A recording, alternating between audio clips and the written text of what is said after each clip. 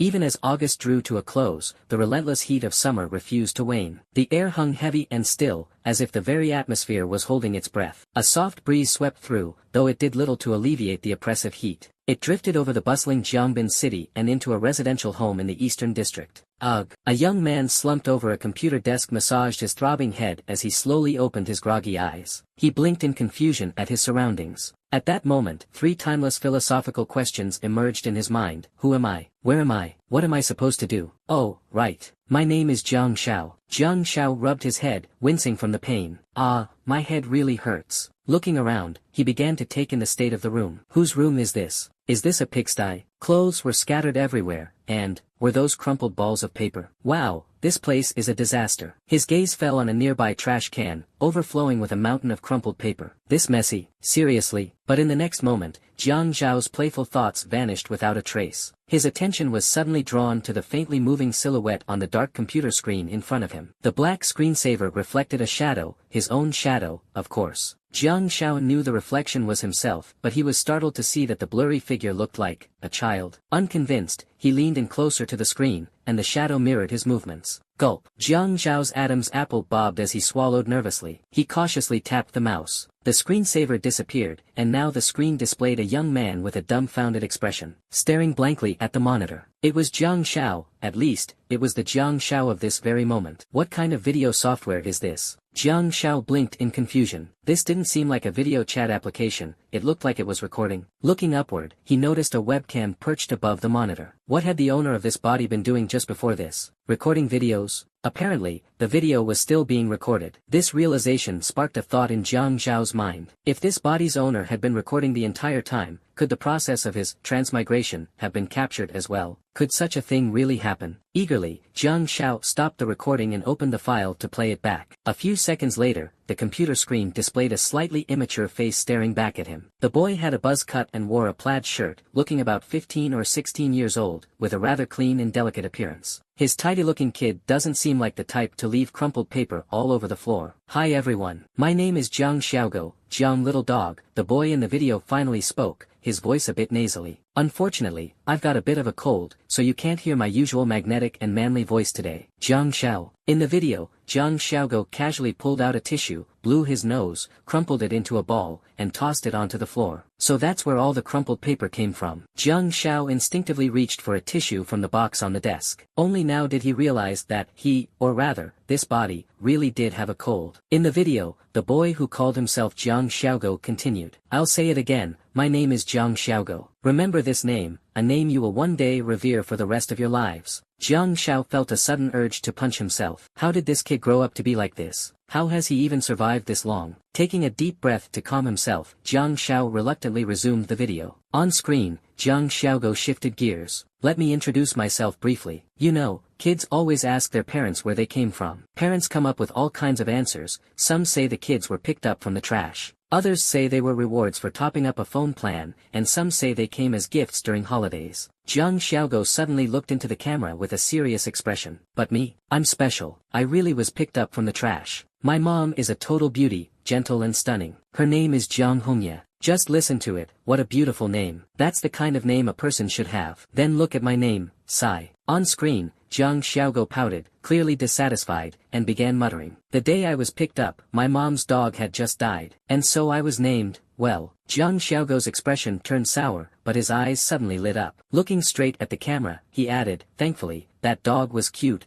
a cheerful golden retriever. Jiang Xiao. In the video, Jiang Xiaogo propped his chin in his hand and fell silent for a moment. Then, with renewed energy, he said, all right, I think you've all remembered my name by now. It's time for me to make my declaration. I'm about to start attending Binqing High School, and here's what I want to say to all the freshmen. Curious, Jiang Xiao leaned forward slightly, wondering what Jiang Xiaogo might say next. In the video, Jiang Xiaogo declared, from today onward, I'm the boss of the freshmen. If anyone refuses to accept that, meet me in the woods after school. I, Jiang Xiaogo, will show you who's in charge of the first years. And another thing, Jiang Xiaogo pointed at the camera with a fierce look. As for you second and third years, don't think you can throw your weight around just because you're older and awakened your abilities earlier. That school belle with the surname Xia, she's already mine. Don't even think about competing with me. If you've got a problem, meet me on the field or in the woods after school. I'm not afraid of anyone. Jiang Xiaogo's aggressive attitude was somehow both fierce and endearingly childish. Let me tell you all something, beauty only belongs to the strong. Jiang Xiao stared at the screen, dumbfounded by the sheer level of second-hand embarrassment radiating from this past self. Click. In the video, the door behind Jiang Xiaogo suddenly opened, and a slender figure stepped into the room. Jiang Xiao raised an eyebrow. Oh, this girl's stunning. She was dressed in a white nightgown, clearly casual home attire, and seemed to live in the same house. She looked about 17 or 18, with a tall, elegant build and exquisite features. However, her beautiful face was currently clouded with icy anger. Her long black hair swayed as she stormed into the room. In the video, the cold-faced girl kicked aside the crumpled paper on the floor and strode up behind Jiang Xiaogo, who remained oblivious and continued bragging. Then, with a swift motion, the girl raised her hand and smacked the back of Jiang Xiaogo's head. Finally, some justice. Jiang Xiaogo nearly burst into tears, clutching the back of his head as he turned to look at the girl. The icy-faced girl, still fuming, glared at Jiang Xiaogo and snapped, "Do something useful. Train your star force or clean up this mess. Stop filming these disgusting videos." Jiang Xiaogo shouted back, "It's none of your business. Get out. Go away." "Fine, then don't eat dinner," the girl retorted coldly, glaring at him one last time before turning around. Her white nightgown swayed gently as she left the room, kicking aside more crumpled paper in disgust before slamming the door behind her. In the video, Jiang Xiaogo angrily turned back to the desk, slammed his palm onto it, and then collapsed onto the table. His body trembled slightly, and faint sobbing could be heard. This emotional, crying just from being scolded. His mental resilience seemed pretty weak. Jiang Xiao sat before the computer, staring at the trembling figure of Jiang Xiaogo on the screen. Slowly, the boy's shoulders stopped shaking altogether. Wait, did he cry himself to sleep? About 20 minutes later, the recorded Jiang Xiaogo rubbed his head and looked around in confusion. This must have been the exact moment Jiang Xiao transmigrated. Wow, incredible. Jiang Xiaogo cried himself to sleep, and I ended up here. Did he make a wish to a dragon in his dream, asking to be sent to another world? Jiang Xiao rubbed his aching head, now fully inhabiting Jiang Xiaogo's body. He began to sift through the memories in his mind. That girl from earlier, she seemed to be Jiang Xiaogo's older sister, Han Yuro. Their father's surname was Han, so naturally, the daughter took her father's surname. As for Jiang Xiaogo, he'd been adopted by his mother, Jiang Hongye, and had taken her surname. From Jiang Xiaogo's fragmented memories, their parents had vanished 3 years ago during some kind of mission.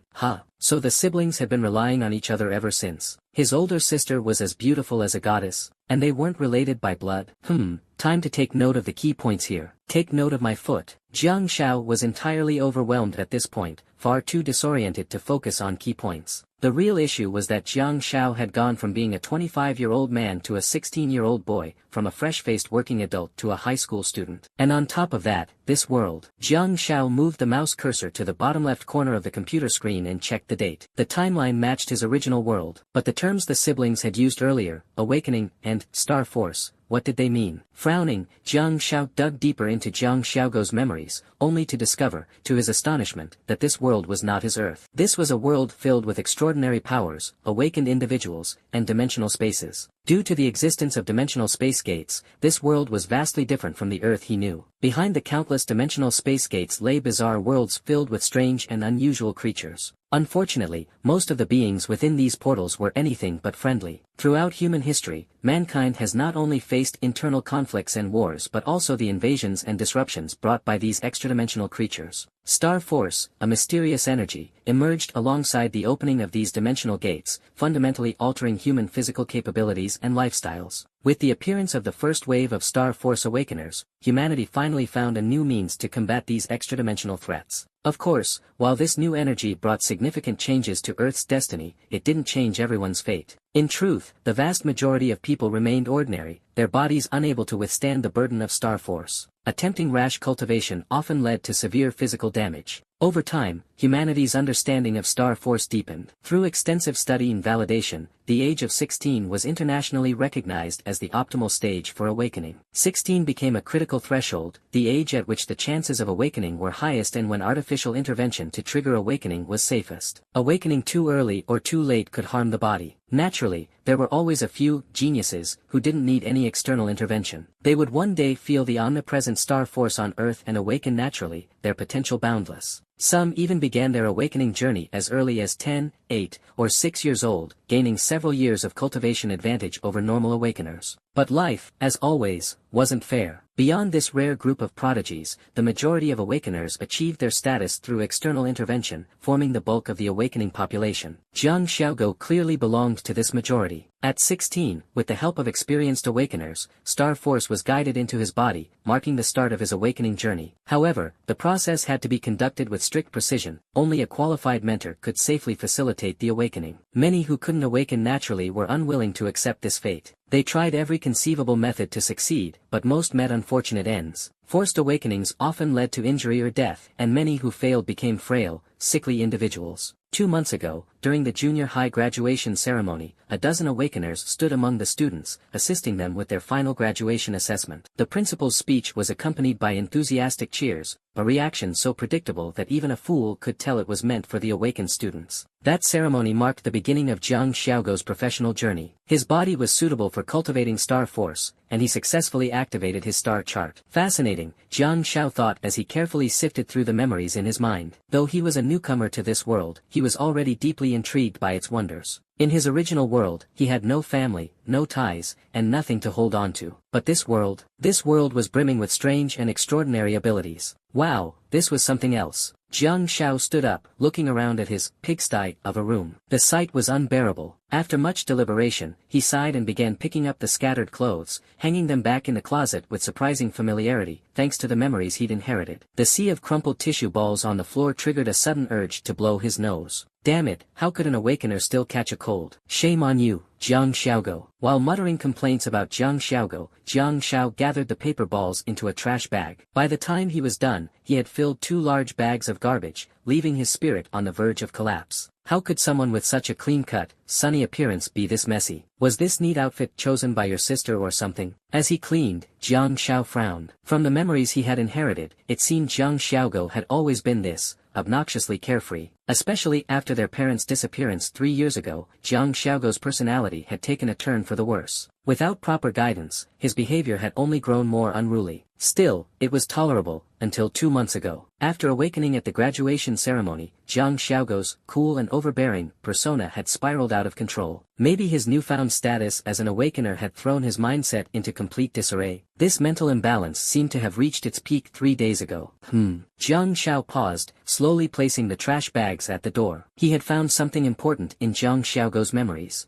A system, an internal star chart. How did Jiang Xiaogo end up with a system? Could it be, Jiang Xiaogo really was a chosen one, gifted with a cheat-like ability? Was that why his mindset had completely shifted, making him think he was invincible? And then, just as this self-proclaimed, invincible, punk had begun his bragging career, he got scolded by his sister, cried himself to sleep, and woke up in another world. Jiang Xiao cautiously opened the internal star chart, and a translucent figure of himself appeared at the center. The figure was just a background image, but 3 distinct sections were clearly displayed: Star Force, Star Techniques, Basic Techniques. At the top of the Star Force section, a constellation appeared. 9 dim stars formed the shape of a ladle, resembling the Big Dipper, though the handle was slightly longer, containing 2 additional faint stars. In total, there were 9 stars. The 9 stars were connected by faint threads of starlight, faintly glowing around the ladle constellation. Above the star chart, clear text displayed: Star Force, Stardust Stage LV.2. The Stardust Stage. Jiang Zhao's expression grew strange as he sat back down on the small bed. Thinking carefully, he realized that the so-called Stardust Stage was a classification system for the amount of star force within an awakener's body. Above the Stardust Stage were the Star Cloud Stage, the Star River Stage, the Star Ocean Stage, and the Starry Sky Stage. It seemed that human society had only reached the Starry Sky Stage. Anything beyond that was purely speculative, existing only in legends. Jiang Xiao habitually ruffled his hair as he stared at his star chart, feeling a growing sense of excitement. The second section displayed 2 simple words: Star Techniques. To his disappointment, the Star Techniques section was completely empty. Not a single skill. That broke. Shaking his head, Jiang Shao moved on to the third section, where he finally found something new. The basic technique section displayed, Basic Combat, Bronze Quality LV.1, Upgradable, Star Force Abundance, Bronze Quality LV.1, Upgradable. And that was all. Jiang Shao understood what Basic Combat meant, but what did Bronze Quality signify? Was it the lowest quality? And what was Star Force Abundance? Focusing his thoughts, he examined the details of the skill. Star Force Abundance increases the speed of Star Force condensation and recovery. Bronze Quality LV.1, Upgradable. Wow, this was amazing. The first section had given him the Big Dipper 9 stars constellation. The second section was barren. The third section had 2 basic skills, both seemingly useful, and they were upgradable. Was this why Jiang Xiaogo had been so audacious? Jiang Xiao, Pai. A cold voice suddenly rang out from outside the door, laced with anger. Each word sounded as though it was being squeezed through gritted teeth. The next moment, the door was flung open, revealing the same snow-white-dressed, fair-skinned beauty from before. You're seriously not eating, huh? The girl in the white dress froze for a moment, her gaze sweeping the once chaotic pigsty, now meticulously cleaned. Han Yuro's dark eyes scanned the room, eventually landing on Jiang Shao, who was sitting on the bed in a daze. The anger on her face slowly dissipated, and her voice cooled as she said, "Dinner." With that, she turned and left. Jiang Shao blinked. Not long ago, she had told him, "Don't eat," then, and had even slapped Jiang Xiaogo. And now, just half an hour later, she was calling him to dinner again. Sure, Jiang Xiaogo was only 16 and her younger brother, but the real Jiang Xiaogo had already been slapped out of existence, perhaps to some other world. Jiang Xiao, now occupying this body, was a 25-year-old adult,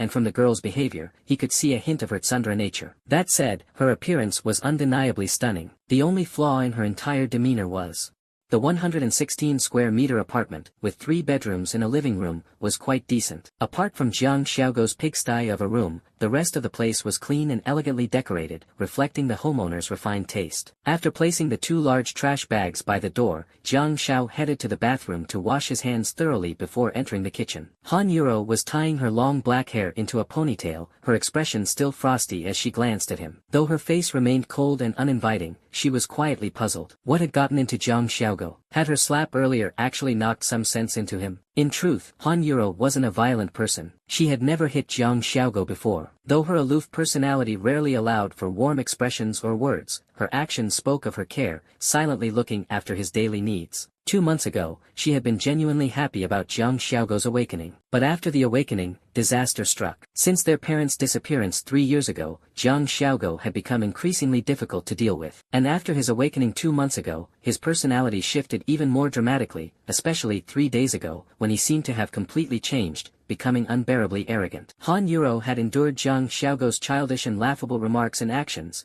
unsure how to guide him. But today's video had pushed her to her limit. For someone like Han Yuro, with her aloof and cool personality, an outburst of anger doesn't come suddenly, it builds up over time, like water dripping into a cup until it overflows. Clearly, today, Jiang Xiaogo's brazen and shameless antics had finally pushed her to the edge. What she hadn't expected, however, was the miraculous effectiveness of that single slap. The brat started packing his things, cleaning the room, staying quiet, and even came to eat obediently. Just look at him now, so well behaved. As Han Yuro watched Jiang Shao lower his head and eat in silence, she couldn't help but extend her right hand to examine her pale, delicate palm. Could it be, had she awakened a new star technique? Jiang Shao, on the other hand, was sneaking glances at Han Yuro. Seeing her staring at her palm, he couldn't help but shiver. Even though the slap had landed on Jiang Xiaogo, his own head still seemed to ache faintly in sympathy. His mind wandered back to the scene captured on video. Have you ever seen a strike descend from the heavens, aimed directly at the back of someone's head? A technique that both heals and destroys. The two ate their meal in silence, the awkward atmosphere lingering until Han Yuro broke it. Picking at her food, she asked casually, "Does it still hurt?" Jiang Shao, who was savoring the delicious braised pork belly, paused for a moment before replying, "A little." Han Yuro's previously expressionless face shifted ever so slightly, as if revealing a hint of concern, though she quickly hid it. After opening her mouth as if to say something, she eventually reverted to her detached demeanor and said, "Don't film those kinds of videos again." Okay. Jiang Shao picked up another piece of braised pork belly and continued eating with gusto, nearly brought to tears by the sheer bliss of the meal. Who would have thought that such a young girl could possess cooking skills this incredible? Could this be her star technique? The pork was rich but not greasy, utterly divine. Watching Jiang Xiao bury his head in his meal, Han Yuro felt a pang of guilt. Her younger brother was probably scared of her now. Thinking back on her actions, she realized she had indeed struck him harder than necessary in her anger. With that thought, Han Yuro put down her chopsticks and left the kitchen. Jiang Xiao froze for a moment, watching the girl in the flowing white dress walk away. Done already? She ate so little, it's such a waste. Even if she doesn't care for herself, shouldn't she at least consider the implications for her,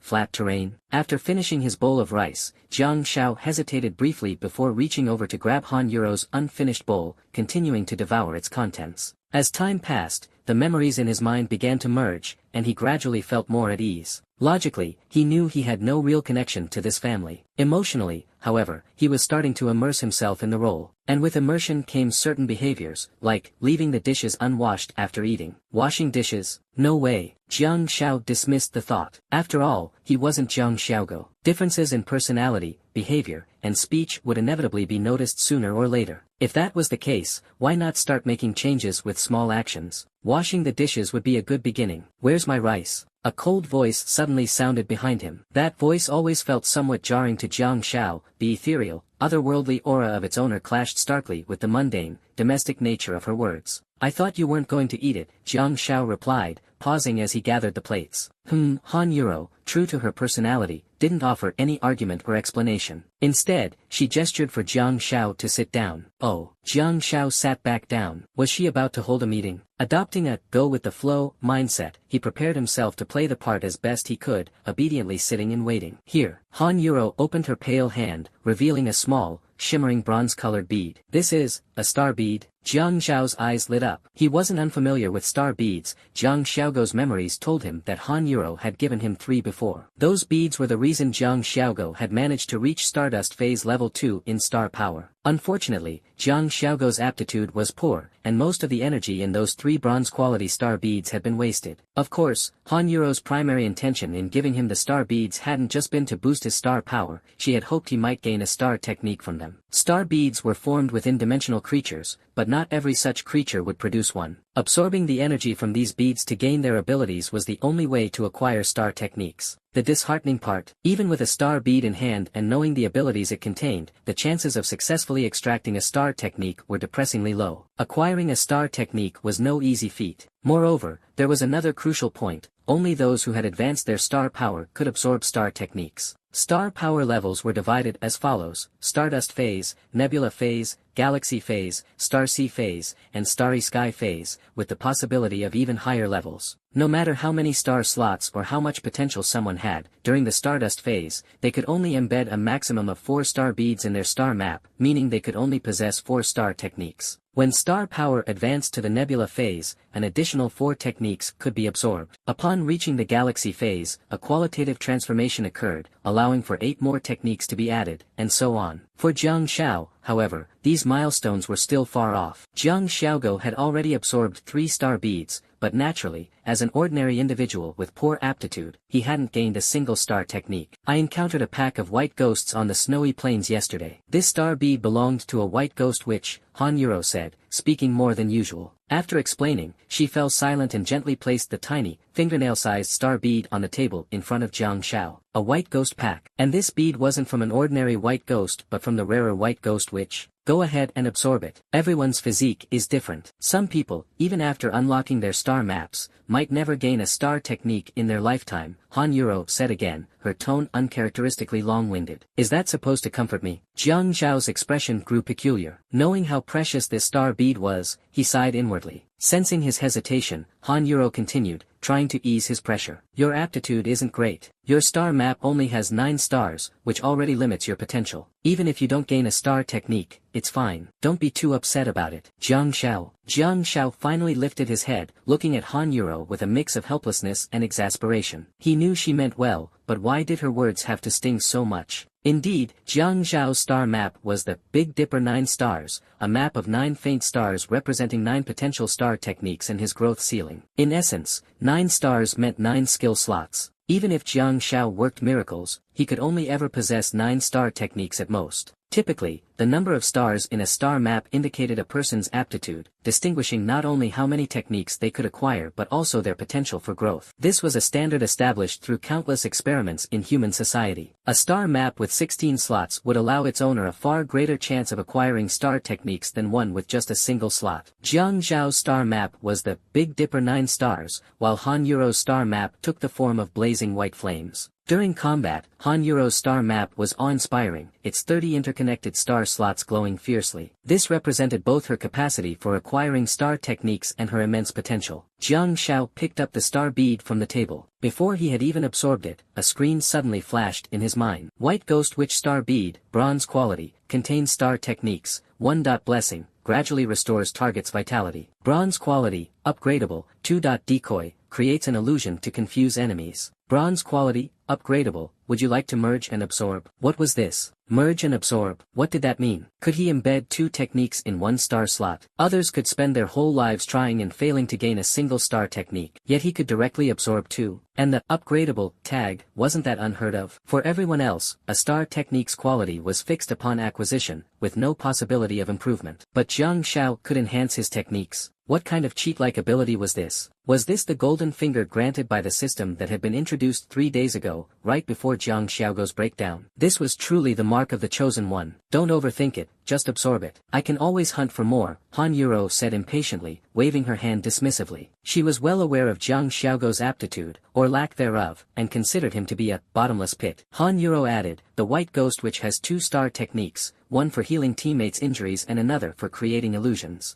Both are useful. As she spoke, she noticed Jiang Zhao's eyes suddenly light up. The star bead in his hand dissolved into specks of starlight and entered his chest. Even with her usually indifferent personality, Han Yuro couldn't help but feel a flicker of anticipation. Tilting her head slightly, she asked, did you gain a star technique? Jiang Xiao felt the faint starlight surging within him. Opening his eyes, he nodded. Han Yuro's cold demeanor softened visibly, her icy beauty warming like sunlight melting snow. Seeing the bright-eyed girl before him, Jiang Zhao's mood lifted as well. What kind of star technique did you gain? Han Yuro asked softly. What kind? The old Jiang Xiaogo didn't have a choice. But me, Jiang Xiao, I'll take them all. Han Yuro and Jiang Xiaogo lived in Jiangbin City. From Jiang Xiaogo's memories, it was clear that this version of Huaxia wasn't too different geographically from the Huaxia of Jiang Zhao's original world. Jiangbin City barely qualified as a second-tier city, its economy wasn't particularly developed, but at least it was the provincial capital. It served as the capital of North Jiang Province, the northernmost province on the vast lands of Huaxia.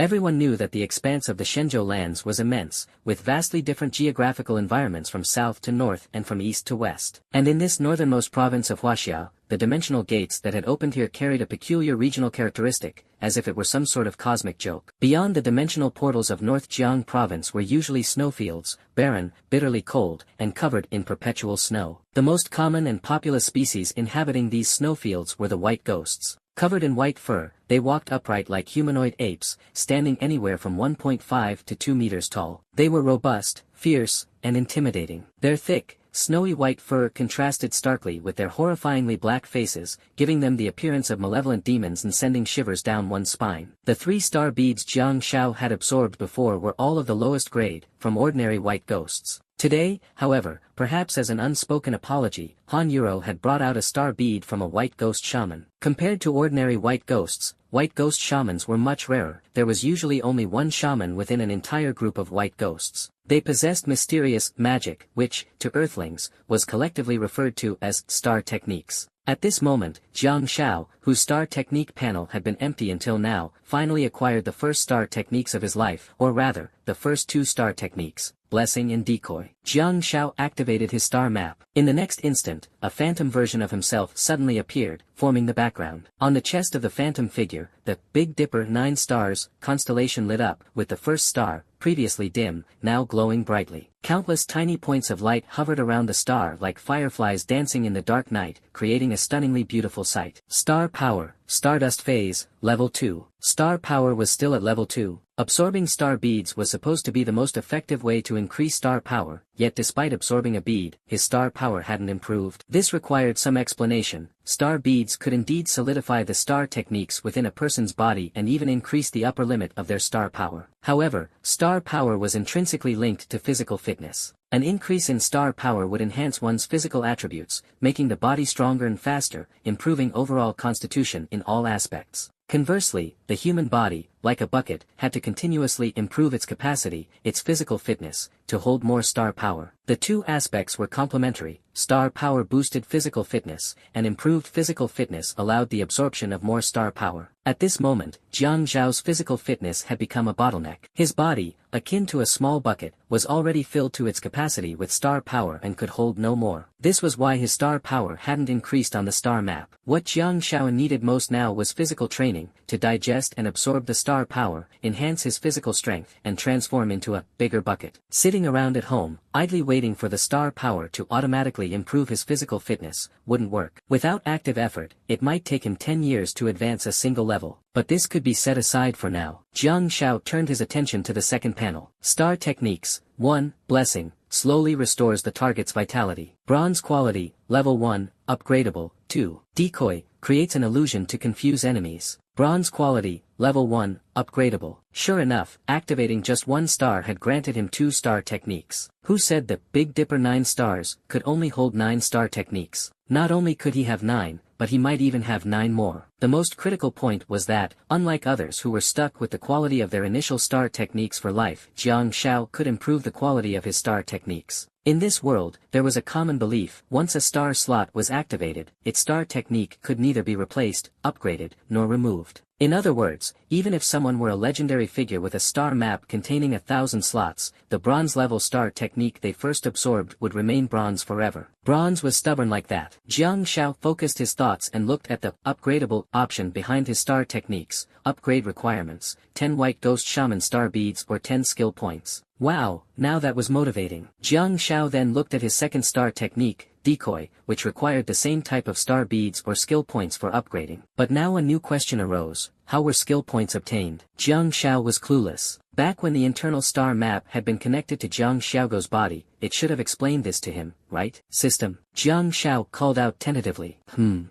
Yuro quietly watched Jiang Zhao. This troublemaking younger brother of hers was acting very strange today. She assumed he'd finally snapped out of his usual nonsense after being slapped into clarity, but now he was spouting gibberish again. Jiang Zhao quickly composed himself and turned his attention to the third panel. Basic Techniques. Basic Combat. Bronze Quality. Level 1. Upgradable. Star Power Abundance. Bronze Quality. Level 1. Upgradable. Jiang Zhao focused again and discovered something different. Basic Combat. Bronze Quality. Level 1. Upgradable. Upgrade requirements: self-improvement or 10 skill points. Star Power Abundance. Bronze Quality. Level 1. Upgradable. Upgrade requirements: self-improvement or 10 skill points. If star techniques could be upgraded with the same type of star beads, then basic techniques could only be improved through personal training or skill points. Just as Jiang Zhao was about to close the internal star map, he noticed a small line of text in the lower right corner: skill points 1. Whoa, unbelievable. This was so sneaky. The text was so tiny, it was like those pharmaceutical commercials on TV that brag about miraculous cures, only to have a barely visible line at the bottom saying, "This product is a health supplement and cannot replace medication." Who could even notice it? Among the 3 major panels, the first panel, Star Power, and the third panel, Basic Techniques, could be upgraded through personal effort and skill points. The second panel, Star Techniques, could be upgraded with the same type of star beads or skill points. Even an idiot could see how important skill points were. Jiang Zhao just didn't know how to acquire more yet. After thinking for a moment,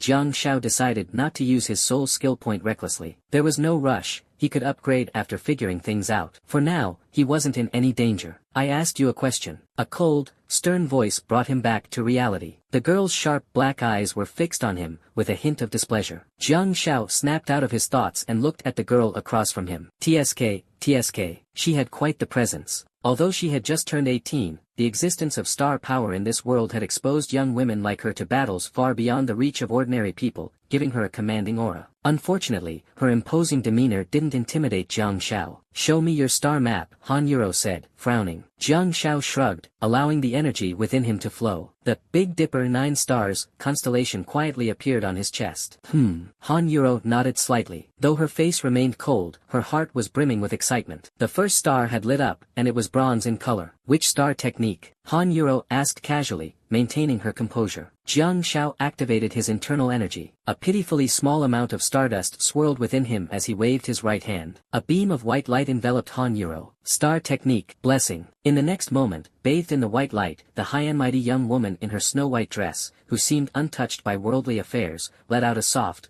Jiang Shao. Jiang Shao was baffled. What was this? A benefit? Fine, young lady, let me continue blessing you. Once again, Jiang Shao summoned his star power. A flash of white light appeared in his hand and fell upon Han Yuro. Stop for a moment, little puppy. Han Yuro propped her elbows on the dining table, her hands covering her head as she spoke softly. Wow, her voice was so gentle, soft, and sweet to the ear. Why was she usually so cold and distant? Jiang Shao paused his actions at the right moment, suddenly feeling like the star ability he had just acquired wasn't exactly conventional. Wasn't it supposed to restore teammates' vitality? Why did it work so well for flirting? The atmosphere in the kitchen became unbearably awkward, so silent that it was almost suffocating. Knowing that Han Yuro cared about her pride, Jiang Shao decided to crack a joke to break the silence. He said with a grin, "Looks like you've received my blessing." Han Yuro abruptly raised her head, glaring at Jiang Shao with an intense but strangely adorable ferocity. If this had been 10 minutes ago, Jiang Shao was sure her glare would have been icy, filled with disdain and contempt, cutting straight into his nerves. But now, Han Yuro's expression, with that fierce yet harmless glare, resembled an older sister trying to maintain authority in front of her younger brother despite lacking any real bite. Was the power of this bronze-tier blessing ability really this potent? What would it be like after upgrading? Jiang Shao began to reflect on the classification of star abilities and star pets,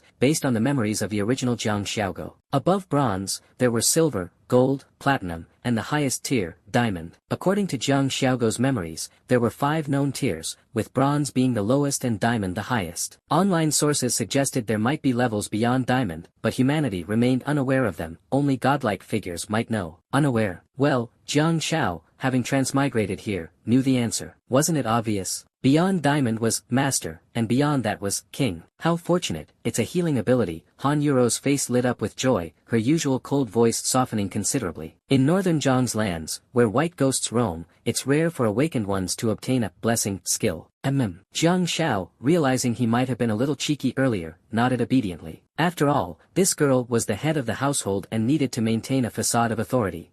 Han Yuro stared blankly at Jiang Shao. A single star, but dual abilities. Such cases were almost unheard of in human history, rarer than a phoenix feather or a unicorn horn. You're afraid I'll become too popular, Jiang Shao deduced, turning to meet Han Yuro's silence. You know my aptitude isn't high, and my star slots are limited, yet I'm a healing-oriented awakened one. You understand how rare healers are. Even if I'm not strong, I could still be recruited by organizations and sent on dangerous missions, Jiang Shao said. Han Yuro leaned forward slightly, her expression grave. Until you've lit up more stars on your star map, don't use your second ability in front of others. No problem, Jiang Shao replied decisively. No problem. Han Yuro raised an eyebrow in surprise. She had expected her brother to be cocky and reckless, but he was unusually obedient. I do have one condition, Jiang Shao suddenly said. Condition? Han Yuro nodded knowingly. So that's why this kid was being so cooperative. He wanted something. Go ahead. I'll train hard, Jiang Shao said, looking up at her earnestly. But next time you head to the snowfields, take me with you. Han Yuro stared at him with a blank expression before responding flatly, why should I agree to that? Jiang Shao shrugged. In return, I can give you a few blessings. Han Yuro immediately stopped him. No need. In the kitchen, Jiang Shao was in high spirits, humming a little tune as he diligently washed the dishes. Although this body belonged to a younger brother, Jiang Shao, as an adult with merged memories, felt an increasing tenderness for Han Yuro, a strong and resilient girl. Deep in his heart, he had already come to regard her as his little sister. From now on, tasks like washing dishes, sweeping the floor, and taking out the trash, he planned to take on more of these chores to care for this independent yet tough girl as much as possible. When he thought about her situation, he couldn't help but feel pity. Her parents had gone on a mission and never returned. Not only had she lost the support of her parents, but even worse, she had to take care of the childish and immature Jiang Xiaogo. Han Yuro, who had no one to rely on, ironically became the one others depended on. Life was truly unpredictable. She had to balance school, training in star power, participating in various activities,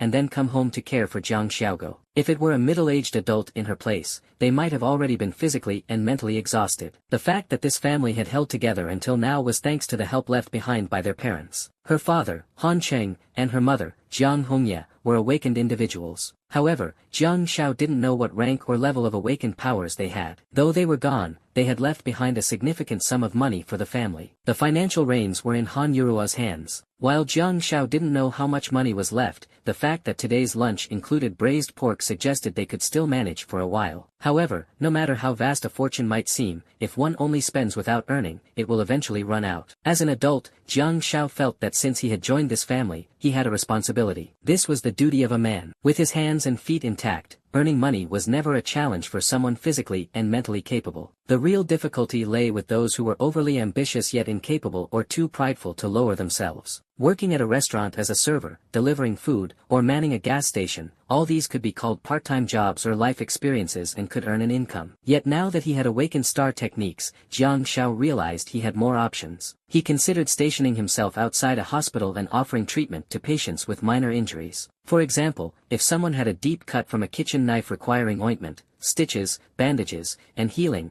they could simply come to him, and he'd take care of it. Instant results, no hassle. Twisted an ankle while playing basketball, swollen, painful, and unable to move. He could help. How? He'd bless them. This way, he could not only practice and refine his star techniques but also understand their practical effects through real-life application. If there were no patients while he waited, he could still work on mastering the fundamental technique, star power overflow. It was a win-win. That was it. He had made up his mind. He'd set a small goal for himself first: stop being a burden to the family. At his age, he couldn't keep asking Han Yurua for pocket money. Wait, what happened to the grand dreams of traveling the world and living carefree? How did it all end with him heading toward a hospital instead? At home, the door to the girl's room suddenly opened. Han Yurua stepped out, dressed in a simple white dress that paired flawlessly with her cold and delicate features. She looked like a goddess descended to earth. As she passed by the kitchen, she heard the clinking sounds of dishes being washed. Clearly, Jiang Shao was washing up. Normally, Han Yurua wouldn't pay him any attention and would leave the house to attend to her own matters. But today, the younger brother she had slapped earlier was acting particularly well-behaved. Though still mischievous, his pranks were harmless and no longer reckless. He had even tidied up the house and was now cleaning the kitchen. This version of her brother made Han Yurua see him in a new light. On one hand, she felt he was maturing. On the other, she thought that slap was long overdue. Noticing his sudden transformation, Han Yurua paused at the kitchen door, intending to inform him of her plans to go out. Jiang, she had just begun to speak when her words abruptly stopped. It wasn't just the sound of dishwashing she heard from the kitchen but also his singing. Jiang Shao was humming enthusiastically, 365 sunrises in a year, I send you 365 blessings. Han Yurua froze in place, an inexplicable wave of panic washing over her. 3 seconds later, she turned on her heel, her white low-heeled sandals clicking against the floor, and walked out of the house without looking back. Bang! The door slammed shut behind her.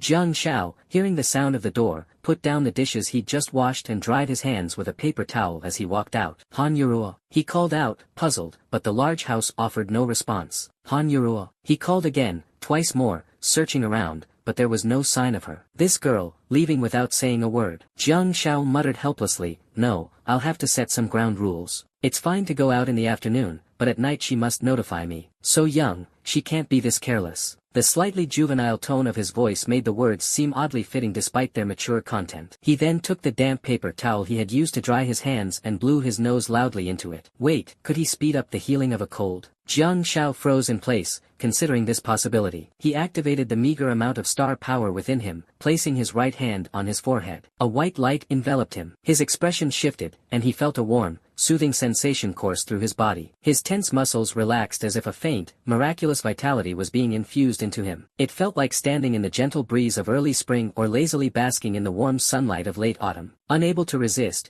Jiang Shao let out a satisfied hum, much like a contented pig. Ah. While Jiang Shao was busy healing himself, Han Yurua had already stepped out of the elevator. Their family lived on the 7th floor, which had 2 apartments. The door to apartment 702 was still the standard security door installed after construction, with a small doormat placed outside, indicating someone lived there. However, the occupant was as elusive as a dragon. Neither Han Yurua nor Jiang Shao had ever seen them. Han Yurua had always lived in the apartment left by her parents. The neighborhood was decent, with lush greenery and a quiet atmosphere, though it wasn't particularly upscale. The ethereal and aloof young lady walked through the complex, only to face a barrage of questions from elderly men and women lounging in the pavilion. She barely managed to avoid being roped into an impromptu matchmaking session and finally escaped the gate after much effort. You should just tell them you're only 18 and haven't even graduated high school. A short-haired girl with a stunning face and a curvaceous figure sat in the driver's seat of a Jeep. She wore a white short-sleeved t-shirt and denim shorts, flaunting her impressive figure. The Jeep's door was wide open, and the short-haired girl's long legs were crossed over the car window frame as she leisurely watched the flustered Han Yurua approach. Her tone was filled with playful teasing. Han Yurua shot her a cold glare but didn't respond. High school, 18. Would that work? The elderly folks had already retorted that they had several children at 18. Oh my, Shue's angry. How adorable. The short-haired girl retracted her legs, stepping onto the ground. She ran a hand through her wavy chestnut-colored hair and stood up, pulling Han Yurua into a hug as she approached. Han Yurua frowned in mild distaste and tried to push her away, but her strength was no match. In the end, she reluctantly accepted her fate, letting the girl hold her. Why did you call me out? Han Yurua tried to lean back as much as possible, though a trace of indulgence flickered in her gaze. To have fun, of course. It's vacation, why stay cooped up at home? If I didn't drag you out for an adventure, you'd never step out of the house. The short-haired girl clung to Han Yurua's arm, finally coaxing her into the car. A summer night, a gentle breeze brushing past, the moon hanging high in the sky as stars twinkled brightly. Inside a tastefully decorated cafe, in a small private room, a girl clad in a flowing white dress sat idly, her long hair cascading over her shoulders. She lazily stirred her coffee with a petite white porcelain spoon, looking somewhat distracted. Across from her sat a short-haired girl, chatting away like a rapid-fire machine gun, her words flowing continuously from noon until evening. To be precise, it was mostly the short-haired girl talking, while Han Yuru occasionally responded with a soft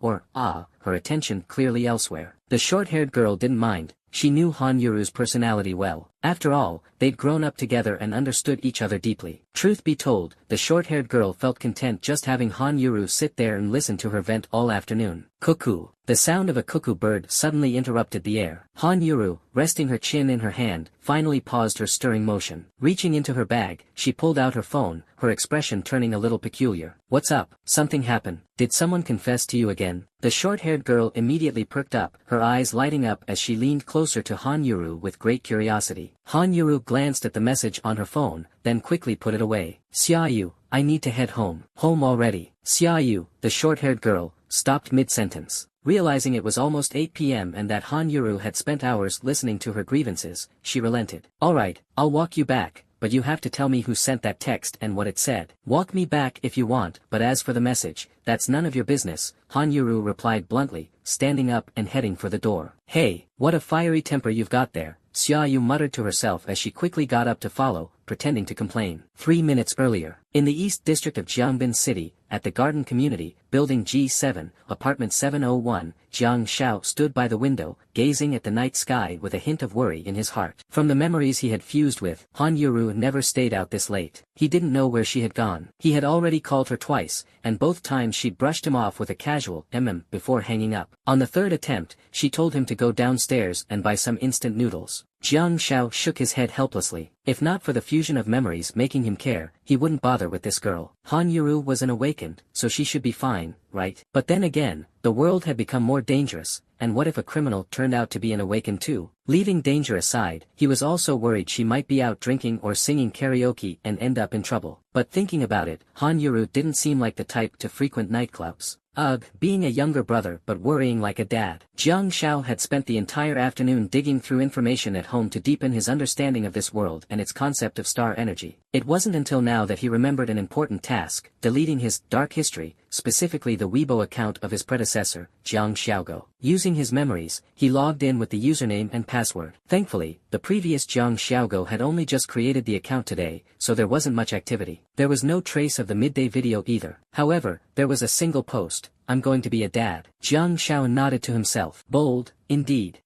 There was a reply below. He quickly clicked on it. Someone named Soaliwen had responded, just 20 minutes after the post went live. Delete this post immediately. Soaliwen. Jiang Xiao blinked. Oh, he got it, the old man in the coir raincoat, fishing alone in the cold Jiang Snow. Jiang Snow, Han Yuru, quite a poetic name. It seemed Han Yuru was closely watching Jiang Xiaogo's antics. Speaking of which, how did this brand new account already have 34 followers? He clicked through them one by one and realized they were mostly bots selling goods or dummy accounts matched by the platform. Among the 34 followers, it seemed only one was a real person, Han Yuru. This might be exploitable. Jiang Xiao thought for a moment, deleted the sole post, and began typing on the keyboard. After a minute, he finalized his wording and hit post. At the same time, in the cafe, Han Yuru's phone chimed with a cuckoo notification. It was a Weibo alert. Such a boring night, so lonely. Really want to go out and have fun. 10 more minutes. If I can't hold back. P.S. Day 1 of liking little Jiang Snow. In the cafe, Han Yuru put her phone away, gently pushed away the curious Xiaoyu, and said, I need to go home. Back to the present. A black jeep roared to a stop at the entrance of the garden community, its sudden screech startling the security guard. Han Yuru moved swiftly, opening the door and darting into the complex. Hey, little Snow, remember our deal. 3 days later, I'll pick you up, and we'll go explore together. Xiaoyu leaned out of the passenger window, shouting at Han Yuru's retreating figure. Han Yuru didn't even turn her head, casually waving a hand in acknowledgement. Hey, can't you at least look at me for one more second? Xiaoyu pouted, grumbling to herself as she stepped on the gas and drove off. But Han Yuru didn't have time to care about that. Her younger brother had been acting suspiciously lately, and his behavior tonight was particularly concerning. She needed to stop whatever nonsense he was up to, and if talking didn't work, a slap or two might. Rushing home, Han Yuru opened the door and glanced at the clock in the living room. Thankfully, less than 10 minutes had passed. The house was surprisingly clean and tidy. Was this kid doing a deep clean? As she surveyed the spotless living room, she approached Jiang Zhao's room and pushed the door open without hesitation. What greeted her was Jiang Zhao's silhouette standing by the window, his slim figure surrounded by faint flickers of light in the dark room. Wisps of star energy shimmered around him. He was absorbing star energy. Where was the going out to party behavior? Jiang Zhao spoke abruptly. You're finally back. Han Yuru. Jiang Zhao, do you believe I can make fish-flavored shredded pork, sweet and sour fish, and beef potato soup? Han Yuru raised an eyebrow, her tone mocking. You. Jiang Zhao chuckled lightly, turning his head. Don't believe me? Then why don't you cook dinner? Han Yuru. Jiang Zhao turned fully toward her. From now on, you cook, and I'll do the dishes, clean the floors, and tidy the house. That's the deal. Be home on time every day. Han Yuru took a deep breath, feeling a vain throb on her forehead. Your star energy is full again, isn't it? Huh?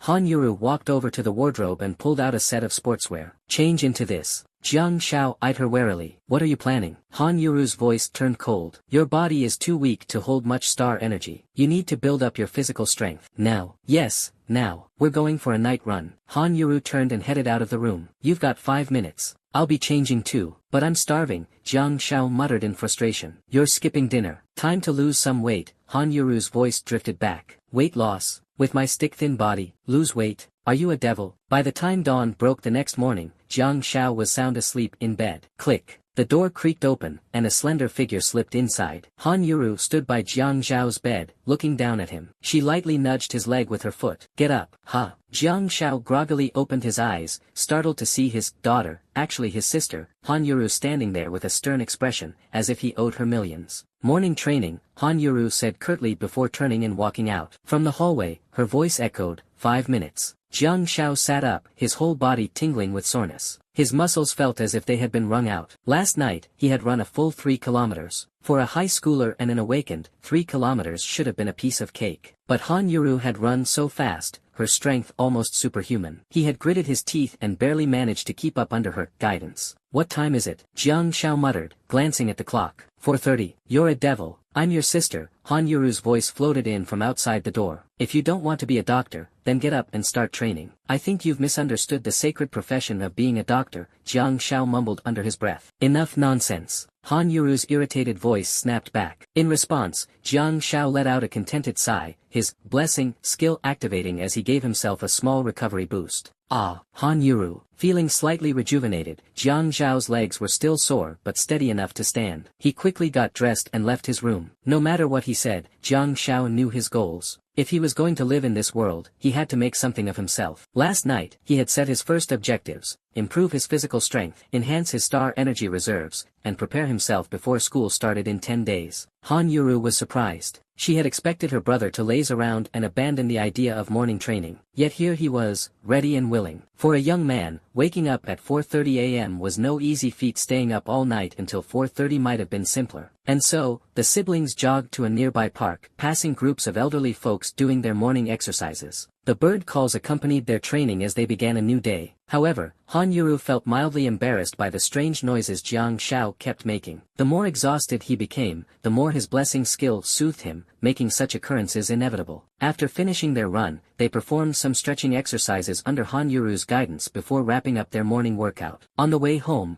they stopped by a small breakfast shop. "Boss, 4 fried dough sticks, 2 tea eggs, and 2 bowls of tofu pudding," Jiang Shao ordered, then turned to ask, "Sweet or savory?" Han Yuru shot him a sidelong glance. "Soy milk for me." "Alright, then. Boss, make that 2 bowls of soy milk." Jiang Shao turned his head and asked, "Do you want your soy milk sweet or salty?" From the high platform in front of the breakfast stall, the voice of a news anchor came from the television. "This is your live morning news broadcast. At approximately 1:34 a.m. last night, an energy fluctuation occurred at the intersection of Lu Xing Street and Xian Fu Road in Jiangbin City's northern suburbs. No casualties have been reported thus far. The Jiangbin City Police Department has taken the matter seriously, immediately sealing off the area. Reinforcements from the Jiangbin City Awakeners Maintenance Force were deployed at the first opportunity, and the situation is now under effective control. The Jiangbin City Police reminds all citizens that the area will remain sealed off for an extended period. Please. Jiang Shao took a bite of the fried dough stick, the crispy texture delighting his taste buds. He sipped the hot soy milk and smacked his lips in satisfaction. Delicious. Recently, more and more portals are opening. The old ones haven't even closed yet, and new ones just keep appearing, an elderly man nearby said, shaking his head and sighing. "Yeah, the frequency of these portals opening is increasing. If this keeps up, where will we even live?" Another person chimed in. "Ah, I just hope my grandson grows stronger so he can protect himself. Who knows what will happen to Earth in the future," the old man lamented. Jiang Shao silently listened to the diner's conversations and felt the same growing anxiety about their deteriorating living environment. The opening of interdimensional portals was entirely unpredictable. Some would vanish after a single day, while others remained open for years or even decades, linking Earth to other dimensions and causing irreversible changes to its environment. In major human settlements, authorities could establish blockades and maintain control to ensure survival. But in remote areas, countless portals opened without notice, and the invasion of alien species seemed inevitable. Fortunately, the frequency of these openings had not been high in the past, but the current situation remained uncertain. Of course, people called them portals, but the connection points between Earth and the other dimensions didn't always resemble doors. Most were chaotic and irregular, difficult to define and control. "Finished eating?" Han Yuro asked abruptly. "Ha." Jiang Shao quickly stuffed the rest of the fried dough stick into his mouth and wiped his lips with a napkin. "Yeah, I'm done. Let's go." Han Yuro tossed 14 yuan onto the counter, stood up, and walked out of the breakfast stall. Jiang Shao looked at Han Yuro in her all-white tracksuit and sighed helplessly. She was a woman of few words and swift action, truly someone who moved like snow in white, as fleeting as the wind. When they returned home, Jiang Shao couldn't help but ask, "Why the sudden urgency? Since you've acquired a healing-type star technique and lean towards being a medical-type awakener, and you're capable of embedding 2 star techniques into a single star slot, it indicates your potential. Although your aptitude isn't high and your star slots are limited, I believe diligence can make up for shortcomings," Han Yuro said, uncharacteristically patient, delivering a lengthy explanation. Jiang Shao blinked. "So what?" Han Yuro replied, "Starting today, I'm going to train you. No matter what the future holds, I hope you'll be able to protect yourself." Jiang Shao felt a rush of excitement and nodded slightly. What had caused Han Yuro to change her mind so suddenly? Was it the news report earlier, the diner's conversations, his potential, or was it something she knew as an awakener that others didn't? Physical fitness, combat techniques, and star power. Han Yuro listed 3 words. "Combat techniques?" Jiang Shao asked, puzzled. "Don't let the allure of star techniques blind you," Han Yuro replied. "Your goal is to defeat enemies, conquer interdimensional creatures, and survive. If you have immense star power, exceptional combat skills, and a strong physique, you can accomplish the same. Star techniques raise the ceiling of your abilities, but a person's physical fitness and skill set determine the floor." She added, "When classes start in your first year of high school, all you rookie awakeners will undergo basic combat training. It's a compulsory subject." Jiang Shao nodded in agreement. Han Yuro led Jiang Shao to the room that used to belong to his parents and tilted her head toward the doorway. Yesterday afternoon, Jiang Shao had tidied up the house and deduced that this largest bedroom must have belonged to his parents. Now, however, it had been transformed beyond recognition, resembling a miniature training room. The floor was covered with mats, and there were 2 punching bags and several small pieces of fitness equipment.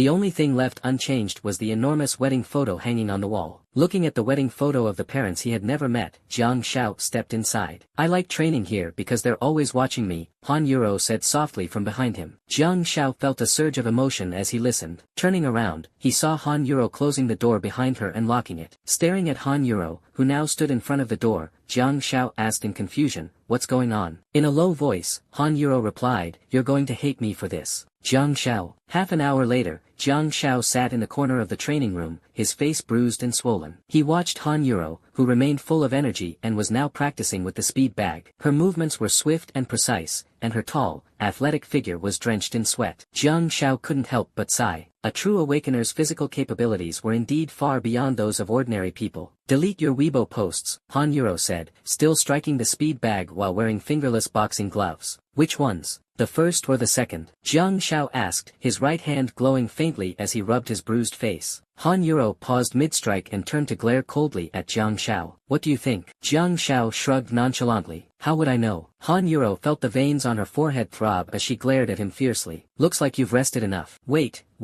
Jiang Shao quickly raised both hands in a gesture of surrender. "Shouldn't we start with the basics? Who jumped straight into sparring?" You make a good point." To Jiang Shao's surprise, Han Yuro nodded thoughtfully. "I've had enough practice anyway. Let's start with the basics." Jiang Shao. Suppressing his frustration, Jiang Shao endured the 2-hour training session. When he checked his internal star map afterward and noticed that his unarmed combat skill had leveled up to LV2, his complaints dissipated significantly. Afterward, Jiang Shao took a long, refreshing shower, feeling completely rejuvenated. Staring into the mirror at his youthful face, he couldn't help but sigh. His features were well defined, a handsome young man, no doubt, but now his face was swollen and bruised. Running his hand over his buzz cut, Jiang Shao activated his glowing right hand to bless himself. His healing star technique was still at a low level, providing comfort but limited effectiveness. Fortunately, it consumed little star power. Of course, given his current lowest tier Stardust phase star power, so scant and thin, even the weakest blessing couldn't be used more than 9 times consecutively. 10 would be his limit. Looking at the bruised yet still handsome young man in the mirror, Jiang Shao reopened his internal star map. Character, Jiang Shao. 1. Star map, Big Dipper constellation, Stardust phase, LV2. 2. Star techniques. 1. Blessing, brass quality, LV1. 2. Bait, brass quality, LV1. 3. Basic skills. 1. Unarmed combat, brass quality, LV2. 2. Star power abundance, brass quality, LV1. Chapter 4, Skill Points, 1. Speaking of which, how exactly are these skill points earned? Jiang Shao felt a mix of confusion and a hint of accomplishment as his unarmed combat skill finally leveled up slightly. Over the past 2 hours, Han Yuro had merely given a brief explanation of fighting stances and techniques involving fists, kicks, elbows, and knees, without delving into detailed training. Yet, despite this, his unarmed combat skill had improved. Objectively speaking, he believed it was the result of his earnest learning. It seemed that basic skills could indeed be enhanced through self-discipline and training. With this realization, Jiang Shao was overjoyed. After all, he had been clueless about how to earn those damned skill points. Back in his room, Jiang Shao concentrated his star power and used his star technique blessing to soothe his injuries. Although the bruises on his body were gradually healing, his spirit was becoming increasingly drained. Eventually, he collapsed onto his small bed and fell into a deep sleep. Around noon, Han Yuro kicked open Jiang Shao's door with a loud bang. Jiang Shao, deep in slumber, didn't react at all. Han Yuro, quick to act, caught the door handle as it swung open, preventing it from slamming into the wall and causing a second loud noise. She leaned down and looked at Jiang Zhao's sleeping face. Her cold expression softened. Finally, he wasn't out causing trouble and was genuinely asleep. He's finally growing up. Han Yuro glanced toward the training room, which used to be their parents' bedroom. As if able to see through the walls, her gaze lingered on the wedding photo still hanging inside. After a long moment of silence, she gently closed the door and returned to her own room. Since Jiang Shao wasn't eating, she had lost her appetite as well. Though gathering and cultivating star power could replenish the body's energy, mental fatigue was best alleviated through proper sleep, which allowed the brain to rest fully. Despite her seemingly aloof demeanor, Han Yuro was, at her core, a modern girl, no different from her peers. Before her afternoon nap, she scrolled through her phone, checking out news from Jiangbin City. The major event of the past few days was the energy fluctuation detected in the northern suburbs of Jiangbin City at dawn. The site had been sealed off, and it was suspected that an interdimensional portal had opened there. After browsing for a while, Han Yuro posted a status update on her Weibo account. Username, Sui Wang. He's finally showing some change. I'm really happy. The post was so straightforward it was almost unsettling. Han Euro stared at it, contemplating, before opening her special list, specifically, the one user named Jiang Xiao Guppy Buppy, Jiang Xiao the Mischievous. This account had only ever posted one Weibo update. Jiang Xiao Guppy Buppy. Bored nights are so lonely. I really want to go out and party. Just 10 more minutes. Can't hold back any longer. P.S. Day 1 of liking little Jiang Shui. Han Euro reread the P.S. line multiple times, her expression shifting unpredictably. Was she happy, angry? You dare to like me, why do you only like me now? And, you dare call me little Jiang Shui? You, a new reply. Han Euro clicked on the notifications and saw a string of messages under her recent post. Ching ching. Who is he? What happened? Why are you happy? Do you not love me anymore? Is there someone else? Have you gotten arrogant, or am I just not sharp enough with my knife anymore? Humph, woman, your name is heartless. Han Euro stared at the replies in disdain and replied with a single word. Scram. Ching ching. Who is he, exactly? Frustrated, Han Euro tossed her phone aside, yet, after a moment, she picked it back up. Beneath her cold exterior lay a mischievous streak, one that emerged when interacting with certain people. So, she deliberately posted another Weibo update. Username, Sui Wang. Day 1 of liking him. Ching ching. Are you kidding me? Is this on purpose? Answer my call. Message me back.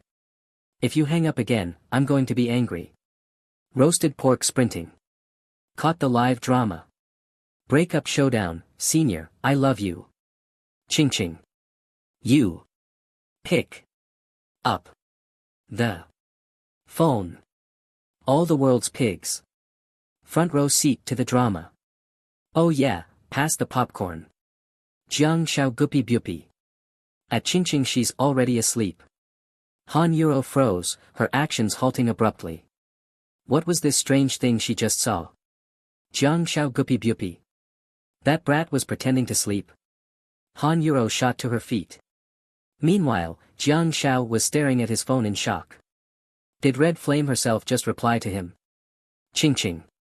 Oh, so it's just her little brother messing with me. You two are playing games, huh? Scared me to death. Wait, she called herself sister. So this Red Flame is a girl. Damn, what a discovery. At that moment, with a resounding bang, the door was kicked open. An irate voice followed. Jiang Xiao, you little brat.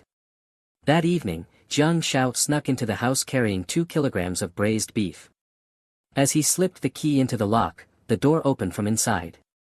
Han Euro was already standing there, waiting for him to return. It turned out that, earlier that afternoon, Jiang Xiao had chosen to flee in the face of Han Euro's anger. Tiptoeing in, he was immediately greeted by her icy gaze. Jiang Xiao quickly closed the door behind him with exaggerated care. Here. Where did you get the beef? Han Euro frowned. I bought it, obviously. I didn't rob an old lady, Jiang Xiao replied casually. Han Euro questioned further, and where did you get the money? Earned it, of course. Again, I didn't rob an old lady, Jiang Xiao quipped. Old lady, looks confused. Sensing her temper rising, Jiang Xiao hurriedly explained, this afternoon, I went out for a walk and ended up at the hospital around the corner. I treated a few patients for free. One of them was a pregnant woman, and her husband was incredibly generous, he gave me 500 yuan. Han Euro was briefly stunned. This was unexpected. She hadn't anticipated that Jiang Xiao had gone out to earn money. That pregnant woman was sitting on a bench, dizzy and nauseous, vomiting non-stop. I felt sorry for her, so I gave her a few blessings, Jiang Xiao scratched his head. Her husband almost hit me at first.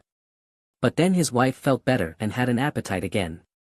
The guy was so grateful he insisted on giving me 500 yuan.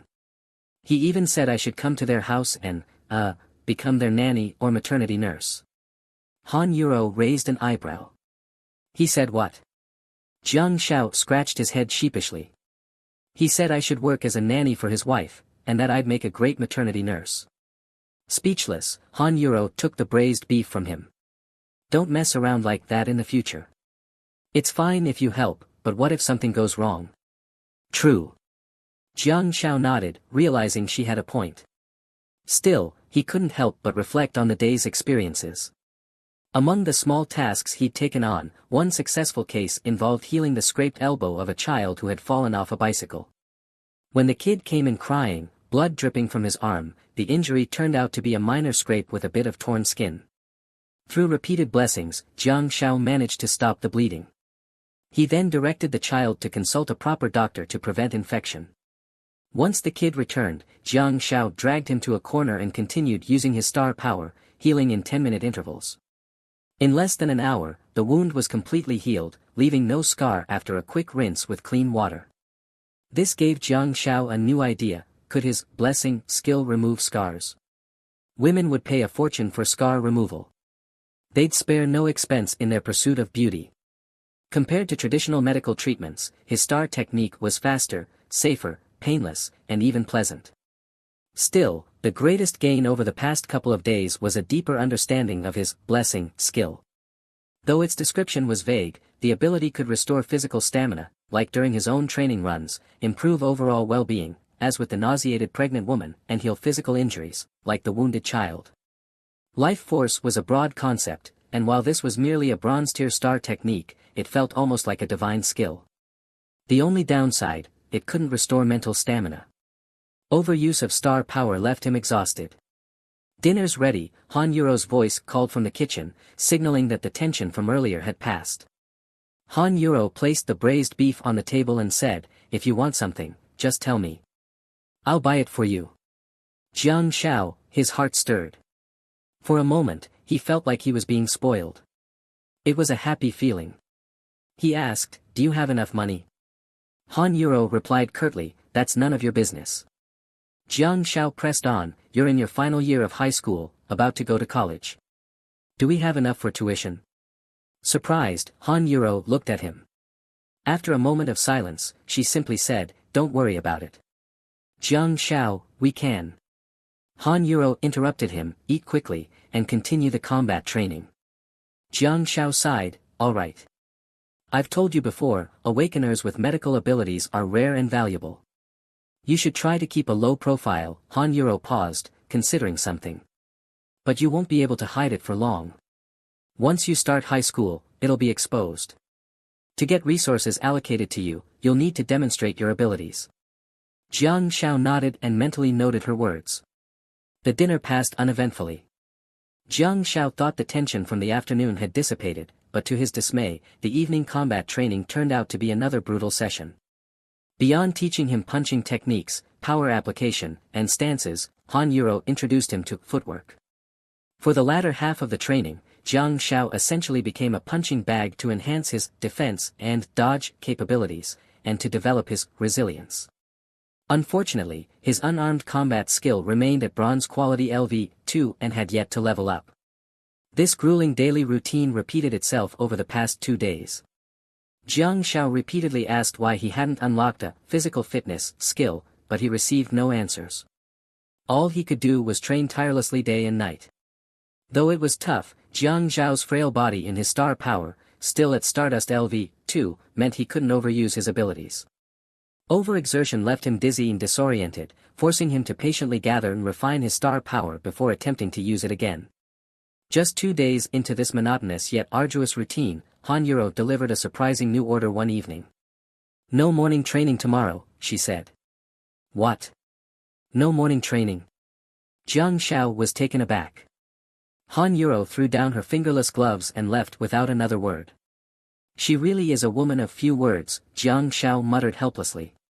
Despite her dismissive attitude, Jiang Shao could sense that she hadn't given up on him. Her decision seemed to be a calculated attempt at balancing work and rest. Determined and goal-oriented, Jiang Shao still got up at his usual time the next morning for his regular run. Little did he know, this seemingly harmless decision would lead to trouble. At dawn, Jiang Shao returned home covered in sweat, carrying soy milk, fried dough sticks, and 2 small dishes of pickled vegetables. After 2 hours of morning exercise, he felt refreshed. Once you get into the groove, working out really can be addictive. But as soon as he stepped through the door, he was met with Han Yuro's piercing gaze, brimming with anger. She was breathtakingly beautiful, especially those eyes, currently filled with fury, making Jiang Xiao feel a deep sense of guilt. "Didn't I tell you no morning training today?" Han Yuro said icily. Jiang Xiao scratched his head, confused. He held up the breakfast in his hands and said, "I even brought breakfast for you. No need to thank me." Han Yuro opened her mouth as if to say something but remained silent. With a huff, she turned and stormed into the living room, her puffed-up cheeks making her look inexplicably adorable despite her anger. From the kitchen, a soft and playful voice chimed in, "Did you make your sister angry again?" Jiang Xiao turned his head, startled, to see a girl emerging from the kitchen, holding a glass of milk. She was every bit as stunning as Han Yuro. Truly, birds of a feather flocked together. The girl's presence was striking, about 178 centimeters tall, with short, stylish chestnut-colored hair that had a slight wave, giving her an effortlessly charming and laid-back vibe. Her sharp brows framed a pair of intense, slightly fierce eyes. Yet, thanks to a ring of milk left around her lips after a sip, her otherwise bold and heroic features took on an unexpectedly cute quality. She was a classic northern Jiang province beauty, fair-skinned, tall, long-legged, and brimming with confidence. The short-haired girl walked up to Jiang Xiao, playfully knocked on his forehead with her finger, and repeated, "Made your sister mad again, huh?" She continued to tap his head several more times as she spoke. Jiang Xiao was utterly confused. "What's going on?" The girl raised an eyebrow and smirked. "What's with that look? Don't recognize me? Did I not smack you enough when we were kids?" After a moment of deep thought, Jiang Xiao finally dredged up a memory of this girl. Xia Yu. She was Han Yuro's best friend. Their families were close, and despite Han Yuro's cold and aloof nature, Xia Yu was her one and only close confidant. The bond between the two girls ran deep. Jiang Xiao glanced back and forth between Xia Yu and Han Yuro, marveling inwardly, "Wow, look at them, what perfect specimens of human genetics." Xia Yu had always been a fiery presence in Jiang Zhao's memories. Back in primary school, she was the school's self-proclaimed boss, far from the image of a sweet and gentle girl. She mellowed out a bit in middle school but retained her boldness. By high school, she had undergone a dramatic transformation, blossoming from a tomboy into a bona fide goddess. Jiang Xiao had interacted with Xia Yu frequently in primary school but had seen much less of her during middle school. Now, meeting her again under such circumstances, he couldn't help but think, "Wow, puberty really is something else. Kid, your sister and I were messing with me on Weibo just a couple of days ago. I've got a bone to pick with you," Xia Yu said teasingly, pressing a hand on Jiang Zhao's head and leaning in close to his ear to blow a playful puff of air. "Wow, only 18 and already this bold. Impressive," Jiang Xiao thought as he leaned away. Wait a second, was this the red flame from Weibo? And was she this possessive of Han Yuro? Incredible. Perfect timing. "I was just looking for something to eat," Xia Yu said, snatching the breakfast from Jiang Zhao's hands and heading toward the kitchen. "Han Yuro, why is she here?" Jiang Xiao asked, puzzled. "It's nothing. She'll leave soon," Han Yuro replied coldly. "Wait," Xia Yu poked her head out of the kitchen, surprised. "Weren't you planning to take the pup along for the adventure?" "Adventure?" Jiang Zhao's curiosity was piqued. "Yeah, we're heading to the snowfields," Xia Yu said casually. Jiang Zhao's eyes lit up. "Snowfields." But Han Yuro's voice was like a bucket of cold water, "He's not going. He's exhausted and doesn't have the stamina." Jiang Xiao quickly protested, "I'm full of energy right now." Han Yuro let out a dismissive humph, which, to Jiang Xiao, sounded suspiciously like a Tsundra's reluctant approval. Half an hour later, the three of them were seated in Xia Yu's black jeep. To Han Yuro, it was just a car. But to Jiang Xiao, this was a Land Rover Discovery 4, a beast of a vehicle. At just 18, Xia Yu was already driving this wild machine around town. Her untamed nature hadn't changed one bit. As the jeep roared southward out of Jiangbin City, Jiang Xiao reflected on everything he knew about Xia Yu. He also learned that her father was a businessman. The sleek black Discovery 4 traveled over 70 kilometers, leaving the city's outskirts and entering a small town. At the town's gate, they were stopped by several soldiers. "What's this place? Why the lockdown?" Jiang Xiao racked his brains but came up blank. "Quiet," Han Yuro snapped from the passenger seat, shooting him a frosty glare. Xia Yu turned to Jiang Shao with a sympathetic look. Poor little pup. You shut up too, Han Yuro growled at Xia Yu, clearly irritated. Xia Yu shrank back, while outside, a soldier approached the car. Ms. Xia, the soldier said, glancing inside before waving to his comrades. Let them through. Xia Yu's demeanor shifted instantly. Her lips curved into an elegant smile as she raised a finger to her temple in a mock salute, greeting the soldier with effortless charm. It was clear she was well acquainted with these people. As the vehicle entered the town, Jiang Shao noticed that every house had its doors locked and windows shuttered. Soldiers patrolled the streets in neat formations, their presence growing denser as they neared the town center. The security was incredibly tight. Xia Yu breezed past every checkpoint with ease, eventually parking in front of the town's government building. Out of the car. Into the building, Xia Yu said, hopping out first. Led by a group of soldiers, the three of them entered the building. On the east side of the first floor, 6 heavily armed soldiers were already waiting. They're coming with us. Han Yuro frowned. You said you were bringing the pup, right? I figured we'd bring a few extra hands to look after him, Xia Yu teased. These guys each downed an entire case of beer last night. No idea how they're holding up today. You went drinking again. Han Yuro's voice rose sharply. Xia Yu immediately shut her mouth and quickened her pace. Poor Xia Yu, Jiang Shao muttered sincerely. The timing was perfect. Xia Yu turned back to glance at Jiang Shao, and their eyes met. In that moment, they both seemed to share the same sentiment, as if two kindred spirits had found each other in the midst of their struggles. Xiao Jin sidled up to the soldier, trying to close the distance between them.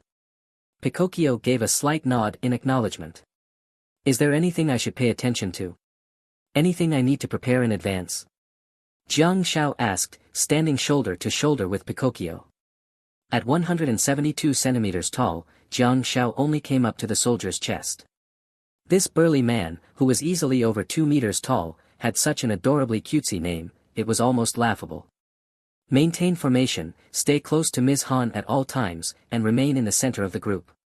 Both Ms. Xia and Ms. Han are experienced hunters. Under normal circumstances, you won't be in danger, Pinocchio said, his expression stern but his tone kind. So I just stay right in the middle of the group. Jiang Shao nodded thoughtfully. The employer didn't assign me any specific tasks. This mission is just to acquaint you with the world beyond the dimensional gate. You don't need to worry about your safety. We won't be venturing deep into the snowfield, Pinocchio explained. Employer? Xia Yu was his employer. Was this dimensional space point controlled by some official entity and open to the public? Was it a paid service? Wow, incredible. The old Chinese saying, wealth belongs to warriors, really hit the mark here. At that moment, a door across the hallway opened, and 2 strikingly beautiful girls walked out, each with a distinct style. Xia Yu, dressed in camouflage gear similar to Jiang Zhao's, looked even more impressive in her military outfit, her tall and slender frame exuding charisma.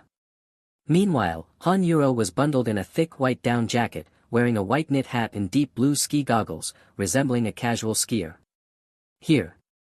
Han Yuro casually tossed a pair of deep blue ski goggles to Jiang Shao, signaling for him to put them on.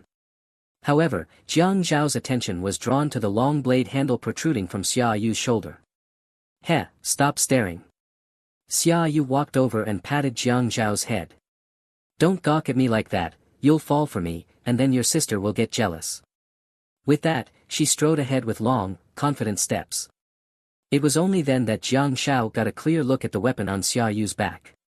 It was a blade, a massive one. At 178 centimeters tall, Xia Yu carried the enormous blade strapped diagonally across her back. The blade nearly touched the ground, and the handle protruding from her shoulder was extraordinarily long. What kind of weapon was this? The blade was at least 150 centimeters in length, about 40 centimeters wide, and the handle no less than 50 centimeters. Its back was thick and heavy, while the edge gleamed with a chilling light, razor-sharp and exuding an undeniable sense of power with just one glance. Han Yuro nudged the dazed Jiang Shao, guiding him forward while admonishing, you might encounter other hunting teams. Don't get into conflicts with them. Stay by my side at all times, and don't play the hero. You're just a novice apprentice. Oh. Does it cost a lot to enter here? Jiang Shao asked quietly. Han Yuro's body stiffened slightly. After a long pause, she finally said, people like us don't need to pay. Why? Jiang Shao asked. It's the price our parents paid with their lives, Han Yuro replied, her voice devoid of human emotion, as if spoken by a machine. Jiang Shao opened his mouth, stunned. He had never imagined that the benefits he enjoyed were left behind by parents he had never met. If one day you're qualified to join an elite team, you can take them to explore the dimensional world where our parents disappeared, Han Yuro said, stopping to gaze at the corridor's end, where overlapping dimensions shimmered and flickered with light. Her voice softened. It would be closure for them. I think they'd be happy. Jiang Shao also looked toward the icy corridor, feeling the sudden drop in temperature. He quickly asked, where is the dimensional world where they disappeared? What's its name? Han Yuro turned to him, her expression unreadable. When the day comes that you can defeat me, I'll tell you. Jiang Shao protested weakly, I'm just a support. Han Yuro fixed him with a serious gaze. You are a warrior with support abilities. Whoa. That was intense. Miss Han really knew how to deliver a line with such clarity and weight. With that, Han Yuro turned and disappeared into the overlapping dimensions ahead. Jiang Shao felt a mix of emotions. He genuinely wanted to make a name for himself in this extraordinary world. Since his parents had paved the way for him, carrying some additional responsibility on his shoulders didn't seem like too much to bear. Gazing at the shimmering, ghostly white dimensional space ahead, Jiang Shao took a deep breath and stepped inside. Whoosh! The cold wind cut like a blade, biting into his skin. His body was fine, but the wind slicing across his face felt like 1,000 tiny knives. Through the ski goggles, Jiang Zhao's eyes widened as he took in the surroundings. This world was cast in dark tones. The sky lacked a sun yet was bright enough, with no moon but a vast expanse of stars, densely packed and hanging brilliantly in the heavens. The sight was majestic and dreamlike, the horizon shimmering with colorful lights that reminded him of the aurora. In this dim world, apart from the dazzling, colorful sky, there was nothing but an endless expanse of snow. The wind howled fiercely, and the snowstorm was so intense that even basic communication was difficult. Ahead, the tall figure of Xia Yu gestured for the group to keep up. Under the mesmerizing, flowing lights of the dark night, her imposing figure carried the massive blade as she trudged forward steadily, leaving deep footprints in the snow. Jiang Shao tried to move his legs, leaving uneven footprints of his own in the thick, ankle-deep snow. In such harsh conditions, not to mention acquiring star pearls, even basic survival seemed challenging. Seeing was believing. This was supposedly the lowest grade dimensional space, yet the environment was already far harsher than Jiang Shao had imagined. This world was nothing like the one he had dreamed of. Suddenly, a pale figure beside him reached out to steady his arm. In the deathly silence of the dark night, only the howling wind echoed, like the wailing of ghosts. Turning to his left, Jiang Shao saw Han Yuro's expressionless face. Her blue goggles obscured her eyes, but he could feel the firm grip on his arm. With steady steps, she led him through the thick snow, her movements precise and unwavering. This was only Jiang Zhao's 4th day in this world.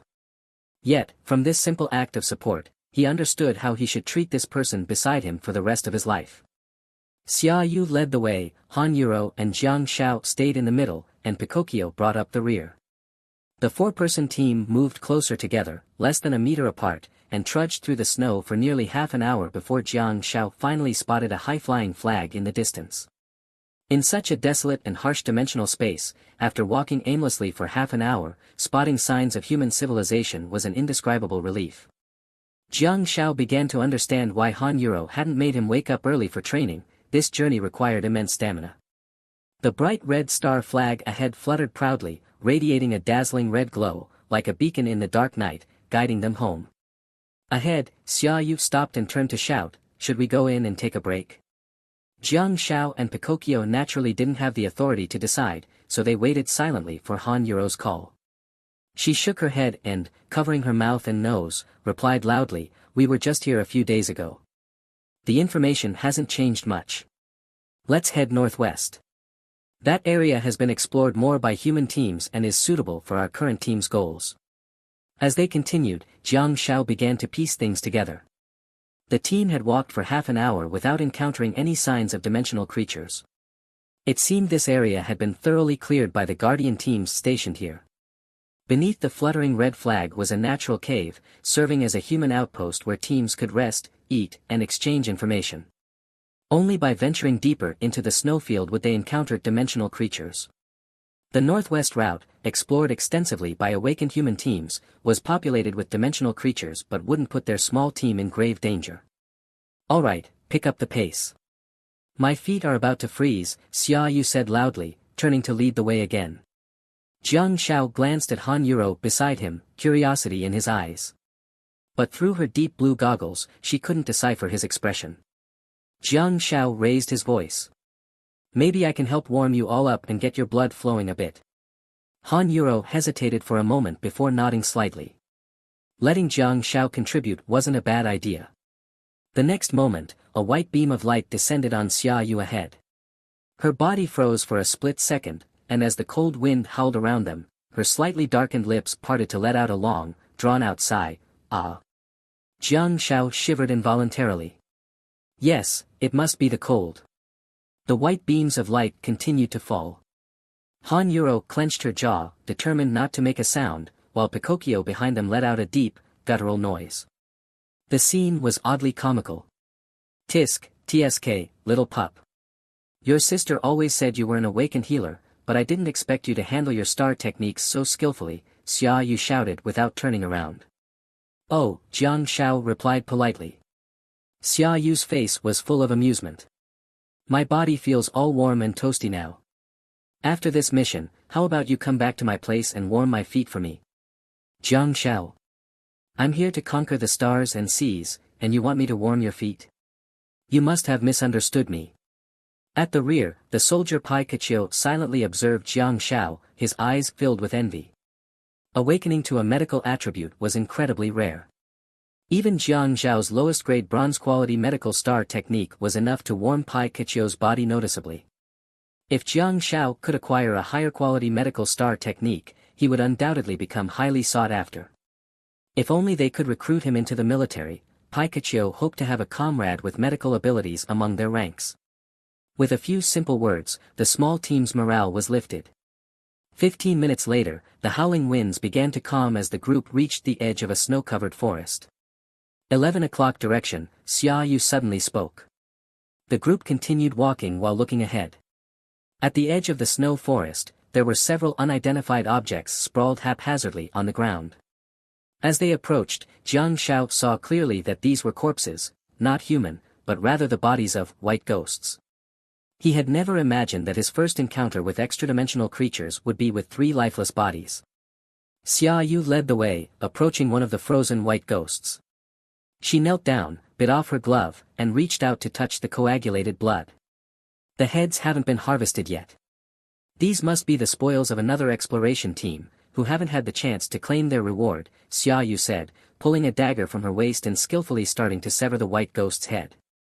While she stated that the corpses belonged to another team, her actions clearly showed she intended to pluck the feathers as the goose flew by. As the wind and snow lessened, Jiang Shao couldn't help but lift his goggles and quickly stepped forward. He lowered his head to examine this strange extra-dimensional creature. The white ghosts had thick, white fur, which provided excellent insulation against the cold. They were about 170 centimeters long, with wide, sturdy bodies, sharp claws, and large feet. Their fur-covered bodies contrasted starkly with their grotesque black faces, featuring slightly sunken noses and an overall bizarre, hideous appearance. TSK Tisk, lucky find. Here's a star bead, Xia Yu remarked as she pulled a blood-stained star bead from the white ghost's head and casually tossed it to Jiang Shao. Ah! Caught off guard as he was still observing the white ghost, Jiang Shao fumbled to catch the star bead. The moment it touched his hand, a stream of information flowed into his mind. White Ghost Star Bead, Bronze Quality. Star Technique 1, Green Glow. Oh, a powerful strike that enhances the damage dealt to the green glow area, with a minor knockback effect. Bronze Quality, Upgradable. Star Technique 2, Endurance. Oh, a passive technique that boosts the user's defense. Bronze quality, upgradable. Do you wish to merge and absorb? Xiaoyu, you know he only has 9 star slots. Han Yurua hesitated, her expression conflicted. Xiaoyu waved her hand dismissively, smiling nonchalantly. Didn't you already give him 3 white ghost star beads before? Han Yurua replied, that was before we realized he had the potential to awaken medical star techniques. Xiaoyu's smile faded slightly, her tone becoming more serious. I know his star slots are limited, but in the North Jiang region, you won't find better foundational star techniques than those from the white ghost star beads. Whether it's an active technique or a passive one, green glow and endurance are indispensable for training and combat. Trust me, these techniques are a necessity for surviving high school and university. Generations of people here have used green glow to graduate, to join society, to make a name for themselves. Even the 3 of us, 2 of our star slots are occupied by green glow and endurance from white ghost star beads. Han Yurua remained silent. She wished Jiang Zhao's remaining star slots could be filled with high-quality silver or even gold medical star techniques. However, Xiaoyu made a valid point. Despite being bronze quality, the white ghost star techniques were exceedingly practical. Green glow, in particular, was essential for both training and real combat. The next 3 years of high school, and the 4 years of university after that, the extra-dimensional creatures Jiang Zhao will face most frequently are likely to be white ghosts, just like us. Whether he wants to or not, he'll need white ghost star beads to enhance his star power limit and replenish his energy, Xiaoyu explained in a clear and logical manner, her gaze fixed on the still silent Han Yurua. It's true, these are the most cost-effective techniques during the developmental stage, Han Yurua sighed, shaking her head. Ever since discovering Jiang Zhao's potential to absorb medical star techniques, her perspective had shifted. She wished for all 8 of his remaining star slots to be filled with silver or even gold-grade medical techniques. But survival and growth were paramount. Generations of people in North Jiang had proven the dominance of green glow as a bronze-grade, god-tier, technique. As Han Yurua quietly worried about Jiang Zhao's remaining star slots, Jiang Zhao held the glowing star bead in his hand. Energy surged within, and the second star in the Big Dipper constellation on his inner star map lit up. For Jiang Zhao, quality didn't matter. Nothing else mattered. Even if it was stubborn bronze, he would upgrade it to brilliant diamond. You're just hoping he'll get silver-grade star techniques. But do you realize how low his absorption probability would be? And how often would he even use them? It's been 2 months, and his thin star power is probably still stuck in the initial stardust phase, Xiaoyu teased as she watched the star bead disappear into Jiang Zhao's hand. Jiang Zhao knew Xiaoyu meant no harm. Though her blunt words didn't always account for his feelings, her actions consistently showed she genuinely wanted to help him. As a 25-year-old adult, Jiang Zhao understood the importance of valuing someone's actions over their words. At the same time, he lowered his head, feeling a faint energy gathering in his nearly frostbitten right hand. Under the influence of his sparse star power, his right fist began to emit a faint green glow. Xiaoyu blinked in surprise. It worked. Han Yurua was equally stunned. She had given Jiang Zhao 3 white ghost star beads before, but they had yielded nothing. Not bad. Interesting. Though his aptitude is low, his absorption probability isn't too shabby. This is the 4th attempt, and he's already acquired green glow, Xiaoyu remarked approvingly. In the future, whether your combat path involves fists or weapons, mastering green glow will boost your combat effectiveness exponentially. With a flick of her wrist, Xiaoyu twirled her dagger before continuing to harvest the remaining 2 white ghosts. As Jiang Zhao examined his newly acquired green glow star technique, he could sense that the girl beside him was still watching him closely. Jiang Zhao shifted slightly to the right, leaning toward Han Yurua and whispering softly, just like last time. Han Yurua's ears tinged with a faint blush. She seemed unaccustomed to such intimate gestures, but the excitement in her heart made her forget her discomfort and shyness. Just like last time. Jiang Zhao nodded lightly. Han Yurua's eyes, hidden behind her dark blue ski goggles, sparkled faintly. What did he mean by, just like last time? Could it be another dual technique star bead? If so, this was incredible news. Jiang Zhao had just saved another star slot. From now on, he could freely use white ghost star beads to replenish his star power without worrying about accidentally absorbing the endurance technique and occupying a star slot. Han Yuruo reached out, gripping Jiang Zhao's arm. Even through the thick camouflage, Jiang Zhao could feel the strength of her hand.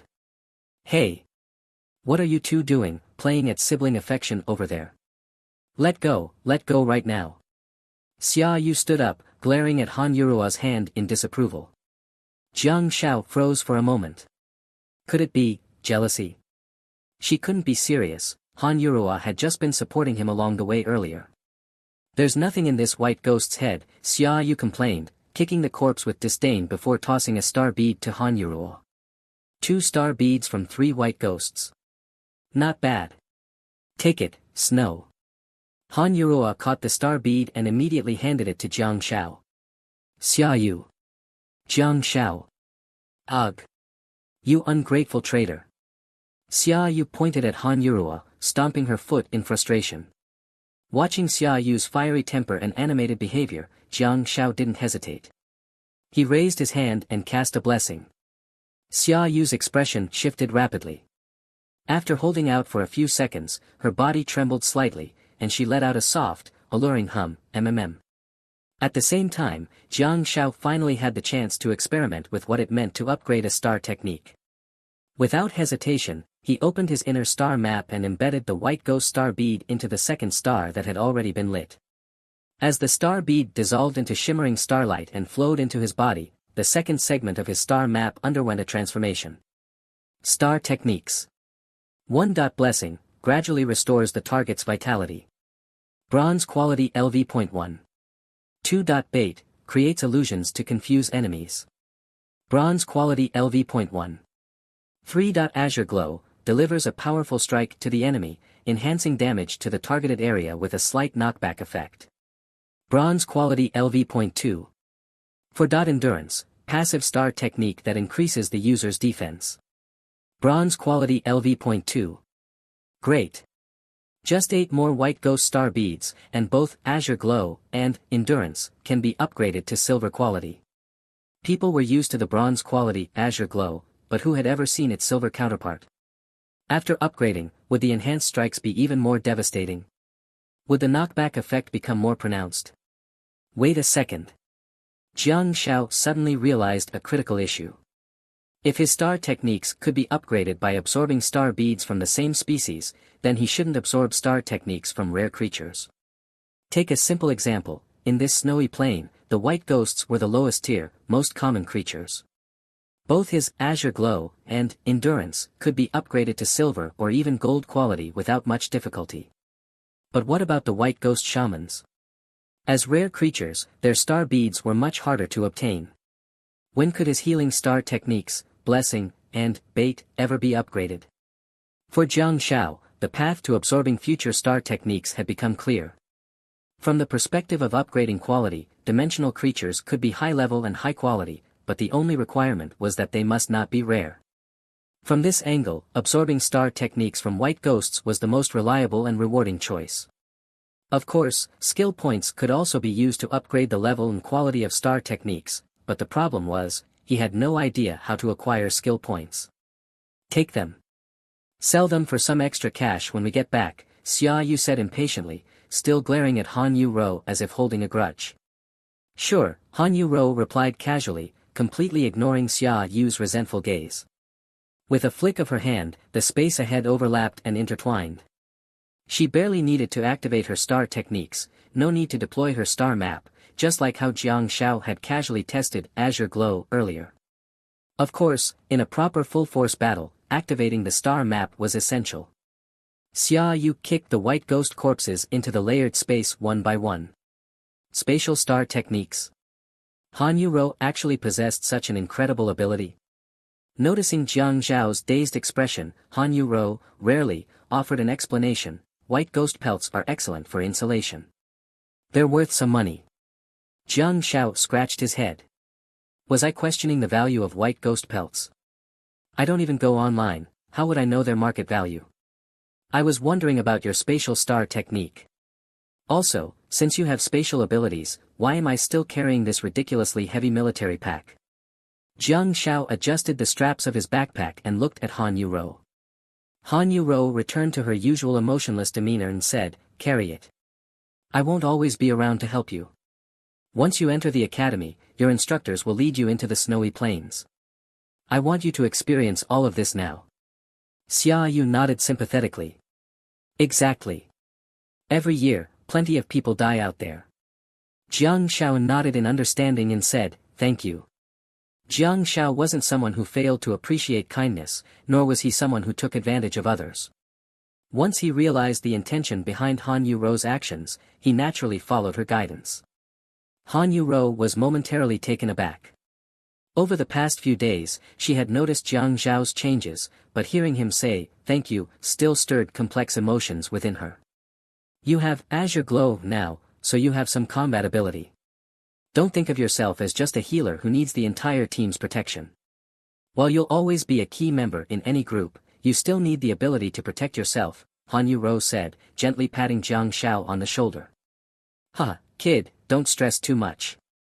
Look at those combat teams. Which healer isn't treated like a king? Every single one of them is pampered, and no one dares send a healer charging into battle," Xia Yu said, her eyes drifting toward the snow-covered forest, as if deliberately contradicting Han Yuro.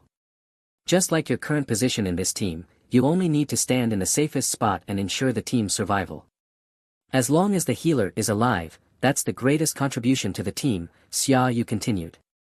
"But as for us..." Xia Yu's tone suddenly turned serious.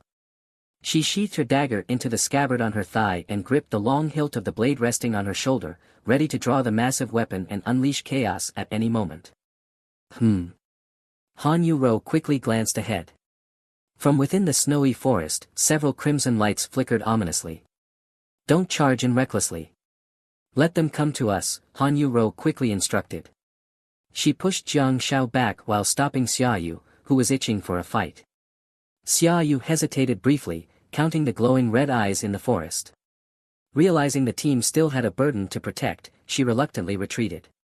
Indeed, no matter how anyone tried to justify it, Jiang Shao was, at this moment, an undeniable deadweight. Of course, he had earned that title fair and square. Jiang Shao didn't feel ashamed. He just needed time to grow. This was only his 4th day in this world. Given more time, he believed he could transform. And this wasn't just empty talk. His commitment to morning training was proof of his determination and discipline. The care he received now, he would repay tenfold in the future. The silent soldier, Pai Kachio, stood his ground as Han Yuro and Jiang Shao retreated behind him. He then fell into step with Xia Yu, matching her pace as they both moved back. The pelts have dried bloodstains. And there are scraps of clothing caught in their claws. Whatever team entered the forest earlier, they're likely doomed, Pai Kachio observed, his sharp eyes scanning the scene like a hawk. Jiang Shao, meanwhile, absorbed everything like a sponge, taking in all the details that could aid his growth. He discreetly studied the white ghosts at the forest's edge. The dead white ghosts already looked grotesque and terrifying, but the living ones, with their crimson eyes, made the scene even more horrifying. They're not hesitating and are still advancing, stepping out of the forest. This behavior isn't normal. It means there's a white ghost shaman among them, Xia Yu said, her expression finally turning serious. Pai Kachio spoke gravely, "We're only 30 minutes away from the human outpost, and the outpost's guard team can arrive in 10 minutes. A group this strong shouldn't be appearing here." This was where Pai Kachio's role as a mercenary shone. His wealth of experience and tactical insight were invaluable. Moreover, he carried something others couldn't, a firearm. The pitch-black pistol at his waist might not be as effective against powerful dimensional creatures as star techniques, but against white ghosts, it could still come in handy. Although bullets did little damage to their thick hides, their faces were unprotected, making firearms more effective there. However, strict military regulations limited when soldiers were allowed to use their guns, so that was another matter entirely. Jiang Shao asked curiously, "I have the white ghost shaman's blessing star technique and have used it on you guys. You've seen its bronze quality effects, it doesn't seem like the shaman is some game-changing existence." "That's true. The white ghost shaman is also a bronze-tier creature, and its skills aren't exactly overpowered," Xia Yu replied as she cautiously retreated. But its presence can drastically elevate an entire white ghost pack's capabilities.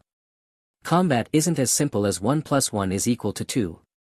Too many factors influence a team's performance. Han Yuro nodded lightly in agreement. For instance, right now, they're stepping out of the forest, abandoning their familiar battleground. Xia Yu slowly unsheathed her massive blade, which, including the hilt, was 2 meters long. As she dragged it through the snow, it left a deep trench.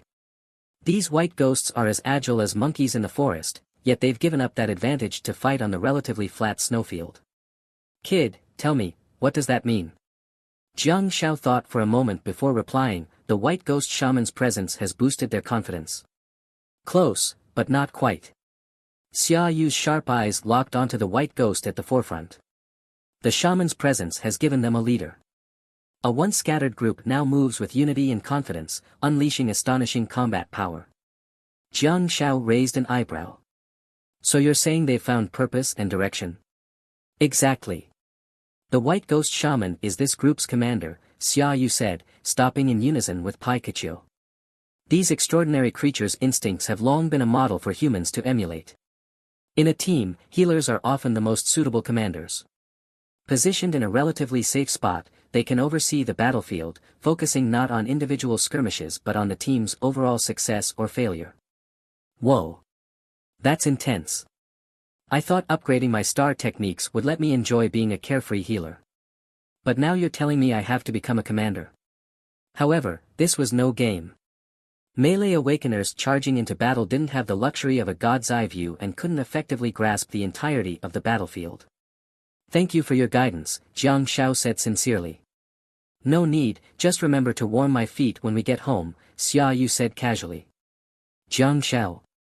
When the team lacks a healer-type Awakener, or when the healers are not competent enough to act as commanders, then the best alternative is a ranged damage dealer to take on the role of command. Xia Yu's voice slightly rose. Xiao Shui. Wait. Han Yuro issued her first command. If we wait any longer, they'll be right in our faces. Xia Yu shouted, dissatisfied. The blizzard in the snowy plains had dissipated at some unknown point, leaving no more snowstorms obscuring their view, and facilitating smoother communication among the team. Thud. Thud. Thud. The towering white ghouls, initially walking slowly, began to jog. Their heavy footsteps crunched through the ankle-deep snow, their speed increasing as if they were gliding over flat terrain. 1, 2, 15, 16. A total of 16 towering, grotesque white ghouls broke into a full sprint. Oh oh, a strange cry echoed from the snow-covered forest. The charging white ghouls suddenly shifted. The lead ghoul slowed its pace, while the dozen or so behind it fanned out, angling towards the group. The disorganized cluster began to take the shape of a curve. Were they trying to encircle the 4 of them? Right side. Xia Yu shouted loudly. Left side. Almost simultaneously, Han Yuro spoke. You woman, could you not cooperate with me just once?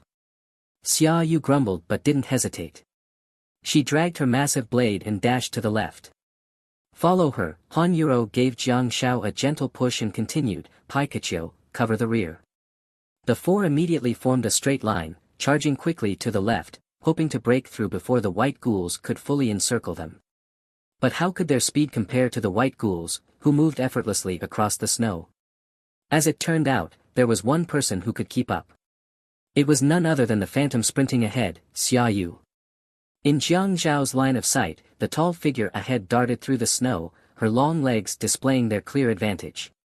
The 2-meter-long massive blade she dragged behind carved a deep groove in the snow. Whoosh!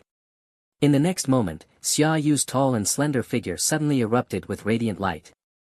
A star chart burst forth, hovering around her body.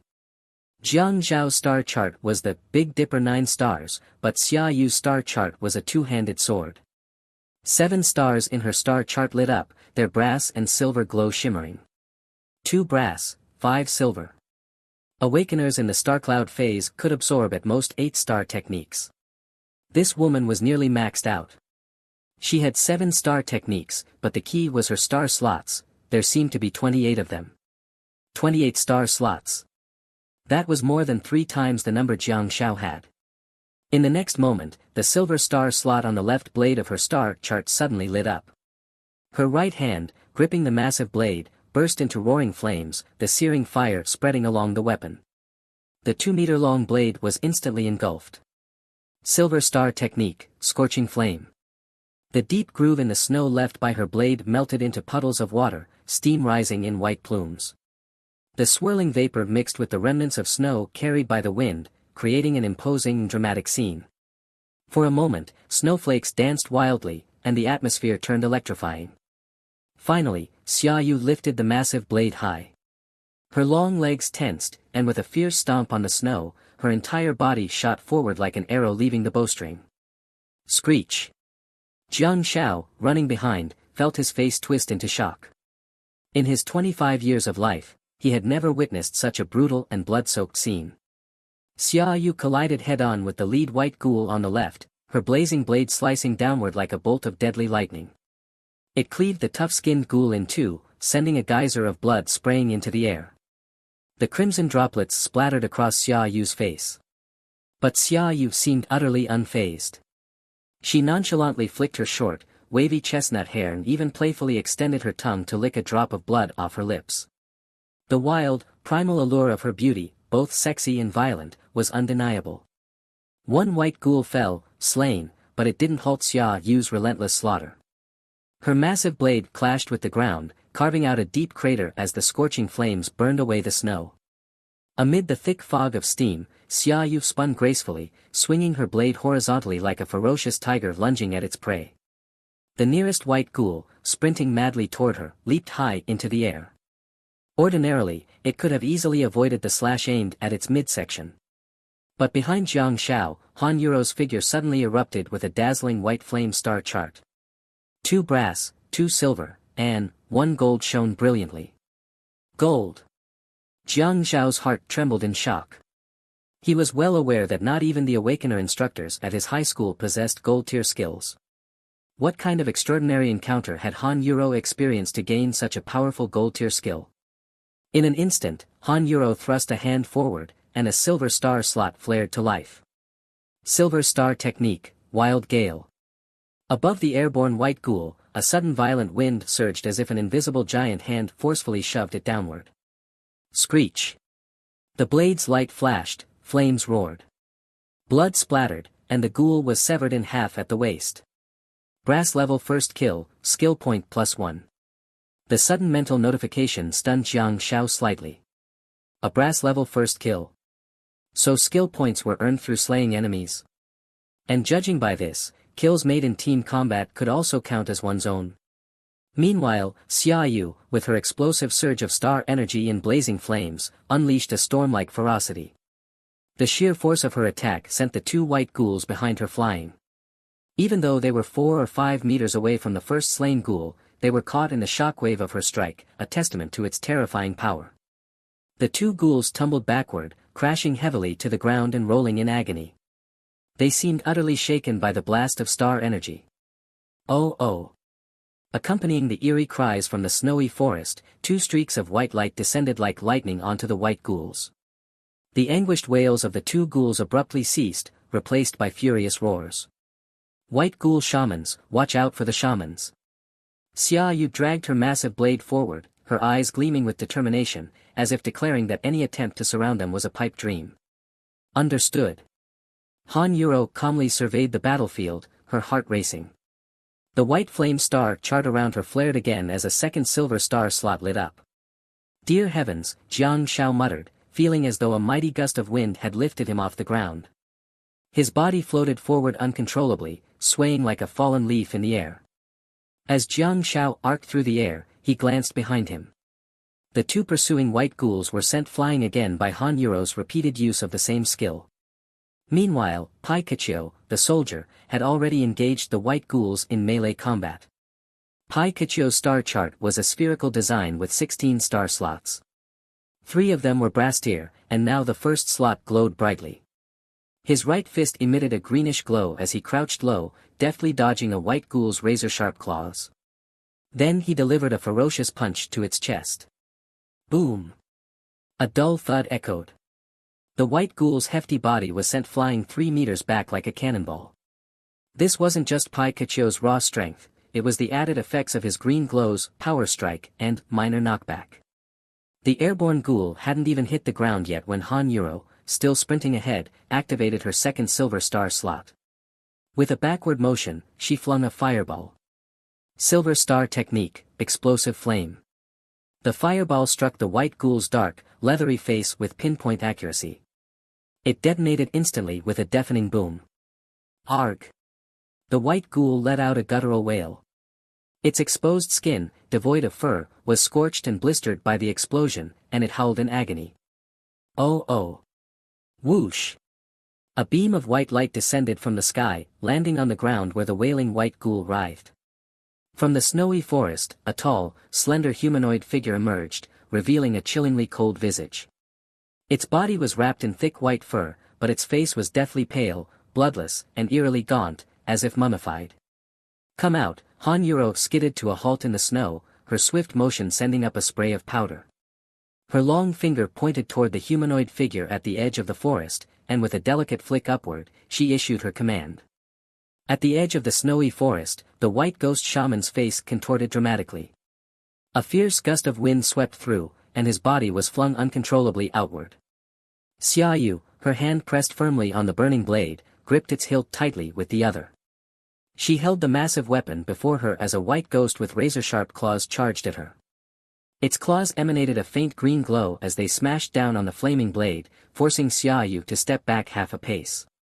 You wretched, Xiaoyu prepared to counterattack, but before she could complete her move, she felt her entire body suddenly lose control. It was as though a mysterious force had taken hold of her, yanking her diagonally into the sky. She flew over several white ghosts that had surrounded her and plunged straight toward the distant snowy forest. High in the air, Xiaoyu finally saw her target clearly. It was the white ghost shaman, who was also being pulled uncontrollably through the air at high speed. Han Yuro stood motionless on the ground. Beneath her woolen hat, her cold, emotionless eyes betrayed no hint of fear, as if she had entirely forgotten that she stood in the midst of a perilous battlefield. Her arms hung loosely at her sides, hands directed toward the two figures in the sky, cautiously controlling everything. Xiaoyu licked her lips, her eyes gleaming with a feral light. Gripping the hilt of her blade tightly, she swung her arm from back to front, drawing a perfect arc in the air. At the same time, the fourth star slot in her dual sword star map lit up with a silvery glow. Silver star technique, flame arc. The slash was clean and decisive. Though Xiaoyu was still more than 20 meters away from the white ghost shaman, her massive blade slashed fiercely downward, undeterred by the distance. The moment the blade descended, a crescent-shaped arc of fiery red energy burst out from the burning sword. The blazing arc streaked across the dim sky, illuminating the world as it went. It struck the white ghost shaman's dry, withered body and instantly pulverized it into fragments. Boom! Boom! Boom! The sound of explosions echoed through the snowy forest, a symphony that was almost pleasing to the ear. Xiaoyu landed unsteadily, her blade plunging deeply into the ground. She skidded forward several meters, leaving a long, scorched trail in the snow before finally coming to a halt. She lifted her head, her starry eyes shining brightly with excitement. She turned to look at Han Yuro in the distance, as if expecting her friend to show a look of approval. However, watch you! Xiaoyu's warning was cut short as a white ghost charged at Han Yuro from behind, only to be intercepted by a figure that stepped in its path. This figure wasn't moving particularly fast, and his actions made it clear that he had been silently watching Han Yuro for quite some time rather than acting on impulse. Moreover, this figure was anything but inconspicuous. He collided with the white ghost while surrounded by a column of white light. It was Jiang Shao. Moments earlier, Jiang Shao had been sent flying by Han Yuro's telekinetic force and tumbled to the ground. Initially, he had planned to follow Xiaoyu and break through the encirclement of white ghosts as per their original plan. But to his surprise, Xiaoyu had been hurled into the air by Han Yuro, and Han Yuro herself had stopped in her tracks. She was now focusing all her attention on controlling both Xiaoyu and the white ghost shaman, clearly struggling to maintain her balance. This left Jiang Shao in a state of panic. He quickly turned back, knowing that while Han Yuro's summoned soldier, Pikachu, could protect one side, it couldn't fend off attacks from all directions. After rushing back as fast as he could, Jiang Shao finally arrived just in time. The white ghost's sharp claws glowed with the same green light as before, but Jiang Zhao's fist also shimmered with a green glow. The difference was that while the white ghost aimed to attack Han Yuro, Jiang Shao aimed his strike at the white ghost itself. Jiang Zhao's strength alone wasn't enough to stop the charging white ghost. Fortunately, his star technique, Green Glow, had a slight knockback effect.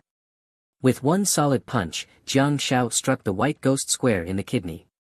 The ghost's entire body jolted and veered off course, flying several centimeters away and being forcibly knocked off its trajectory.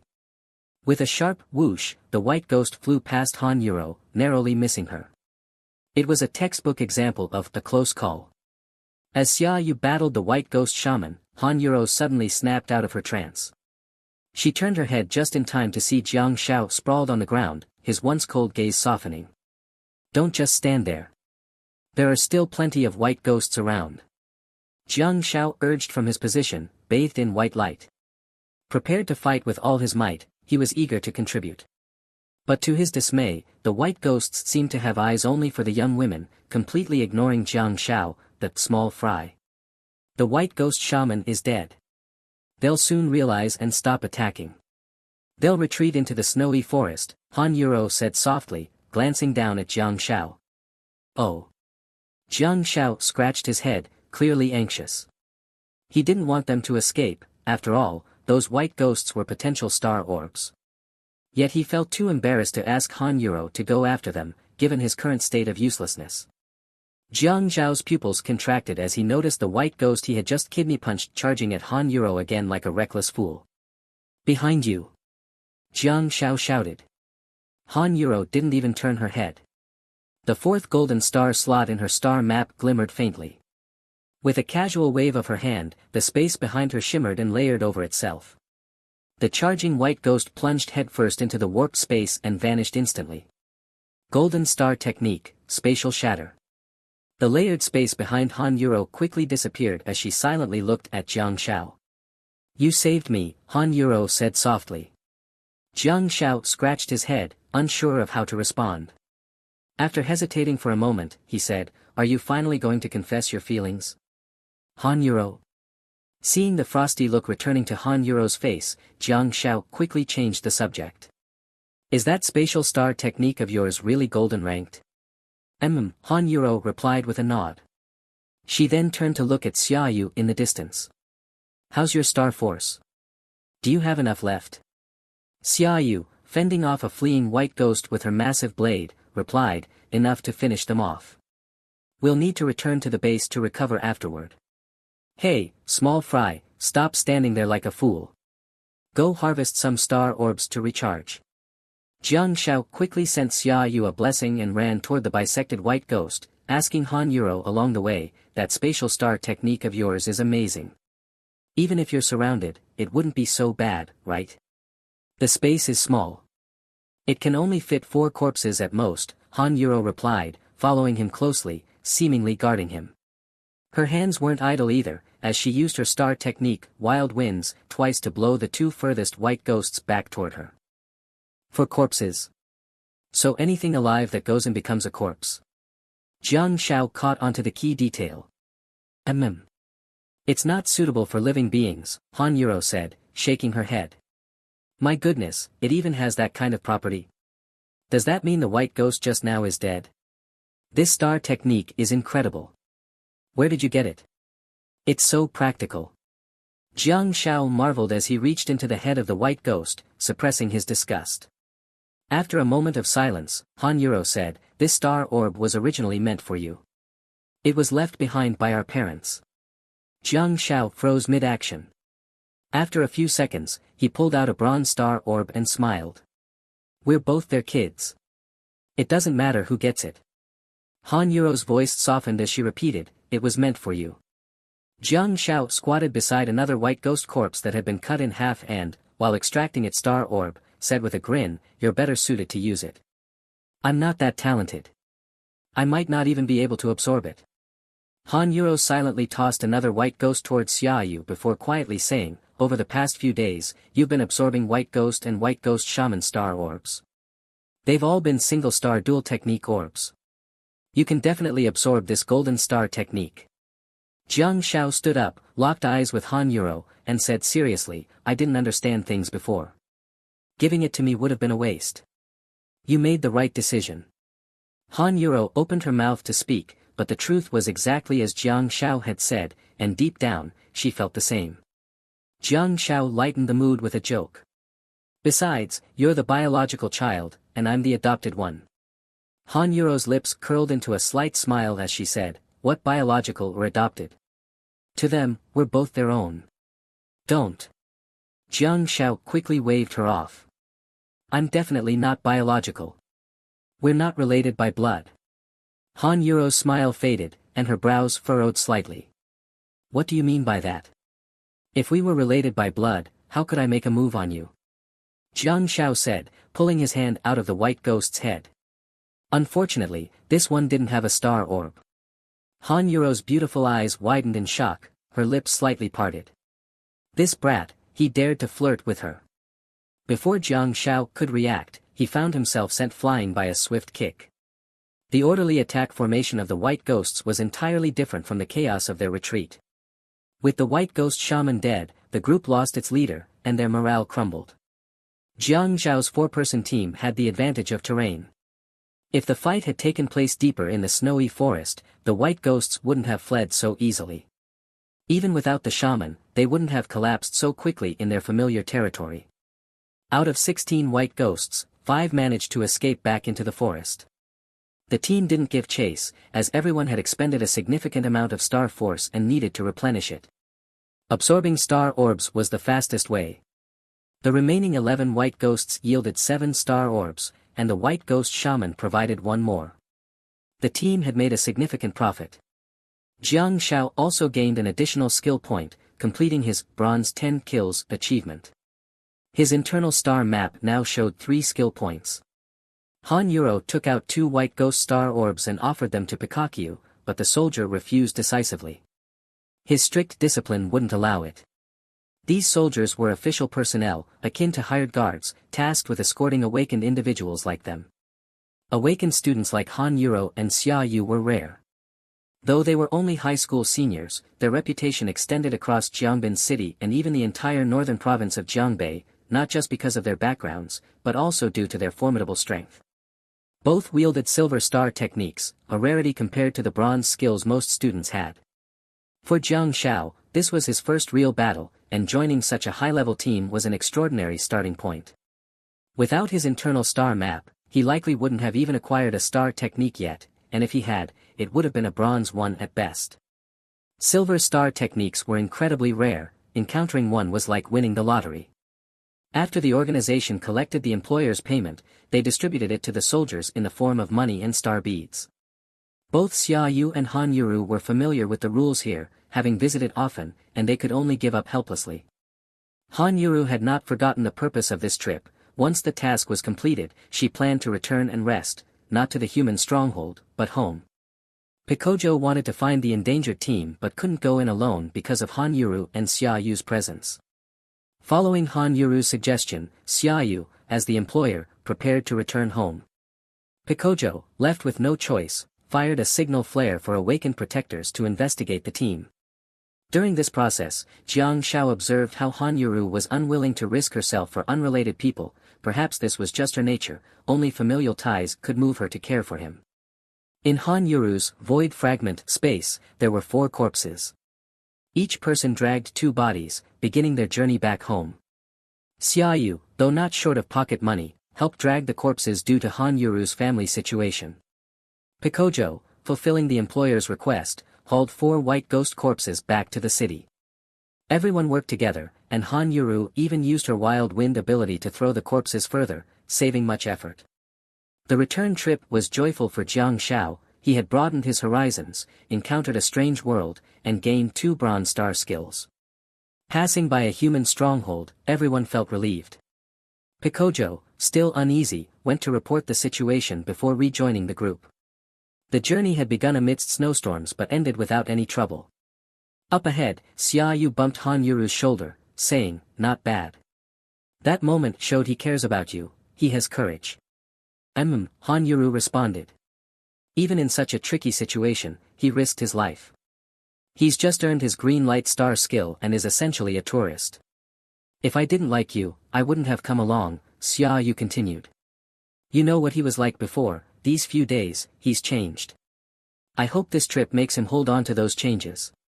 He's too young, inexperienced, and lacks a sense of awe. Xia Yu added, he's too reckless, doesn't respect others. Honestly, I kind of hoped the white ghosts would teach him a lesson, injure him a bit, knock him down a peg. So, you knew he was useless and just wanted him to fail?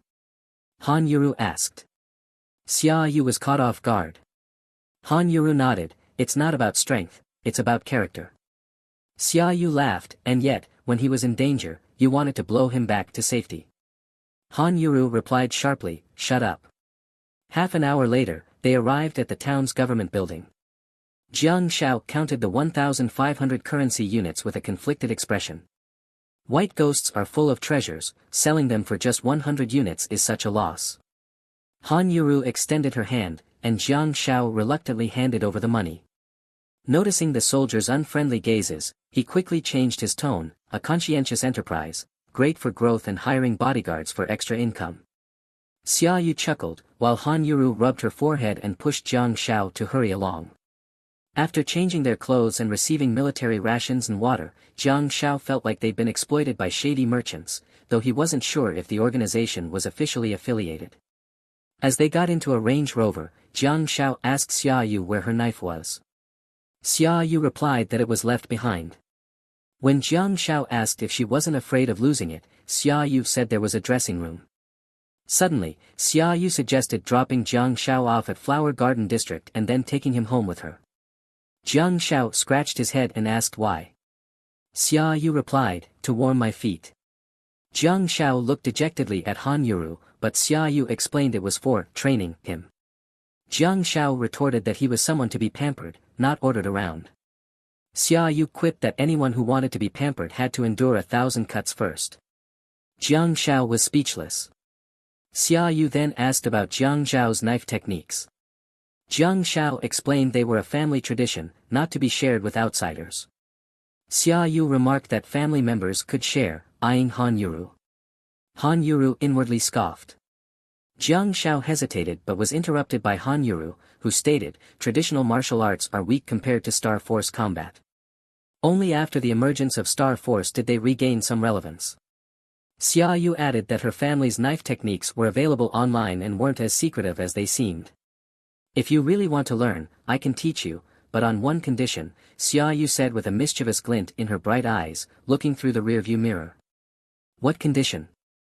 Jiang Shao asked curiously. Warm my feet, Xia Yu teased, smiling. Jiang Zhao's expression turned odd. After a moment's hesitation, he replied, I'd need to see if your feet are pretty first. Both Xia Yu and Han Yuru were stunned. Xia Yu was caught between laughing and crying. For all her experience, she couldn't believe she'd been bested by this brat. Jiang Shao Pai. Han Yuru spat his name through gritted teeth, her voice so cold that Jiang Shao shivered. Internally, Jiang Shao sighed. Even though he looked 16, he was actually 25. These two were 18, adults. What was the big deal about a little teasing? He also realized that merging with Jiang Xiaogo's soul might be affecting him, loosening his composure. But perhaps that wasn't a bad thing, a lively atmosphere was better than constant gloom. After Han Yuru scolded him, the car fell into an awkward silence. Xia Yu, driving, glanced at Jiang Shao through the rearview mirror, their gazes briefly meeting. Never one to back down, Xia Yu licked her lips, flashed a flirtatious smile, and winked at him. He's my brother, Han Yuru said flatly, staring out the window, seemingly aware of Xia Yu's antics. Reluctantly, Xia Yu muttered, Jiang Shao shrugged. Brother, huh? Someday, he'd be a dad, everyone's dad. The vehicle came to a stop at the entrance of Flower Garden District.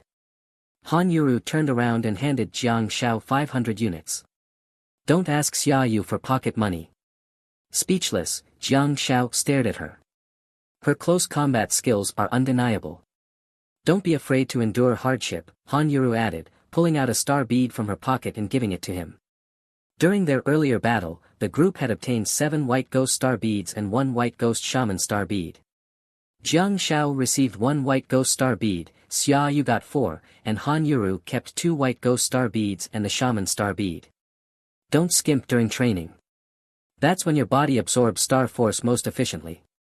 Increase your intensity, and as your star force grows, everything else will fall into place, Han Yuru said calmly, opening the passenger door. Jiang Xiao stared at the 2 white ghost star beads and 1 shaman star bead in his hand, emotions swirling within him. Han Yuru wasn't one to talk much, even with him and Xiaoyu, she was relatively terse. Her strongest emotional reactions were usually when she was angry. But this only highlighted her character. And yet, such a girl was willing to give almost everything to help her once troublesome younger brother. How awful had Jiang Xiaogo been before? Jiang Xiao had been here for only 4 days, and even the smallest improvement had reignited her hope, making her willing to give her all. Jiang Xiao hesitated for a long time but ultimately couldn't bring himself to call her sister. Instead, he opened the car door and hurried after her. Han Yuru. Han Yuru turned, her expression slightly stern. Stick with Xiaoyu. Don't back out. School starts in a few days. I'll come to pick you up the day before. Pick him up. With 500 units, couldn't he just call a cab? He had hands and feet, why did he need someone to fetch him? I wanted to share some good news with you, Jiang Xiao said after some thought. There were some things he couldn't hide. When his star skill upgraded to silver, it would become public knowledge. As for what to say when it reached gold in the future, he'd figure that out later. What is it? Han Yuru, though reluctant to admit it, felt a flicker of anticipation. Jiang Xiao had surprised her repeatedly over the past few days. Leaning close to her ear, Jiang Xiao whispered, I think my star skill is about to upgrade to silver quality.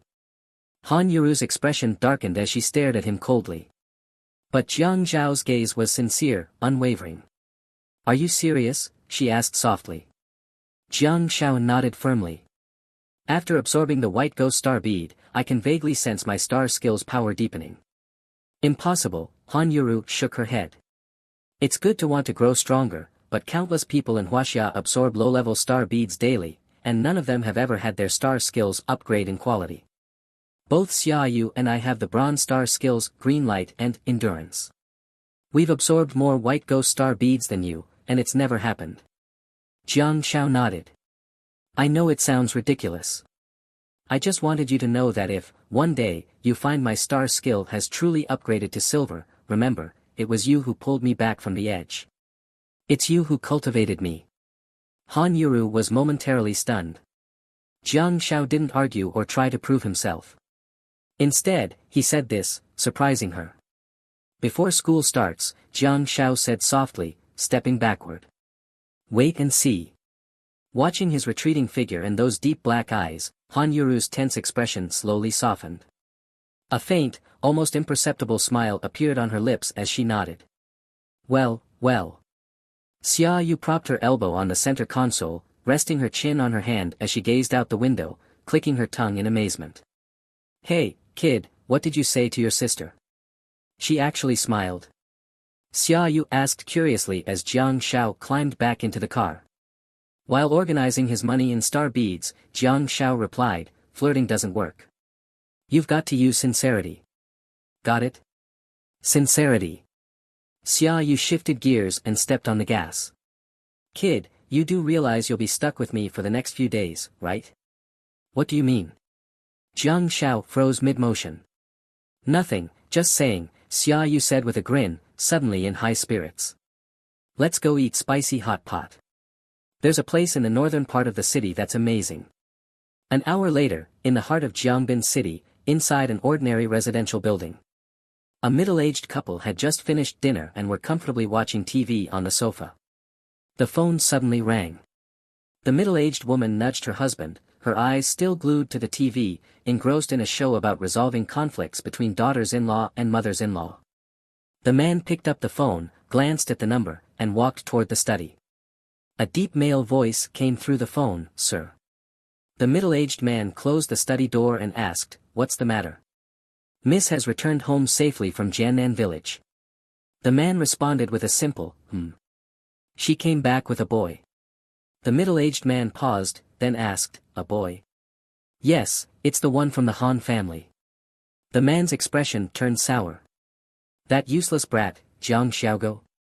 Yes. The man's square face contorted for a moment before he hung up the call. Returning to the living room, his elegant wife was still engrossed in her TV drama but asked casually, what happened?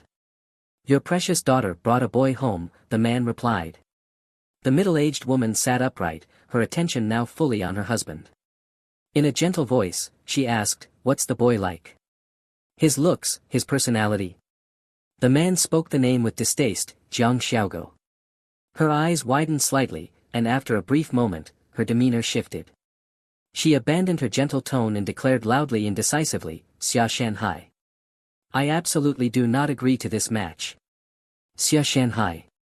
Jiangbin City, Zhonghua Mingcheng Residential Complex, wow. Jiang Xiao stared out of the car window at the majestic entrance of the gated community, unable to suppress his amazement. This was clearly the domain of the wealthy. The upscale neighborhood stood tall on the mountainside.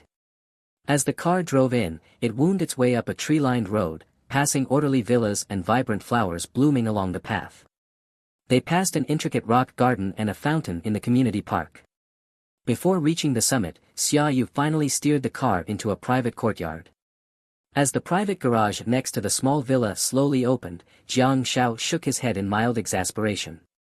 There was another car parked inside. If it had been Han Euro, she might have dismissed it as an ordinary car.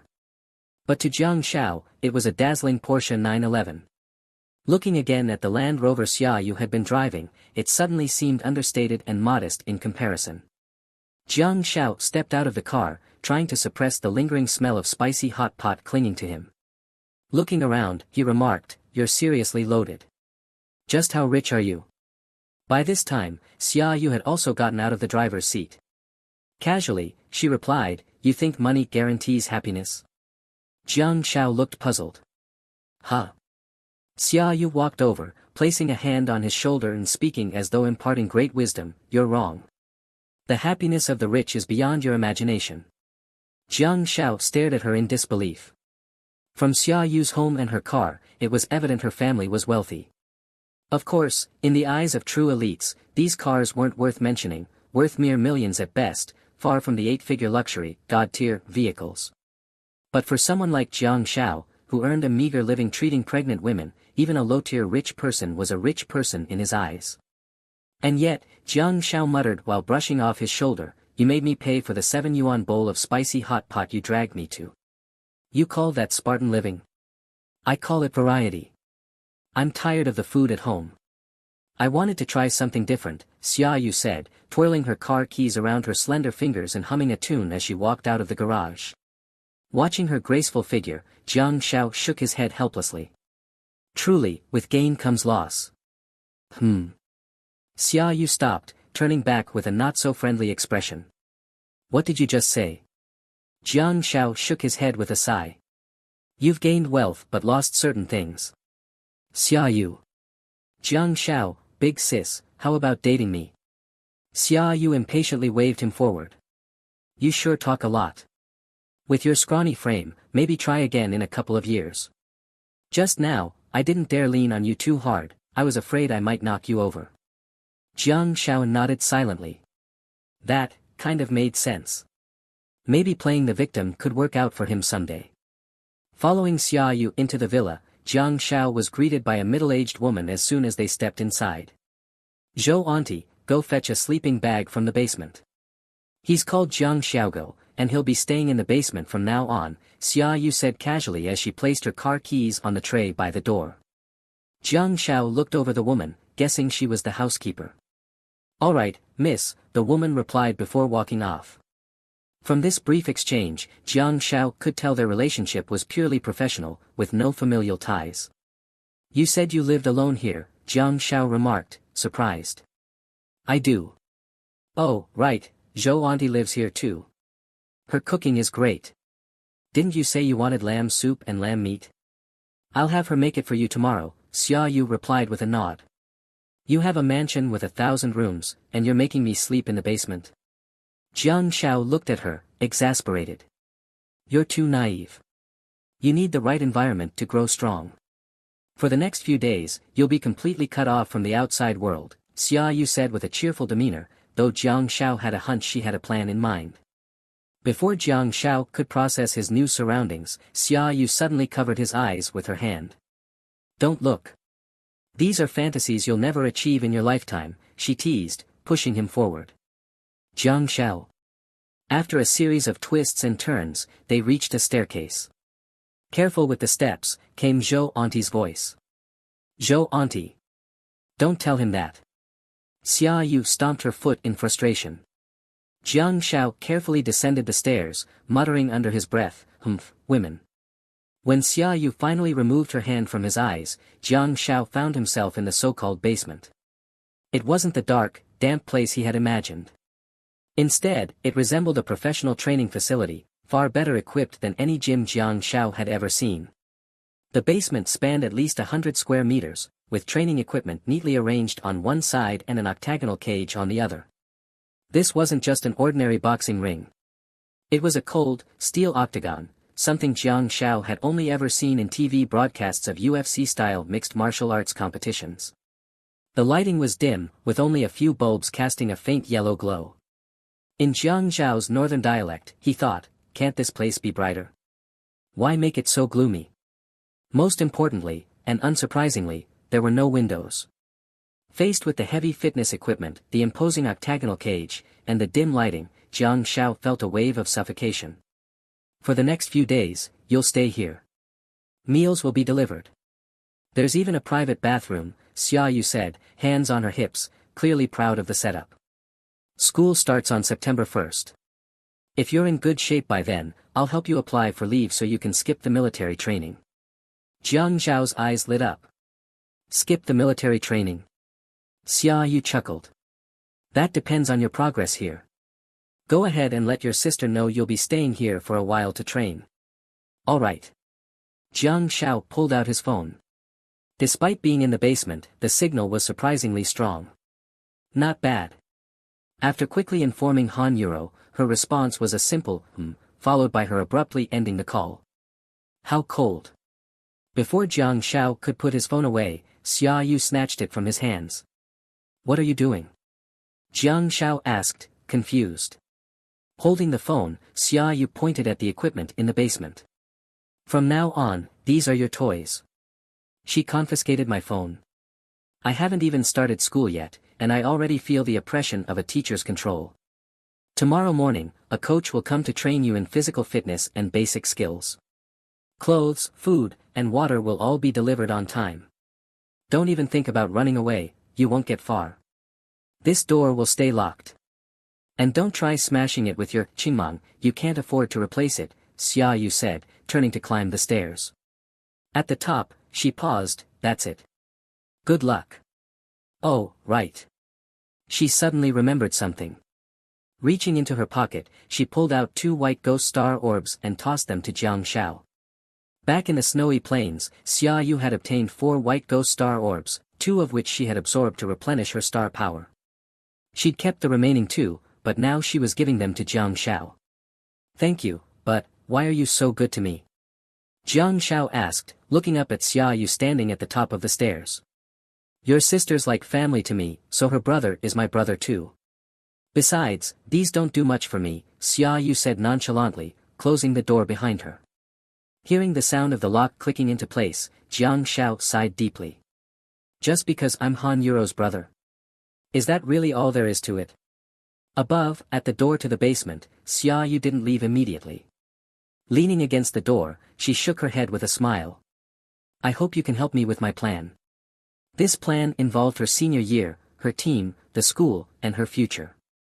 But all of that could wait, it wasn't worth discussing now. Sighing softly, Xia Yu collected her thoughts. She had a second goal in mind. She eagerly pulled out Jiang Zhao's phone. Her slender fingers swiped across the screen and quickly found his Weibo app.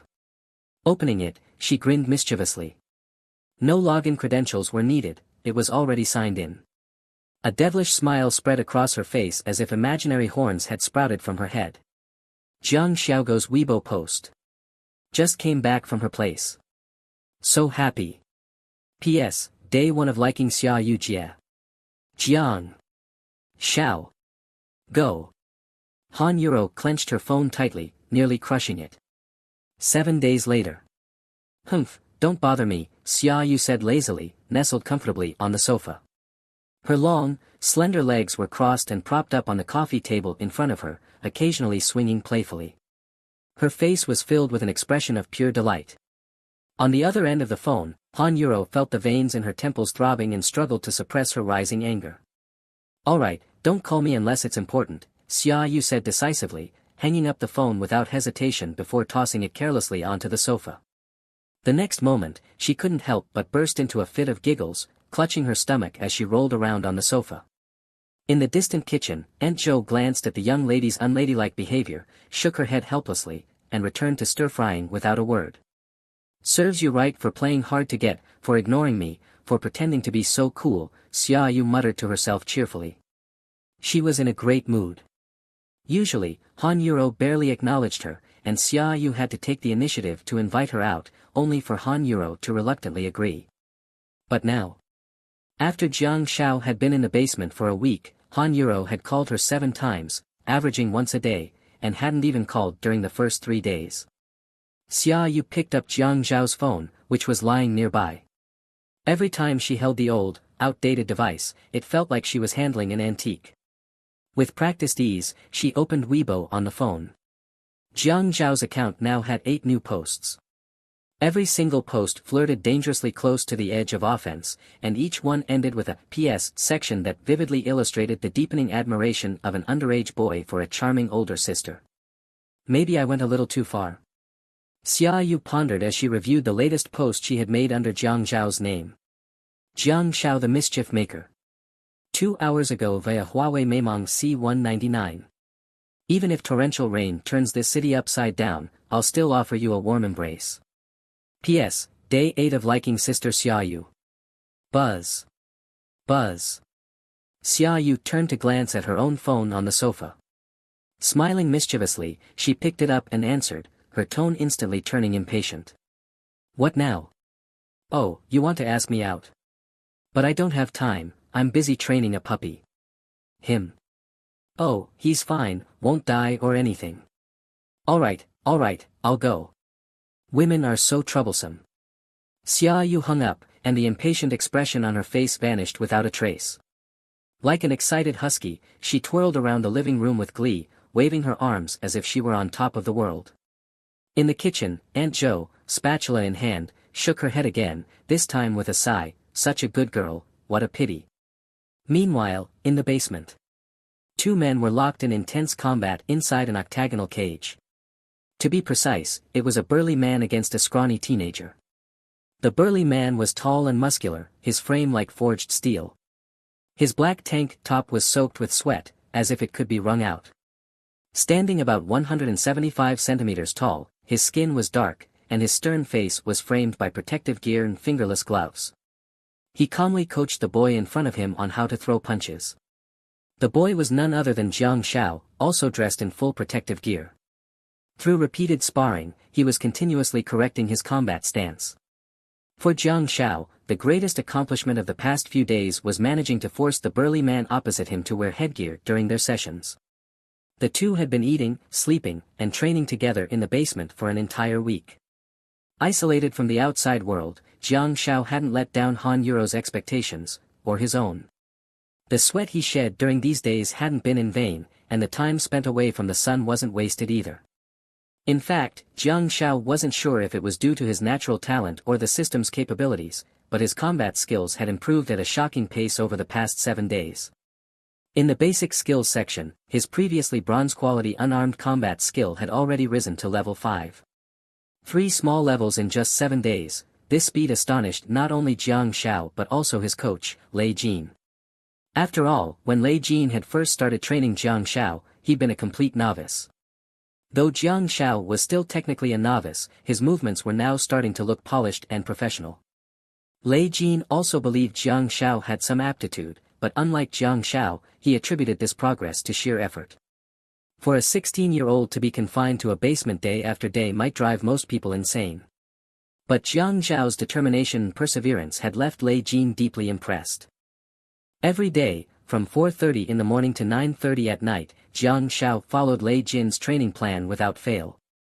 Not only that, but he often exceeded expectations, completing extra exercises beyond the daily requirements. To be honest, even as an adult, Lei Jin felt the need to go outside, breathe fresh air, and bask in the sun. But this kid? He was so disciplined and driven. What was motivating him so intensely? Was it revenge? It was precisely because of Jiang Zhao's dedication that Lei Jin's initial prejudice against this so-called rich kid had completely disappeared. He no longer resented Jiang Zhao's use of star orbs to enhance his abilities. Over the past 7 days, Jiang Shao had absorbed a total of 4 white ghost star orbs. Whenever he was exhausted and on the verge of collapse, he would absorb one. According to Lei Jin, this was the best time for the body to absorb and improve its physical constitution. 7 days ago, during the snowy expedition, Jiang Shao had scavenged 2 white ghost star orbs from the battlefield. After completing the mission, he was given another one. On the way home, Han Yuro handed him 2 more white ghost star orbs and 1 white ghost witch star orb. When his training with Xia Yu began, she casually tossed him 2 more white ghost star orbs. In total, Jiang Shao now possessed 7 white ghost star orbs and 1 white ghost witch star orb. By this point, after absorbing 4 of the white ghost star orbs, both of the star techniques in his second star slot, green glow and endurance, had reached bronze quality level 5. Jiang Shao was thrilled. His internal star map showed that upgrading the quality of a star technique required 10 white ghost star orbs. He had assumed that having 2 techniques in a single star slot would double the cost, but to his surprise, a single star orb upgraded both techniques simultaneously. Faster, come on, faster. Lei Jin called out, his hands up in a standard defensive posture as he suddenly launched a lightning-fast left jab. The jab was so quick it broke through Jiang Zhao's attack, forcing him to stumble several steps back. Why didn't you dodge? I'm not a punching bag, I can counterattack, Lei Jin said, standing his ground without advancing. Jiang Shao shook his head to clear it. This guy wasn't just a sparring partner for mixed martial arts, he was an experienced fighter. In a world infused with star power, martial arts had reached dazzling new heights, and combat tournaments were more popular than ever. Lei Jin was relatively grounded compared to the superhuman fighters out there. While he did have the green glow star technique, he had never taken training seriously enough to awaken his star map. Jiang Shao had no idea what Lei Jin's star map looked like, how many star slots he had, or what his potential was. Of course, Jiang Shao himself had never fully revealed his star map to Lei Jin either, nor had he ever shown his blessing star technique in front of him. As a result, whenever Jiang Shao needed to heal himself, he would either retreat to the bathroom or pretend to be taking a shower. This led to Lei Jin frequently overhearing strange noises from the bathroom or shower. Lei Jin had even brought it up once, during lunch, no less. Jiang Shao had nearly spat out his soup at the time. He still remembered Lei Jin clapping him on the shoulder in a friendly manner and speaking earnestly. We've been living together every day, I can't not notice what you're up to. Jiang Shao blinked, completely missing the point. Lei Jin continued, I know you're young, but you have to learn self-restraint. I didn't want to say anything at first, but now it's been 7 days, and you've worked so hard that I really like you as a student. So, I feel I should give you some advice. Jiang Shao stared at him blankly. What are you trying to say? You're at the age where your body is growing, you need to pace yourself, Lei Jin added, looking a bit embarrassed himself. Jiang Zhao's mouth twitched awkwardly. Pace myself. Lei Jin nodded seriously. Also, if you need some private space, just let me know. I can go upstairs at night. Trust me, as someone with experience, I'm telling you, rushing things now will only create bad habits later. Jiang Zhao's face darkened. Where's my knife? Meanwhile, on one of Jiangbin City's central streets, 2 tall, beautiful young women strolled leisurely, their figures striking against the uneven cobblestone path. Their presence was like a radiant beam of light, drawing every passerby's attention and earning them countless lingering glances. The shorter-haired girl in the beige trench coat seemed to take the lead, speaking casually, don't worry about it. What could possibly go wrong? He's eating well, sleeping well, and training hard. He's doing great. Next to her, the girl in the white dress gently brushed her long, wind-tousled black hair back into place, her face clouded with hesitation. He. Oh, stop bringing him up already. Did you come out to hang with me, or to talk about him? Xia Yu tilted her head slightly, shooting Han Yuro a dissatisfied look. Han Yuro responded softly and said no more. Look, there's a new dessert shop over there. Let's go try it. Xia Yu suggested, one hand tucked into her coat pocket as she gestured ahead with her other arm. Han Yuro sighed helplessly, rolling her eyes but still reaching out to hook her arm through Xia Yu's. Outwardly, Xia Yu remained calm, but inside, she was as jubilant as a bird set free. Usually, she had to be the one shamelessly clinging to Han Yuro's arm. Now, finally, the tables had turned. Her glossy lips curved into a subtle smile as a triumphant melody played in her heart. Oh, how sweet it is to be the people's champion. I feel like he's been acting a little off lately, Han Yuro murmured. With such intense training, how does he still have time to play with his phone? The two of them walked quietly for less than 10 steps before Han Yuro suddenly spoke again. Xia Yu's heart skipped a beat, and she quickly replied, Oh. Really? I'll check on him when I get back and confiscate his phone so he can't play games. That kid clearly hasn't had enough training. I'll need to increase the intensity. That's a good idea, Han Yuro nodded in agreement. Just half an hour after Xia Yu left to go shopping, a black sedan slowly pulled up in front of Xia Yu's home. The doorbell rang, and Aunt Zhou hurried over, peering through the peephole. She quickly opened the door. Mr. Xia, Aunt Zhou greeted warmly. Ah, Xiao Zhou, is Yan Yan home? Asked the middle-aged man outside. His square-shaped face was calm yet stern. Although Aunt Zhou was older than Xia Shanhai, they had always maintained this form of address. The young lady just left about half an hour ago, she went out shopping with a friend, Aunt Zhou replied. Oh, I see. How has she been doing lately? Xia Shanhai stepped into the house, his demeanor full of concern. You know how kids are at this age, they don't communicate much with us as parents. Mr. Xia, the young lady has been in great spirits recently. She's been training hard every day. She even mentioned that she'll be heading to the snowfields to train again tomorrow, Aunt Zhou said as she handed him a pair of slippers, her tone full of praise for Xia Yu. Good, good. It's a good sign when kids are sensible, Xia Shanhai said as he walked further into the house. Nothing unusual at home recently, I hope. Well, Aunt Zhou hesitated for a moment before deciding to speak. A child moved in about 7 days ago. Miss Xia brought him here, but he's been staying in the basement ever since and hasn't come out at all. Xia Shanhai was stunned. What's going on? Xia Yu locked Jiang Xiaogo in the basement. For 7 whole days. Could his precious daughter possibly be involved in some illegal detention? While he and his wife disapproved of this relationship and knew Jiang Xiaogo wasn't the best influence, they would never condone harming him. What's this about? Xia Shanhai asked urgently. Oh, that child, he's such a good boy, Aunt Zhou, who was in her 50s and loved to gossip, couldn't help but gush over Jiang Xia. Her face was full of affection, even a hint of pity. He trains in the basement every day. A week ago, Miss Xia even hired a private coach for him. The two of them eat and sleep down there.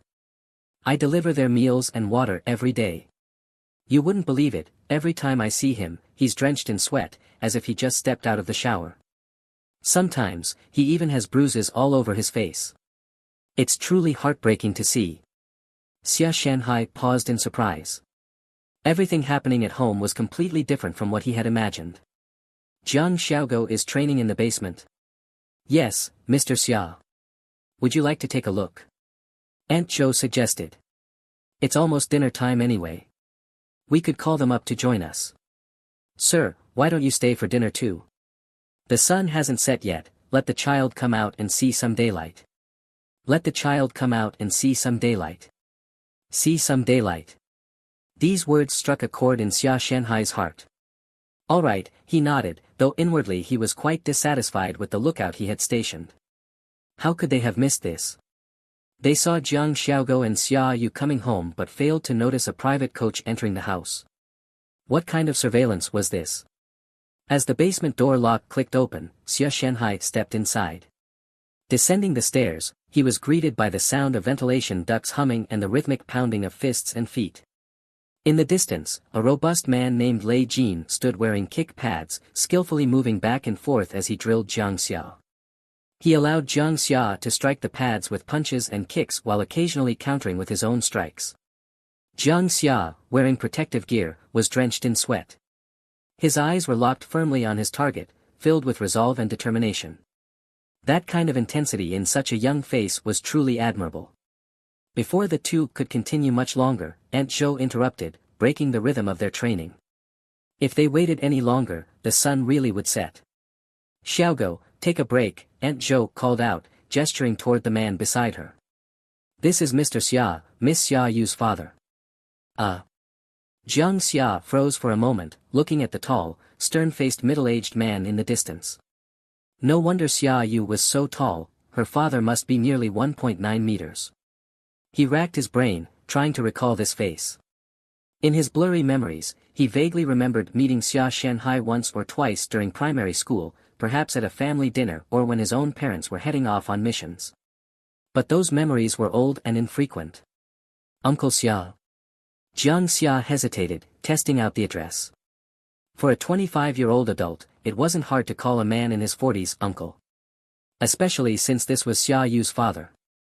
Xia Yu had treated him so well, he ought to show some respect. Xiaogo, you've grown up.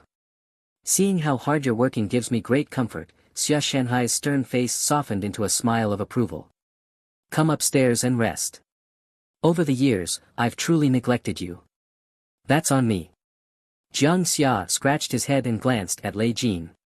Unexpectedly, Lei Jin had already removed his kick pads and was striding toward the door. The coach must have been dying to get out as well. As Jiang Xia stepped out of the basement, he saw the hallway windows wide open. Outside, Lei Jin stood facing the setting sun with his arms outstretched, as if embracing nature. Sunlight was indeed much warmer and more welcoming than the dim yellow bulbs of the basement. Jiang Xia walked over to the window, following Lei Jin's gaze toward the horizon.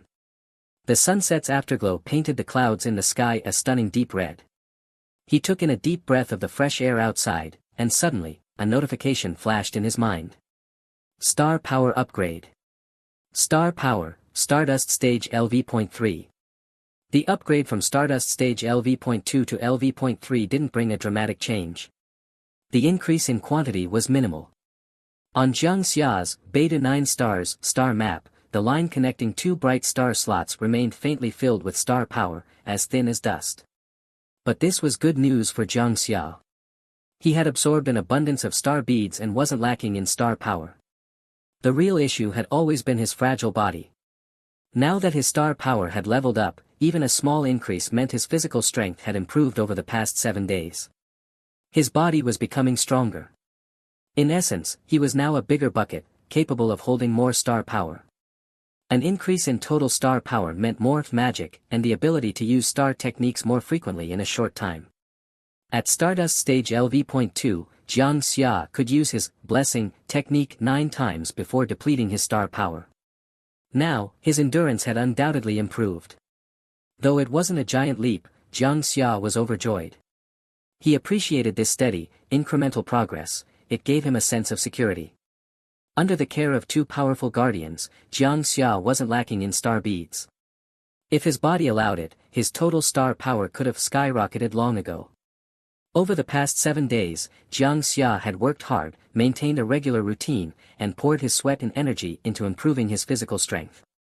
Now, he was finally seeing results, and his mood was bright. At dinner, only Jiang Xia and Xia Shanhai sat at the table. Lei Jin and Aunt Zhou didn't join. Jiang Xia ate heartily while listening to Xia Shanhai share stories about his parents. Though Xia Shanhai's face was serious, his tone toward Jiang Xia was warm and kind. His words about his close friends were sincere, and Jiang Xia could feel the genuine affection he had for his parents. For the first time, Jiang Xia heard about the Dragon Abyss. It wasn't the Longmen Grottos but an extra-dimensional space deep within the mountains near a border town. It was where Han Yuru's parents had disappeared. Xia Shanhai didn't delve into the details of the extra-dimensional world itself, as it was now jointly guarded and sealed by the armies of both nations. However, this meal gave Jiang Xia a wealth of knowledge. He learned about the pioneers. Jiang Xia's parents had been members of a pioneering team. Pioneers were a unique profession in this world, tasked with being the first to investigate new extra-dimensional spaces. Their work included assessing danger levels, drafting an overview, classifying the creatures inside, and determining whether the space could be developed, as well as the resources and risks it posed to humanity. Pioneering was a dangerous yet noble profession. Most members were modest and low-profile, often coming from military backgrounds or being naturalized foreign aides, quietly dedicating themselves to the cause. Jiang Xia had never expected Xia Shanhai to talk about such things. His parents were gone, Xia Shanhai had retired from the pioneering team due to injuries, and now the two of them had a rare chance to chat. As Xia Shanhai looked into Jiang Xia's eyes, he nodded inwardly.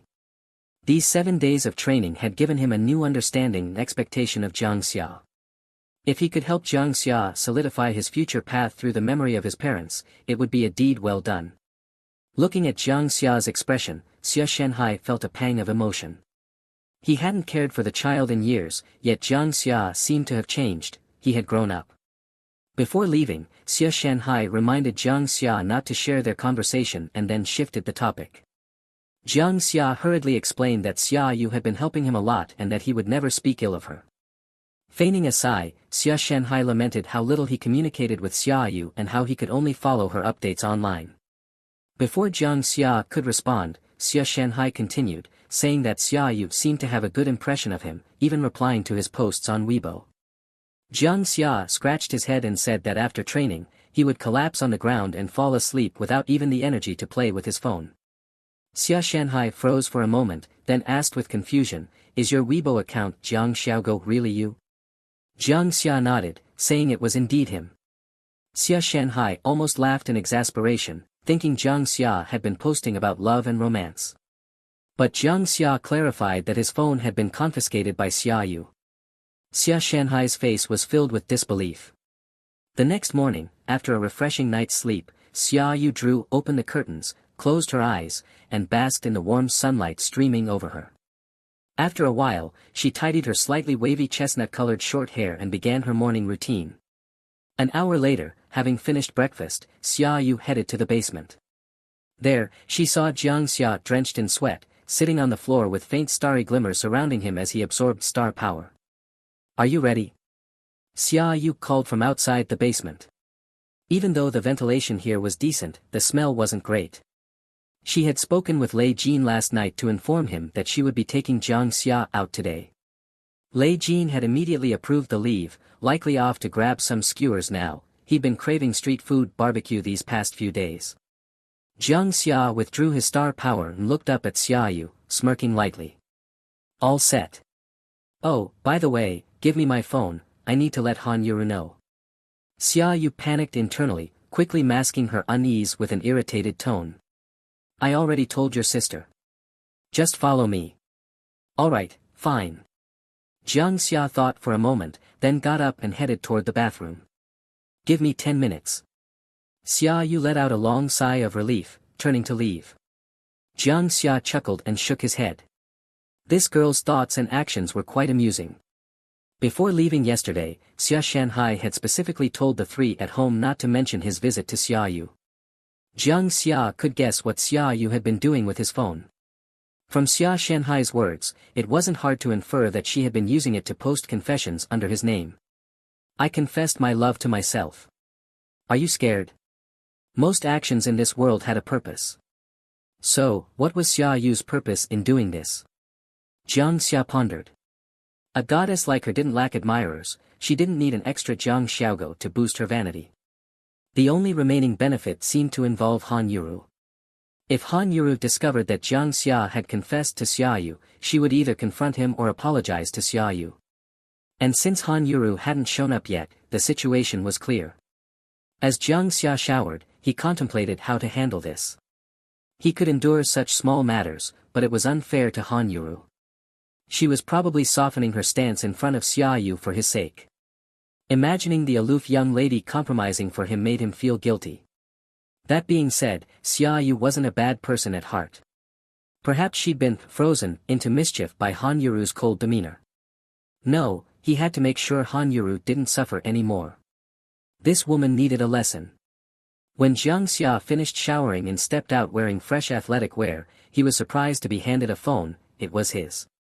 Why was she returning it now? Go ahead, tell her yourself. It's better that way, Xia Yu said nonchalantly, having composed herself. Oh. Jiang Xia took the phone and, without checking Weibo, directly dialed out. After 3 rings, the other end picked up but remained silent. Unable to stand the quiet, Jiang Xia spoke first. Xia Yu is taking me out to train today. Just letting you know I'm doing well here. Don't worry. Came Han Yuru's cool reply from the other end. Jiang Xia hesitated for a moment. Noticing Xia Yu's watchful gaze, he asked, how about you? How've you been? Finally, Han Yuru spoke. I've arranged a military training break for you. You'll resume classes in half a month. For now, focus on training with her. Stay focused and don't let your mind wander. Jiang Xia opened his mouth but ultimately only managed a soft the other end immediately hung up. What did your sister say? Xia Yu asked eagerly. What else could she say? She gave me a lecture, told me to train well with you, Jiang Xia replied, opening Weibo. No, I need to post something to tease her and regain my dignity. Xia Yu didn't seem worried. Good. You deserve a scolding. You've been doing surprisingly well these past few days. You're making people see you in a new light. I have to live up to the coach you hired, Jiang Xia said as he scrolled through Weibo. He found only one post. His followers had increased slightly, probably people drawn in by the drama. The girl had deleted her posts, no wonder she seemed so confident. But Jiang Xia trusted his instincts. Xia Shanhai wouldn't lie. This mischievous woman must have posted a whole bunch of love letters under his name. We're heading to the snowfields today. Be ready, Xia Yu said. Xia Yu leaned closer to Jiang Shao with a sly smile. The snowfield? Just the 2 of us. Aren't we bringing Han Yuro along? Jiang Shao raised his head in confusion. Why not ask her to join? Just follow my plan and stop asking questions. Hurry up, post it. I want to see how you roast your sister, Xia Yu urged impatiently. Jiang Shao muttered, roast about what? I like her, isn't that enough? Saying this, he quickly posted a Weibo update. Jiang Xiaogo. Just now, from Huawei Meimong C199. The one I love is separated by mountains and seas, the mountains and seas cannot be leveled. P.S. Day 11 of liking Xia Zhengxue. This poem, isn't the tone a bit heavy? Xia Yu's expression turned peculiar. Kid, aren't you afraid she'll get mad if you tease her like this? Jiang Shao shrugged indifferently, logging out of the account as if it didn't matter. Xia Yu's smile froze, logging back in would require the password again. By the way, Jiang Shao mused aloud, I've been here for 8 days now. How does my phone still have so much battery? The standby time is insane. Xia Yu looked slightly embarrassed. The chargers at home are universal. Just in case someone needs to contact you, I can let you know right away. Oh. Jiang Shao chuckled internally, whether you notify me or not, I've already notified your dad. He couldn't help but wonder how Xia Shanhai would react to that Weibo post. Jiang Shao deliberately left his phone unlocked, it was just a formality anyway, and anyone could open it. Tossing the phone onto the coffee table, he stood up and said, shall we head out? Xia Yu nodded, completely unaware that Jiang Xiaogo had just shown off under her very nose. At the same time, in an ordinary apartment in the center of Jiangbin City, Xia Shanhai was sitting on the balcony reading a newspaper. His wife walked in with a strange expression, handing him her phone. He took it and, upon seeing the screen, was startled. Having confirmed yesterday that Jiang Zhao's phone had been confiscated, Xia Shanhai knew these romantic confession posts were written by his daughter. Now, this latest post, sent under Jiang Xiaogo's name, was undoubtedly her doing as well. But what was written here? The one I love is separated by mountains and seas, the mountains and seas cannot be leveled. What did that even mean?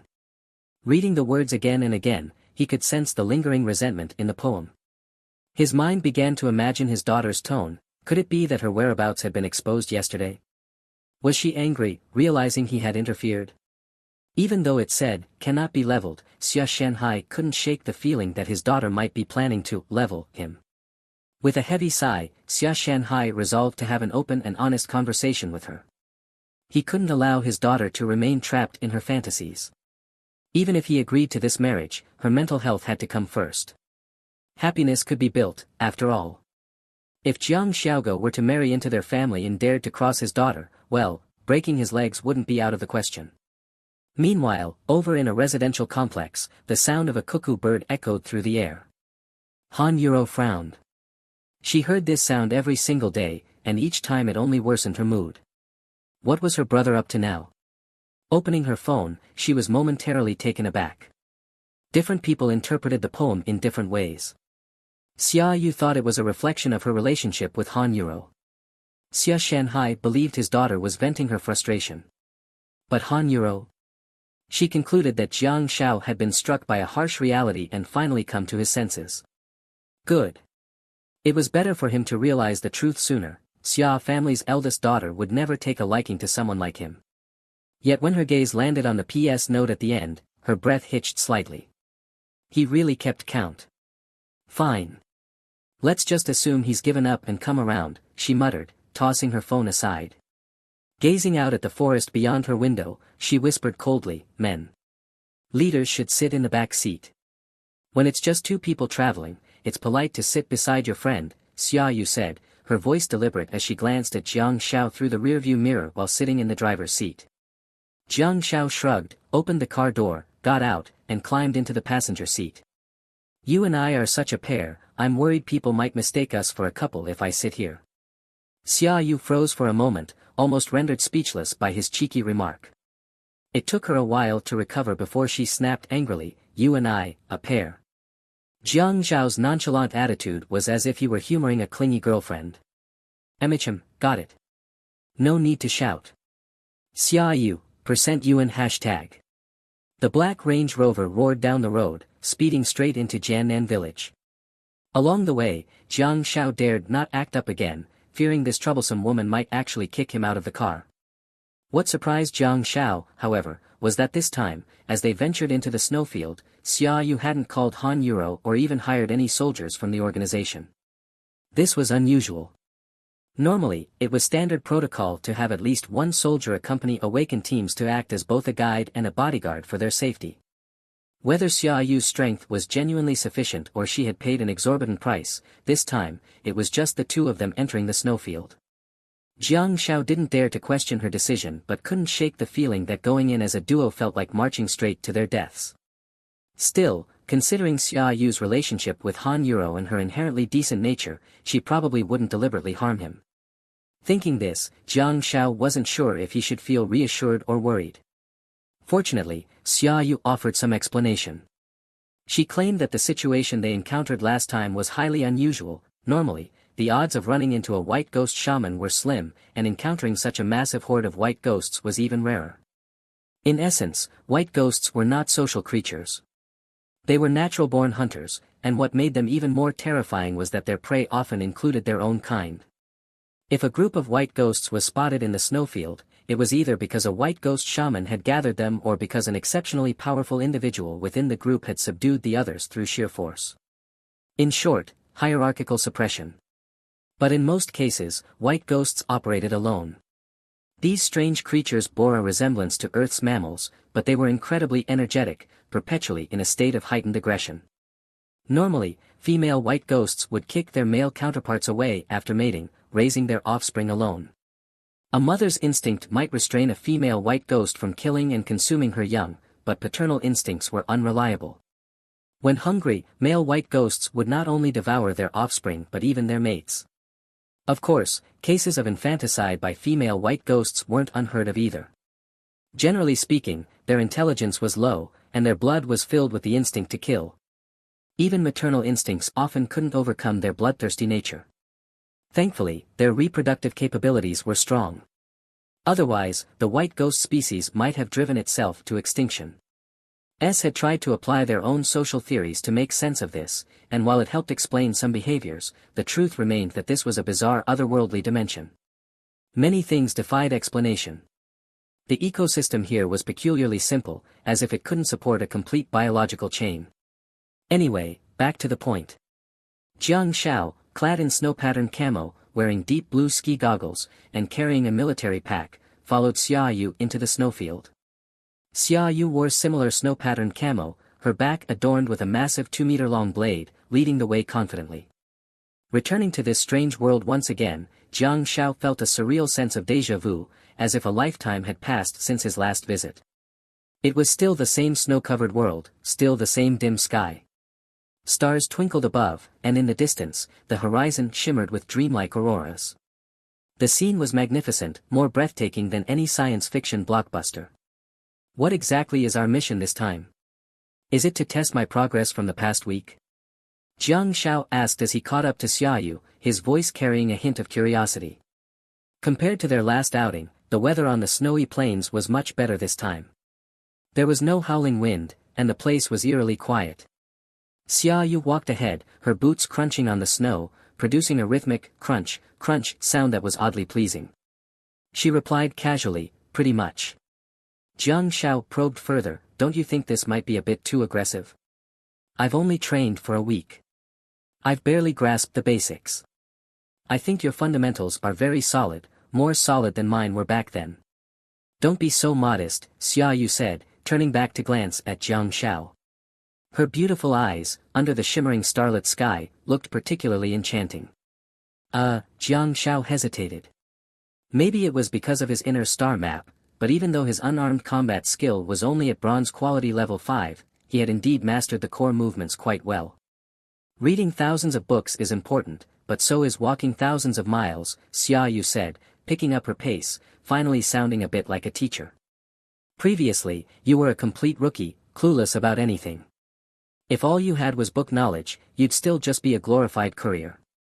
She patted Jiang Zhao's shoulder and continued, but now it's different. You've accomplished in 1 week what I expected to take a month. You've read enough books, it's time to start walking the path. Jiang Xiao remained silent, sensing there was more to her words. Training is just training. Lei Jin can only give you the pressure of winning or losing, but a white ghost will give you the pressure of life and death, Xia Yu said softly. A true beast isn't trained, it's forged through killing. You have more potential, determination, and grit than even your sister imagined. I've seen your transformation over the past 7 days. Even I find it hard to believe, it feels like a fairy tale. But you made it happen, Xia Yu said, her words sending a chill through Jiang Zhao's heart. Had he gone too far in showing off? Maybe he should have been more low-key. Your basic movements are already solid. You're indeed a genius with only 9 star slots, Xia Yu said, her tone a mix of admiration and regret. For the next 10 days, the two of us will live here, Xia Yu said as she continued walking. Seeing the red star flag glowing faintly in the sky, she reached out to wrap an arm around Jiang Zhao's shoulder, turning his face in the opposite direction. We'll be surviving in the snowfields. Jiang Xiao. Xia Yu chuckled. Don't even think about heading to that outpost. We won't be stepping a single foot in there. Jiang Xiao stopped walking, his expression serious. I think this task would be better suited for the version of me a month from now. Nope. Xia Yu shook her head, smiling.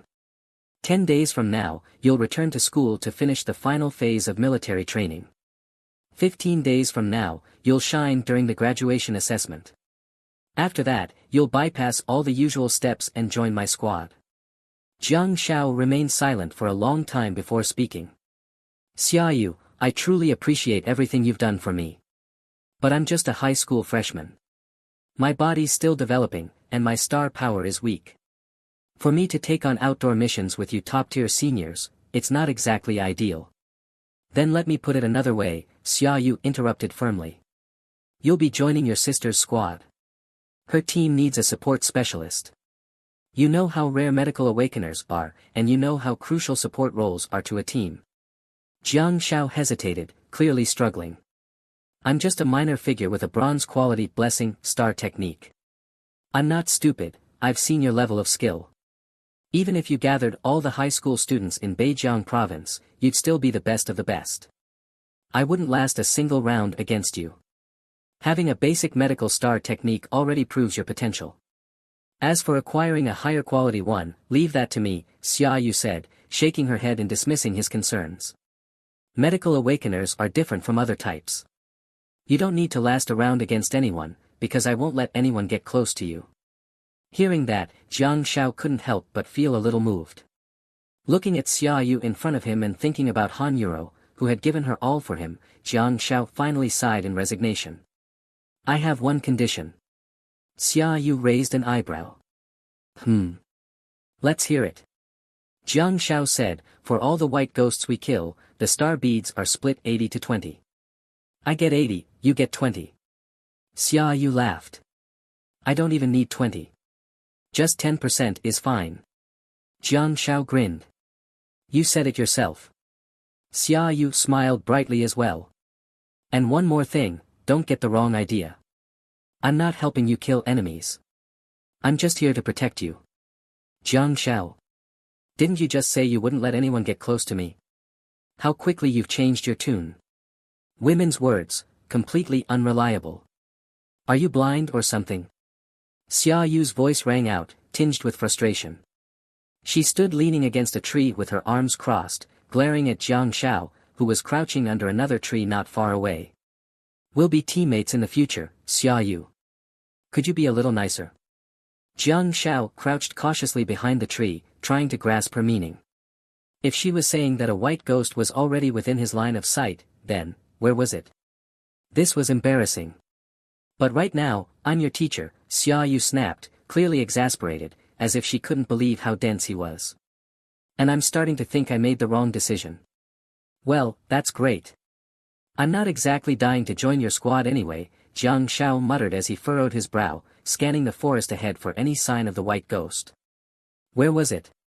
How could something be better at hiding than him? The tree. The tree. 11 o'clock, up in the tree. Xia Yu snarled through gritted teeth. It's been staring at you for ages. Oh. Jiang Shao poked his head out from behind the tree and looked up. On a snow-covered branch, he saw a pair of blood-red eyes quietly watching him. Jiang Shao stood up and strutted out into the open, beckoning to the white ghost perched on the branch. Since it had already spotted him, there was no point in sneaking around. To his surprise, the white ghost completely ignored him. It remained hidden behind the thick layer of snow on the branch, staring at him unblinkingly. I'm staring at you without blinking. Jiang Shao scratched his head. Was this thing mocking him? After carefully scanning the surroundings and confirming there were no other white ghosts, Jiang Shao decided to approach the tree. He kicked the trunk hard. Rustle, rustle.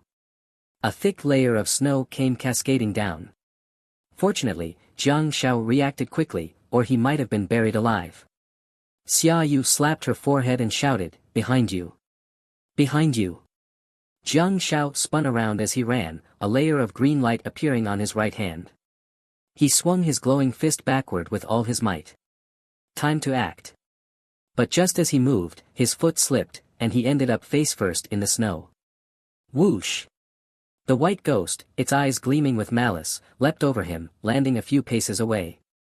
After a few rolls to disperse the force, it crouched low to the ground, steady and ready. Hiss! White ghost exhaled a faint mist, its crimson eyes locked onto Jiang Shao with a chilling intensity. Jiang Shao quickly scrambled to his feet, brushing off the accumulated snow on his body, and assumed a standard combat stance. Step by cautious step, he advanced until he reached an open clearing among the trees and stopped there. Finally, something resembling a proper fight. Xia Yu, observing Jiang Zhao's choice of terrain, nodded approvingly for the first time. The white ghost seemed to understand his intentions. Its pitch black, ghastly face contorted into an even more horrifying grimace as it let out a guttural, mindless growl and lunged toward Jiang Shao at an alarming speed. Go! Jiang Zhao's right hand glimmered with a vivid green light as he threw a punch at the leaping white ghost. From Xia Yu's perspective, the strong, hulking white ghost instantly overpowered the frail Jiang Shao, pinning him to the snowy ground. The two figures tumbled through the snow, green light flashing amidst their chaotic movements, almost as if they were playfully wrestling. Xia Yu's heart tightened as she stepped forward, her hand gripping the hilt of the massive blade strapped to her back. A fiery red arc of light sliced through the air. With the heavy blade's descent came the dull thud of something landing on the ground, a head rolled away, severed cleanly. The two children, frolicking in the snow, were suddenly reduced to one dead and one gravely injured. The world fell silent. What a remarkable woman. The white ghost had been straddling Jiang Shao, the two of them so close that their breaths nearly mingled. Yet Xia Yu's single strike had decapitated the white ghost with impeccable precision, leaving Jiang Shao completely unharmed despite his proximity. Such mastery of control and spatial awareness was nothing short of astonishing. "I thought you could at least last 2 rounds, maybe even exchange a few blows," came a voice filled with palpable disappointment. As the white ghost's head slumped to the ground, Jiang Shao struggled to push away its headless corpse. When he finally managed to sit up, Xia Yu's profoundly disappointed gaze met his own. Compared to that look, Jiang Shao would have preferred her loud rebukes. For someone like him, verbal insults and jabs wouldn't faze him, even outright mockery and disdain couldn't shake his mindset. But to wound him, one had to strike at his heart. And Xia Yu's deeply disappointed expression at this moment left him at a complete loss. "Take the star bead, and let's go. The scent of blood will attract more white ghosts," Xia Yu said as she sheathed her long blade and turned away, leaving Jiang Shao with only her retreating figure. Jiang Shao pursed his lips, dragging himself to his feet. He felt the scratches across his face and his torn clothing, then quickly cast a blessing on himself. He walked briskly to the now lonely head lying in the snow. The grotesque black face of the white ghost stared up at him, its surroundings stained red with blood. In this dimly lit world, under the ethereal glow of the aurora, the dark, ghostly visage appeared even more horrifying.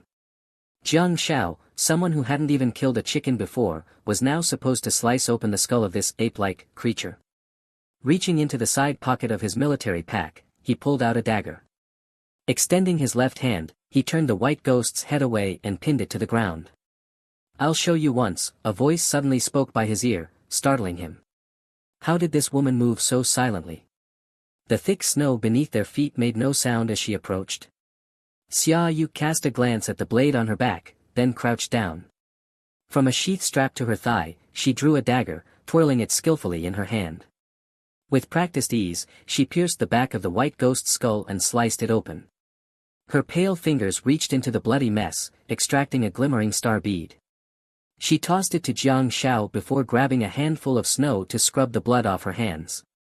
Rising to her feet, she walked away without another word.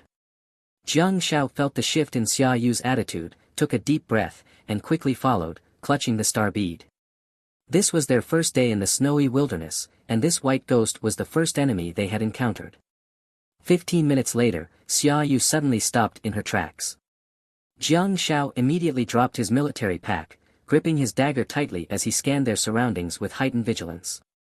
Xia Yu slowly backed up, leaning against a tree with her arms crossed, her expression unreadable. Jiang Zhao's eyes darted around. His tension, combined with the biting cold, caused his hand to tremble slightly as he held the dagger. "Try to move the battle to an open space. Don't let them get near any trees," Xia Yu finally spoke again. Jiang Shao nodded. It made sense. These ape-like, nimble creatures from another dimension would gain a significant advantage in dense forests. But they were already deep within the snowy woods. Even if they found a clearing, the space would be limited. Eventually, Jiang Shao spotted the scarlet glint of an enemy's eyes. He began to shift his steps to the right, his movements deliberate. He could endure Xia Yu's ridicule and curses, but he couldn't bear that look of disappointment. Steeling himself, he set aside his usual playful demeanor and adopted an unprecedentedly serious attitude. Whistling softly toward the shadow behind the tree, he taunted, "PSSST." The provocation seemed to work. The towering white ghost understood his intent and began to advance toward him, step by step. Close combat was imminent. Just as the fight broke out, an unfamiliar sensation surged through Jiang Zhao's mind. Basic skill unlocked, dagger mastery. 6 hours later, in a natural cave, the warm glow of a campfire flickered and danced. Jiang Shao, his clothing tattered and his body battered, sat dazed, watching as the flames in Xia Yu's right hand gradually extinguished. He couldn't help but marvel inwardly. Survival in the wilderness was a complex art, but thanks to the existence of star abilities, awakened individuals like Xia Yu found it far easier. Just now, he had watched her ignite the campfire by simply placing her hand into a pile of branches, without needing any kind of fire starter. In the 6 hours since their journey began, the two had encountered over 10 white ghosts. Without exception, Jiang Shao had been defeated each time. His greatest achievement was simply staying alive. By now, his once pristine military uniform was in tatters. The atmosphere was much heavier than when they'd first set out, and neither of them had spoken for some time. Xia Yu removed her massive blade and leaned against the cave wall. She crouched by the campfire, quietly warming herself. The flickering light illuminated her striking face, adding a trace of allure to her already commanding presence. After some thought, Jiang Shao opened his military pack, pulling out some tools. He poured bottled water into a pot, attempting to position it properly over the fire. As someone who had lived his entire life in the city, he lacked any survival skills and had to figure things out as he went along. "You're improving quickly. Maybe I've been too harsh on you, or my expectations were too high. After all, you only awakened a week ago," Xia Yu suddenly said, her voice carrying a mix of encouragement and self-reflection. Jiang Shao didn't respond.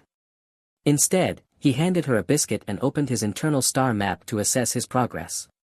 These 6 hours had been nothing short of hellish for him.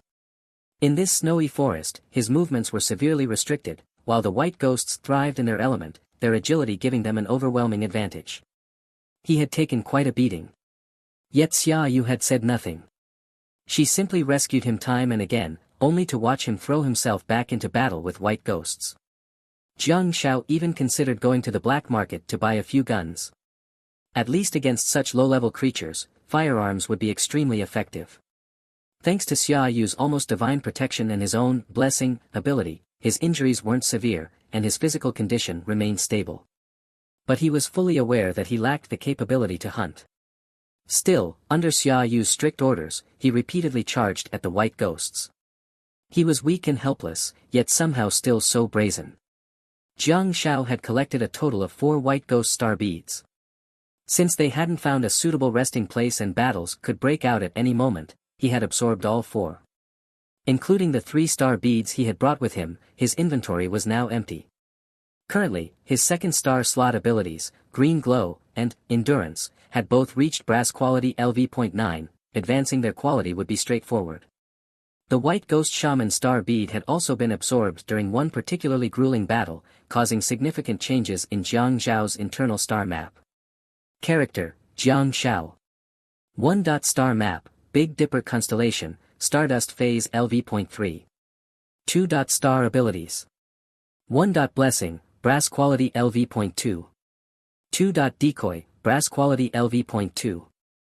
3. Green Glow, Brass Quality LV.9. 4. Endurance, Brass Quality LV.9. 3. Basic Skills. 1. Unarmed Combat, Brass Quality LV.6. 2. Star Power Abundance, Brass Quality LV.2. 3. Dagger Mastery, Brass Quality LV.1. 4. Skill Points, 3. While Jiang Zhao's total star power had not increased, both Green Glow and Endurance had reached Brass Quality LV.9 in just 6 hours. His unarmed combat skill had also improved by 1 level, reaching LV.6. Most surprising of all, a new basic skill had appeared in the 3rd section, Dagger Mastery. Jiang Shao was no expert with daggers. He had simply held it in a reverse grip while engaging in hand-to-hand combat with the white ghosts.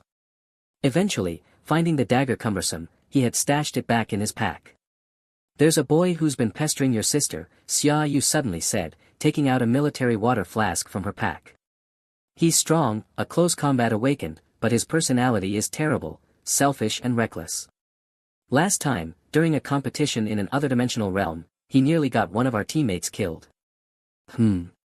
Jiang Shao opened his eyes. He realized he had been paying far too little attention to Han Yuxiu. "Our team has already split, but both families are still holding on for the sake of appearances. Han Yuru and I have become the sacrifices of this struggle," Xia Yu said softly, wrapping a towel around her hand. She picked up the scalding pot and poured the boiling water into a military canteen. If only your strength were a little better, as a rare medical awakener, you would have had the qualifications to replace one of our team members from the perspective of team building, she continued, her voice barely above a whisper. Forgive me if I'm being a bit impatient. Jiang Shao murmured, clutching his tattered clothing tightly as he sat on the cold ground. Around him, faint points of star energy slowly flowed into his body. I've already made up my mind to leave this team with Han Yuru. As for the price of leaving. Xia Yu sighed softly before continuing, honor, high-quality star pearl rewards, university admission quotas, our future paths will all change. It will be hard for Xiao Xue and me to find 2 other decent teammates at school. Each team has bonded and grown together for 2 years, now stepping into their 3rd. Unless there are major changes, it's rare for any team to willingly break apart, even if it means clinging to someone like Han Yuru or me. Of course, I'm referring to top-tier team members, not the regular ones. Those ordinary guys might be more than happy to approach us. Xia Yu chuckled self-deprecatingly, then continued, I want to preserve as much of the team as possible, leaving one teammate behind. I hope you can rise as a dark horse and replace that boy. The school might grant face-saving measures for his family, but if it's about betting on rankings across Jiang province or even nationally, that boy's family doesn't have enough pull. I hope you can grow quickly. I've already asked my family to find high-quality medical star pearls for you, Xia Yu said, taking a sip of hot water. Jiang Shao remained silent, unmoved. After a moment of quiet, Xia Yu spoke again, that boy has been pursuing your sister since breaking up with his ex-girlfriend a year ago. His methods are despicable. I've been shielding her for a year, but I don't know how much longer I can hold him back. Sometimes, people are just limited by their abilities. Jiang Zhao's eyes suddenly opened. What's his name? He asked. A faint smile spread across Xia Yu's face. If we make it out of this snowfield alive, I'll tell you. With that, she gently set down the canteen. If you can't make it out, I will resolutely leave this team with your sister. Jiang Shao was taken aback. Is it really necessary to be so absolute? Under the flickering firelight, Xia Yu's beautiful eyes glimmered between light and shadow, her smile radiant. My resolve is even stronger. Inside the natural cave, 8 hours passed slowly as the 2 took turns keeping watch. At this moment it was Jiang Zhao's turn for the first shift and Xia Yu's for the second. Xia Yu lightly kicked the sleeping bag where Jiang Shao was wrapped. Her movements were gentle, as she noticed the faint star energy lingering around his body. She understood that while he seemed to be asleep, he was actually in a state of conscious absorption of star energy. Jiang Shao opened his eyes, crawled out of the sleeping bag, and slowly stood up, stretching his body. His rest had been far from peaceful, caught in a state between waking and dreaming. Perhaps because of the weight on his mind, he had given up on trying to sleep an hour ago and had begun absorbing star energy with his eyes closed. Yet his star energy remained stagnant at Stardust phase, LV.3. Even with endless absorption, the total amount wouldn't increase. Despite this, he persisted, repeatedly cycling his internal star energy and attempting to impact his star map. Whether this method would be effective, he didn't know, but since he couldn't sleep, he had to keep himself occupied. Xia Yu strapped the massive blade onto her back and added more branches to the fire instead of extinguishing it. The 2 planned to stay here for an extended period, which meant venturing farther for hunting. The scent of blood was sure to attract large numbers of white ghosts, something they couldn't afford. The colors of this world had never changed. When Jiang Shao first arrived here, he had been awestruck by the beauty of the sky's resplendent star river and the dreamlike hues of the shifting auroras. But after just one day, he began to miss the daylight and the pitch-black night he once knew. This half-light, half-dark world left him, a man from Earth, feeling deeply unsettled. The 2 trekked long distances. Along the way, they encountered a few white ghosts. However, with Xia Yu wielding her massive blade, surrounded by blazing flames and surging star energy, the white ghosts chose not to hunt them. It wasn't until after an hour of walking that they truly entered hunting mode. Holding a dagger, Xia Yu exhaled faint white breath as she etched marks into the trees along the way, recording their path. Suddenly, her body froze, her heart tightening. She had heard a faint sound, but what terrified her most was that it came from right beside her, dangerously close. There, blending seamlessly with the snow, a hunter lay in wait. It had been crouching in the snowdrift for who knew how long, forming an inconspicuous outline under the gusts of snow. Gripping her dagger tightly, Xia Yu began to retreat slowly, tilting her head slightly toward Jiang Shao in a subtle signal. Jiang Shao carefully set down his military pack and followed her gaze, spotting what could only be described as the ultimate predator. Xia Yu had almost stepped on its face moments ago, yet it remained motionless. What patience! This was the hallmark of a truly exceptional hunter. Its goal wasn't just one victim, it intended to rip both Xia Yu and Jiang Shao to shreds. Or, was it just sleeping? Jiang Shao wondered if he might be overestimating it. After some thought, he drew his dagger and began approaching the nearly imperceptible humanoid outline. His heart pounded furiously, would this be his first real kill? Clutching the dagger, he thrust it downward with all his might. Bang!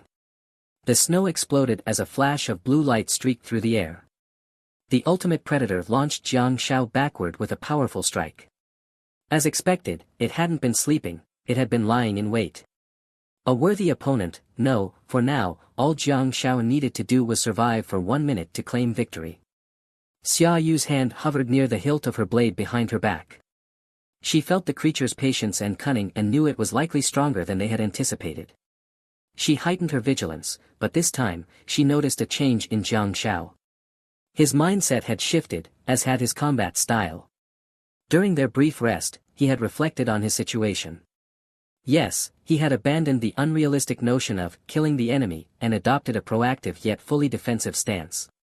He discarded the cumbersome dagger, his fists glowing faintly, and focused on creating distance from the white ghost, evading its claws and fangs as he stumbled and dodged haphazardly through the snow. Xia Yu's eyes gleamed faintly. After observing him for over 20 seconds, she calmly unscrewed the lid of her military canteen and took a sip of warm water. This kid's adaptability wasn't bad at all. Jiang Shao fought while retreating. His body was covered in countless wounds, and blood streamed down his face, his appearance utterly wretched. A burst of blue light flashed as his fist finally connected with the white ghost's sharp claws, forcing the creature back several steps and buying him a brief moment to catch his breath. Shing! Seizing the opportunity, a white light descended from above, enveloping Jiang Shao and slowly healing his wounds and restoring his vitality. Don't let it outsmart you. Your intelligence is higher than its, Xia Yu remarked, sipping from her thermos. Startled, Jiang Shao suddenly mustered all his strength, half of his body now glowing with blue light, as he charged toward the ferocious, tiger-like white ghost. Bang! The repelling effect of the blue light proved to be a godsend, simple yet incredibly effective. The battlefield shifted once again. In this not-so-dense snowy forest, small clearings were plentiful, but the tightly clustered trees were even more numerous. If the white ghost managed to drag the fight near the trees, it would put Jiang Shao at a severe disadvantage. Even a single lonely tree trunk could be used to devastating effect by the agile creature, it was as nimble as a monkey, almost eerily human-like. Hold out for 1 more minute, and I'll reward you with some water, Xia Yu finally smiled. Jiang Shao gasped for breath, stumbling backward with uneven steps. Another white blessing light descended from above. Simultaneously, he clutched a star pearl in one hand, drawing its faint star energy into his body. In his mind, a notification appeared. Star technique quality enhanced. Blue light, silver quality LV.1. Endurance, silver quality LV.1. Nearby, Xia Yu laughed softly, saying, "Little pup, I like brave men, but I adore men who fight with their brains even more." The white ghost, thrown off balance, flipped itself upright and clung to a tree trunk, scurrying up in a flash. Jiang Shao, however, remained calm, seizing the moment to frantically bless himself. Perhaps realizing that its prey was stacking buffs like mad, even the white ghost's limited intelligence grasped that a prolonged battle might not be the best choice. Bang! The white ghost's foot collided with the massive pine tree, producing a heavy, muffled sound as chunks of accumulated snow cascaded down. Amid the flurry of falling snow, a snow-white figure suddenly leaped out from the blizzard. On that pitch-black ghostly face, a pair of crimson eyes burned brightly, the most jarring color against the pure white backdrop. Jiang Zhao's right hand clenched into a fist, and the Beidou star chart silently emerged.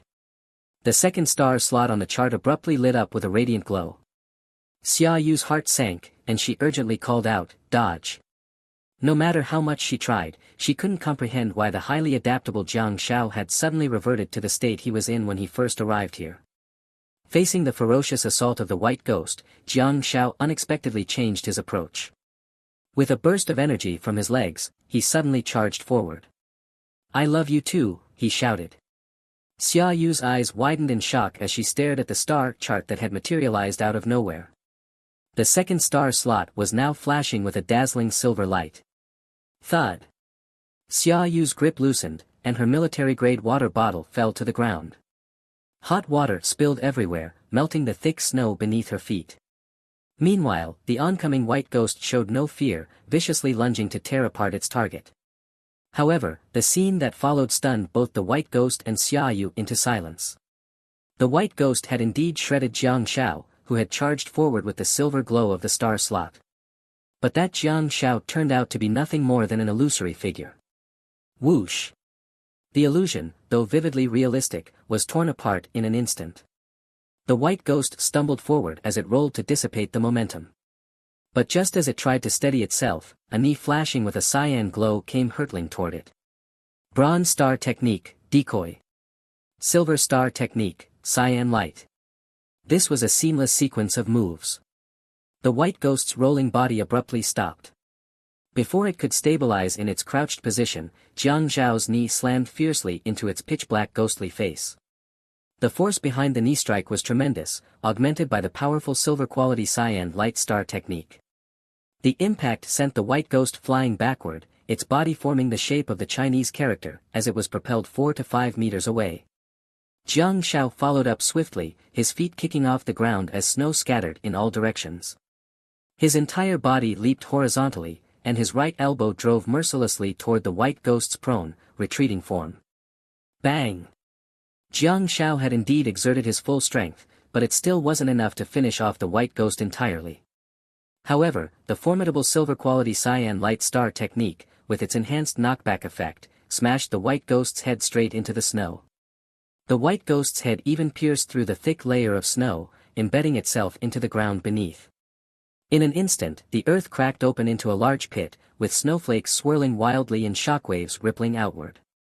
The next moment, a massive blade descended from above, narrowly grazing Jiang Zhao's waist as it plunged into the ground, impaling the white ghost's abdomen. Xia Yu had chosen an extraordinarily precise angle. Even though Jiang Shao was crouched over the white ghost, delivering an elbow strike, his body hadn't fully covered the creature but was instead angled to the side. "I lack effective finishing moves. My strength isn't enough. I rely entirely on the unique effects of my star techniques to achieve results like this," Jiang Shao said as he stood up. But his tattered collar was abruptly seized. Xia Yu yanked Jiang Shao close, her voice low and intense. "Care to explain what just happened?" Feeling the sharpness of her gaze and the heat of her breath, Jiang Shao grew visibly uncomfortable and awkward. At 16, his energy was boundless, and his body was prone to agitation. Jiang Shao instinctively stepped back, only to be blocked by Xia Yu. With no other choice, the flustered Jiang Shao attempted to defuse the tension with humor. "Hello, Xia Yu. I'm your new teammate, Jiang Shao." Xia Yu raised an eyebrow, tilted her head, and locked her fiery gaze onto Jiang Zhao's eyes. "Jiang Shao. Trying to play coy now?" Jiang Shao, Xia Yu, cut the nonsense. Your second star technique is bronze quality. How did it suddenly become silver quality just now? Jiang Shao leaned his head back.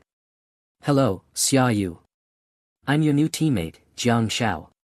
Xia Yu shook him by the collar, her curiosity and excitement bubbling over. "And what about your first star slot?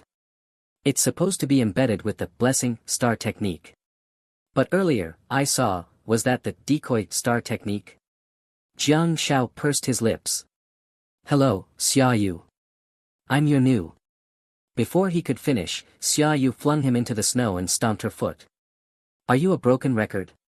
Beneath them, the nearly lifeless white ghost let out a faint whimper before its miserable existence came to an end. Wasting no time, Xia Yu quickly harvested the white ghost star orb, grabbing the snow-dusted Jiang Shao as they hastily moved away. What exactly is going on? Xia Yu pressed urgently as they walked. Jiang Shao sighed. The path to protecting Han Yurua is long and arduous, but I have the perseverance and determination to realize my dream of becoming her boyfriend. Xia Yu was on the verge of snapping. Through gritted teeth, she hissed, "Say one more word of nonsense, and I'll pin you to a tree." "Then keep your distance, your voice is tickling my ears," Jiang Shao quickly retorted. "Humph." Xia Yu released him, her curious gaze urging him to speak. "I have 9 star slots. When people first see my star chart, they judge my potential. But the truth is, my 2-star slots each hold dual star techniques," Jiang Shao finally revealed. Xia Yu's small mouth fell slightly open as she stared at Jiang Shao in astonishment. "You have Blessing, Decoy, Cyan Light, and Endurance all in 2 slots." Jiang Shao nodded. "Yes." Xia Yu was momentarily stunned. The mischievous boy she once regarded as unremarkable had suddenly revealed such formidable strength. Dual star techniques were incredibly rare. What intrigued her even more was the prospect of upgrading star techniques' quality. Jiang Shao continued at the right moment. "When I awakened my star techniques, I felt I could enhance their quality. I discussed this with Han Yurua, but she didn't believe me. Now, it's proven true." Even witnessing it firsthand, Xia Yu struggled to believe it. "You can really upgrade the quality of star techniques?" Without further explanation, Jiang Shao activated his Beidou 9-star chart. Wisps of faint stardust rippled outward, and the 2nd star slot, which once emitted a bronze glow, now radiated with silver brilliance. "This is truly..." Xia Yu murmured in disbelief, her face full of awe. "Incredible. Han Yurua told me not to show my dual star techniques easily, but we're on the same side, right?" Jiang Shao said. "After this display, we're definitely allies," Xia Yu praised. "Your sister's influence is something else. She even talked to me about helping you graduate and lining up a job." Jiang Shao. "I'm only in my first year of high school, and she's already planning my career. What about helping me find a girlfriend?" Xia Yu pressed further. "How do you upgrade the quality of a star technique? Does it require specific resources? Can the medical type Blessing star technique be upgraded?" "It can," Jiang Shao replied simply, without hesitation. "You give me star orbs, and I'll help escort you through your senior year's trials and onto a bright path. That's the immediate priority." Of course, Jiang Shao didn't see this as an equal exchange. He remembered Xia Yu's kindness and planned to repay her by helping her get into a top university in the future. Ultimately, Jiang Shao's focus remained on Han Yurua's future. If Xia Yu decided to disband the team to ensure the survival of just 2 members, Jiang Shao would support her decision to repay Han Yurua's kindness. With her wealthy and headstrong demeanor, Xia Yu demanded, "How many star orbs would it take?" Jiang Shao carefully considered his words. "I'm not sure. With compatible star orbs and continuous training, I estimate it's possible to upgrade." Xia Yu nodded thoughtfully, then asked again, "Is there a limit to how much a star technique can be upgraded? Could Cyan Light reach gold quality?" "It can, but I wouldn't be able to handle it." Jiang Zhao's response left Xia Yu dumbfounded. "Xia Yu, huh? My star power is too weak. Using a single silver quality Cyan Light just now consumed half my star power," Jiang Shao admitted gloomily. Still caught up in her daydreams, Xia Yu was abruptly dragged back to reality by Jiang Zhao's confession. She stared at him in stunned silence for 3 seconds before angrily ruffling his hair. "You weakling." Jiang Shao had long been worried about this issue. What would happen if his star power couldn't keep up with the level of his star techniques? Now, he was experiencing the frustration firsthand. At least Xia Yu noticed his dejection and offered some comfort. She reminded him that he might be underestimating himself. For someone who had only awakened 2 months ago, his star power reserves were perfectly normal. Over the next few years, as Jiang Shao and his peers navigated their high school journey, their star power would steadily and rapidly grow. After all, at 15 or 16, they were still adolescents, in the prime of their physical development. However, Jiang Zhao's exceptionally high ceiling for star techniques inevitably raised the bar for his star power and physical fitness. As Jiang Shao examined the upgraded silver quality cyan light, he noticed the upgrade requirements had changed. Cyan light, silver quality LV.1, upgradable. Upgrade requirements, white ghost star orbs, 10, or skill points, 10. Originally, it only took 10 white ghost star orbs to enhance quality, but now 10 star orbs can only improve a minor level, multiplying tenfold. So, to upgrade from gold to platinum quality, does that mean it would take 100 star orbs for a minor level increase and 1000 star orbs to enhance the quality? It seems not entirely unacceptable. Jiang Zhao's star technique quality had improved, and Xia Yu was equally delighted. To her, as long as it could be solved with money, it wasn't a problem. Of course, this was only because it was a bronze-quality white ghost sorcerer star orb that Xia Yu could be so confident. If Jiang Shao needed to upgrade a rare gold-quality star technique, even with Xia Yu's family background, it would be unaffordable. There are various ways to obtain star orbs. If you become an awakened and enroll in a formal school, the government will periodically distribute star orbs and use them as rewards in various assessments to encourage awakened students to strive forward. For those wealthy and qualified enough to join government-sanctioned dimensional space expeditions as part of an awakened team, the star orbs obtained in these ventures could be internally distributed. If they were feeling particularly idle, they could sell them to the government or trading companies. Generally, trading companies offer slightly higher prices for star orbs than the government does. However, for people like Han Yuro and Jiang Shao, who entered the snowfield without spending money thanks to their parents' connections, it's better to sell their spoils to the government for recycling. Better not to mind the loss of a couple $100, after all, they'll need to go back to the snowfield again. Besides, the star orbs that Jiang Shao and Han Yuro acquired weren't even enough for their own use, so selling them was out of the question. In the northern Jiang lands, the most common dimensional creatures are white ghosts, while in volcanic regions, lava ghosts are more prevalent. As a result, the prices of these two types of star orbs remain relatively stable.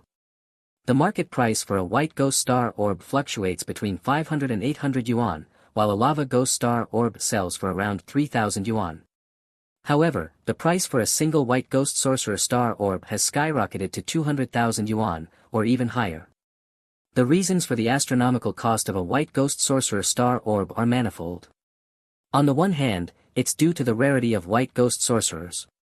On the other hand, the appearance of a white ghost sorcerer is typically accompanied by a large population of white ghosts, making it extremely difficult to obtain these star orbs. But the most fundamental reason is that it contains a healing-type star technique. This is why even a low-level, lowest-quality star orb can fetch such an exorbitant price. When Jiang Shao learned that a single white ghost sorcerer star orb could be worth 200,000 yuan or more, his heart felt as if it were being cut with knives. Damn it, it truly is a world where the rich dominate while the poor struggle. This is so costly. And the real issue is that even if you have money, you might not be able to buy one. White ghost sorcerer star orbs are always in short supply, with demand far exceeding supply. However, this also brought some good news for Jiang Shao. If he ever ran out of money, he could just hunt more white ghosts and sell them to cover his tuition fees. That said, the government's purchase prices were indeed a bit of a ripoff. A single white ghost corpse could be recycled for 200 yuan, while a white ghost star orb could barely fetch 300 yuan. Selling to trading companies would yield a slightly higher price, but only by a few dozen yuan more. Anyone with half a brain knows that once a basic healing-type star technique is unlocked, as long as the person's luck and aptitude aren't utterly terrible, their future prospects are limitless.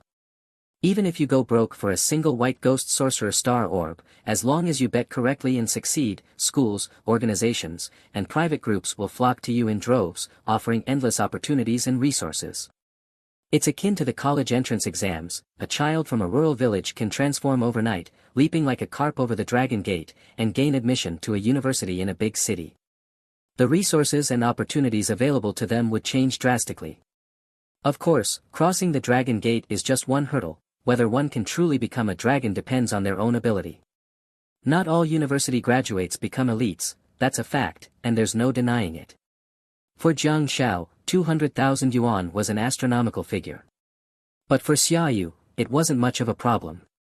If a star orb cost 2 million yuan apiece, Xia Yu might have to think it over carefully. But 200,000 yuan per star orb? Buy. Bye. Bye. She'd get 10 first and then decide what to do next. The Xia family was an ordinary family, not particularly large, powerful, or influential, but with some savings. In Jiang Zhao's eyes, Xia Yu was very wealthy. After all, there was a Porsche 911 parked in her garage. But compared to truly wealthy families, Xia Yu was as poor as Jiang Zhao. It's like how Jiang Zhao viewed NBA players and Bill Gates. Both Shaquille O'Neal and Bill Gates were unimaginably rich to Jiang Zhao. After all, O'Neal earned tens of millions of dollars annually. But to Bill Gates, O'Neal was relatively poor. Xia Yu's mother, He Ziyun, was a businesswoman with some pocket change, while her father, Xia Shanhai, retired from the Pioneer Corps due to injury, and his status and influence had drastically diminished compared to before. For such scarce and in-demand star orbs, it wouldn't be easy to acquire one without pulling some strings.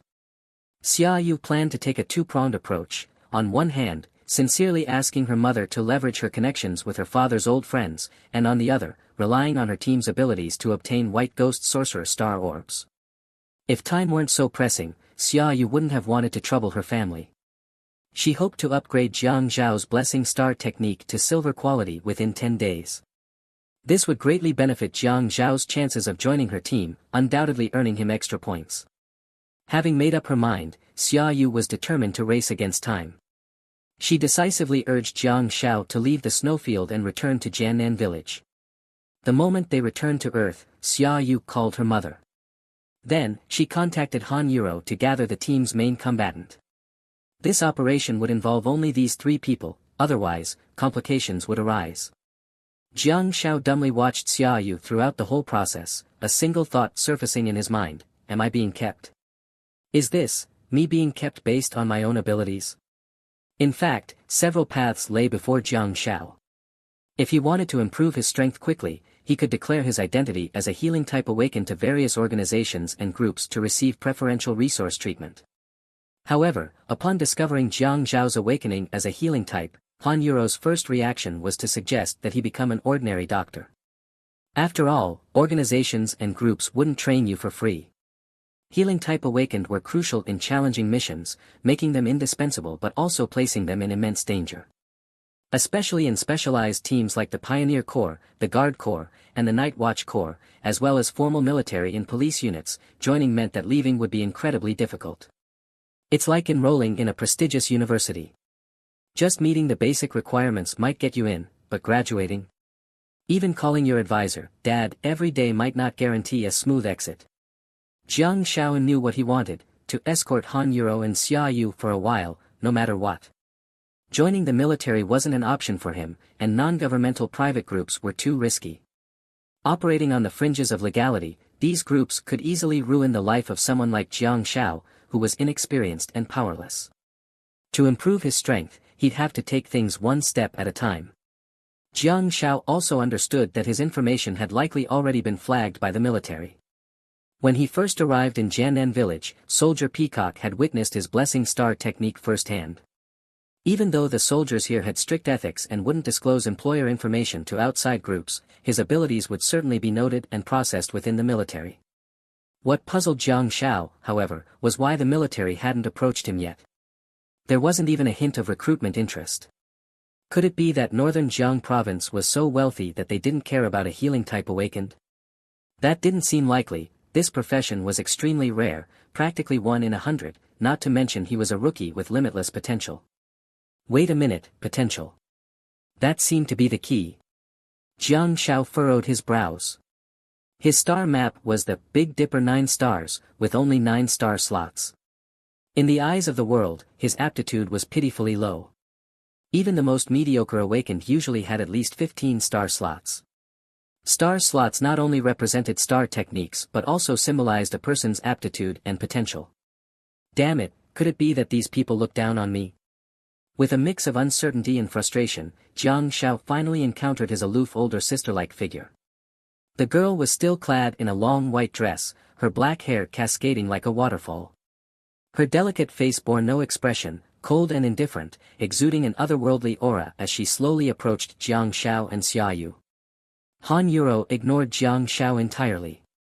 She looked directly at Xia Yu, furrowed her brows, and uttered a single word. Xia Yu's mood lifted instantly when she saw Han Yuro, like a playful little kitten, or rather, a big cat, leaping forward and wrapping her arms around Han Yuro in an embrace. She leaned close to her ear and whispered, "No." Han Yuro immediately pushed Xia Yu away and spat at her, "Get lost." "Hee, we're going to hunt white ghost shamans," Xia Yu explained with a grin. "For you and me, hunting white ghost shamans doesn't even qualify as an A-level mission," Han Yuro replied coldly. I'm right here, fleeting like a startled swan, brilliant like summer flowers." Jiang Shao suddenly began humming a little tune. Han Yuro's frozen expression finally cracked. She turned her head to glare at Jiang Shao, then stepped forward, straightening the tattered camouflage jacket he was wearing. "You're not hurt, are you?" she asked. Jiang Shao pointed to his torn and battered uniform. "What do you think? If you still have the energy to talk back, it means you're not hurt." Han Yuro snorted, ruffling Jiang Shao's hair. "Go change your clothes." You too," Xia Yu pointed a finger at Jiang Shao, or more accurately, at Han Yuro's hand resting on Jiang Zhao's head, and shouted at Han Yuro, "You've never been this affectionate with me." Jiang Shao stepped back, evading Han Yuro's hand, and glanced at the indignant Xia Yu. "Diamond Star Technique, swoon over the sister next door. Afraid yet?" Xia Yu kicked Jiang Shao in the backside. "Go change your clothes. Now." "Got it." Jiang Shao scrambled toward the changing room, half running, half stumbling. Han Yuro looked slightly uncomfortable. In a rare move, she changed the subject. "Why did you send a message saying this was an A-level mission?" "It's just hunting white ghost shamans." Xia Yu let out a dissatisfied humph and replied, "To be precise, the more we kill, the better. Time limit is 9 days, well, let's say 10 days. Oh, by the way, take 2 days off from school. We'll report in late." "What do you mean?" Han Yuro asked, confused. Xia Yu looked at her, putting on a pitiful, woeful expression, and sighed dramatically. A poor, obedient little brother told his sister everything, only for her not to believe him. She even doubted him, insulted him, and trampled all over his feelings. What a heartless woman. "Xia Yu." Han Yuro bit her lip. "Speak like a normal person." Xia Yu leaned in close to Han Yuro's ear and whispered, "He told you a long time ago, his star technique can enhance its quality." Han Yuro's body trembled slightly. She even forgot to step back. Turning to Xia Yu, she asked, "Was he telling the truth?" Mua, without hesitation, Xia Yu planted a kiss on Han Yuro's cheek, her lips landing on that soft, irresistible peach-like skin. Han Yuro hastily stepped back, wiping her cheek in disgust. But she couldn't afford to care too much right now. She asked again, "Was he telling the truth?" Xia Yu nodded gleefully, her heart swelling with a sense of accomplishment. "I saw it with my own eyes." Han Yuro's breath hitched slightly. So, that kid really hadn't lied to her. In that moment, an indescribable sense of pride and joy surged through Han Yuro's chest. At the same time, she began to fully grasp just how extraordinary her little brother truly was. Was this really a god-tier individual with only 9 star slots? A mischievous, irreverent god?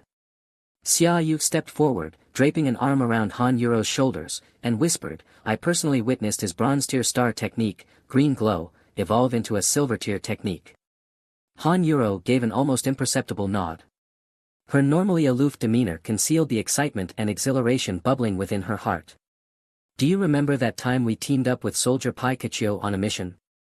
Xia Yu asked suddenly. Han Yuro responded. "That little mutt never revealed his star map during the entire mission," Xia Yu whispered. "Soldier Pikachu only gathered from our conversations that Jiang Shao only has 9 star slots, a level of aptitude so low it's practically unheard of. After all, even the most mediocre awakened individuals generally had at least 15 star slots. Jiang Shao, with his single-digit star slots, was as rare as someone like Han Yuro, who had 30 star slots. The siblings were polar opposites." Hearing this, Han Yuro fell silent, lost in thought. Her eyes flickered slightly as a realization dawned on her. "There's a lot of room for maneuvering here," Xia Yu continued in a hushed tone.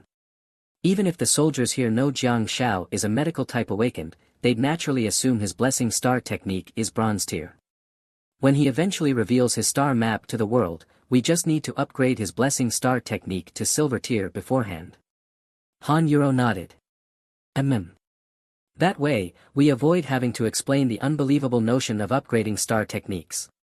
And even if the military catches wind and starts questioning us, we can insist that Jiang Shao absorbed an incredibly rare silver tier white ghost shaman star bead from the start.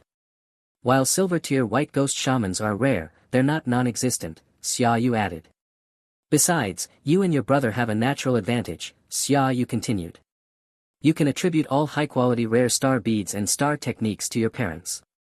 If anyone asks, just say they're rare star beads left behind by your parents for the two of you. I get what you're saying, but, what about the future? Han Yuro looked uncertain. We can't suppress his ability to enhance star techniques just because we're afraid of exposure. With such a powerful trait, he's destined to. Han Yuro's excitement dimmed, replaced by a flicker of worry. It was almost laughable, but the stronger Jiang Shao became, the more advanced the teams he might join in the future, and the more dangerous missions he would face. His safety would become increasingly difficult to guarantee. Just like their parents, heroes among the pioneers, who had disappeared 3 years ago.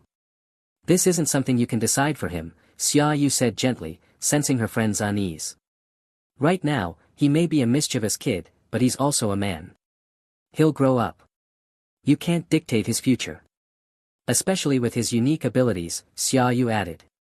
As a medical type awakened, he's destined to walk a different path than most. There's a very real possibility, Xia Yu continued, what if Jiang Shao truly aims to follow in your parents' footsteps and dreams of joining the Pioneers Corps or the revered Night Watch Corps? Her words deepened Han Yuro's anxiety. Setting aside the honor and prestige, such corps come with higher risks, but also greater rewards, Xia Yu said.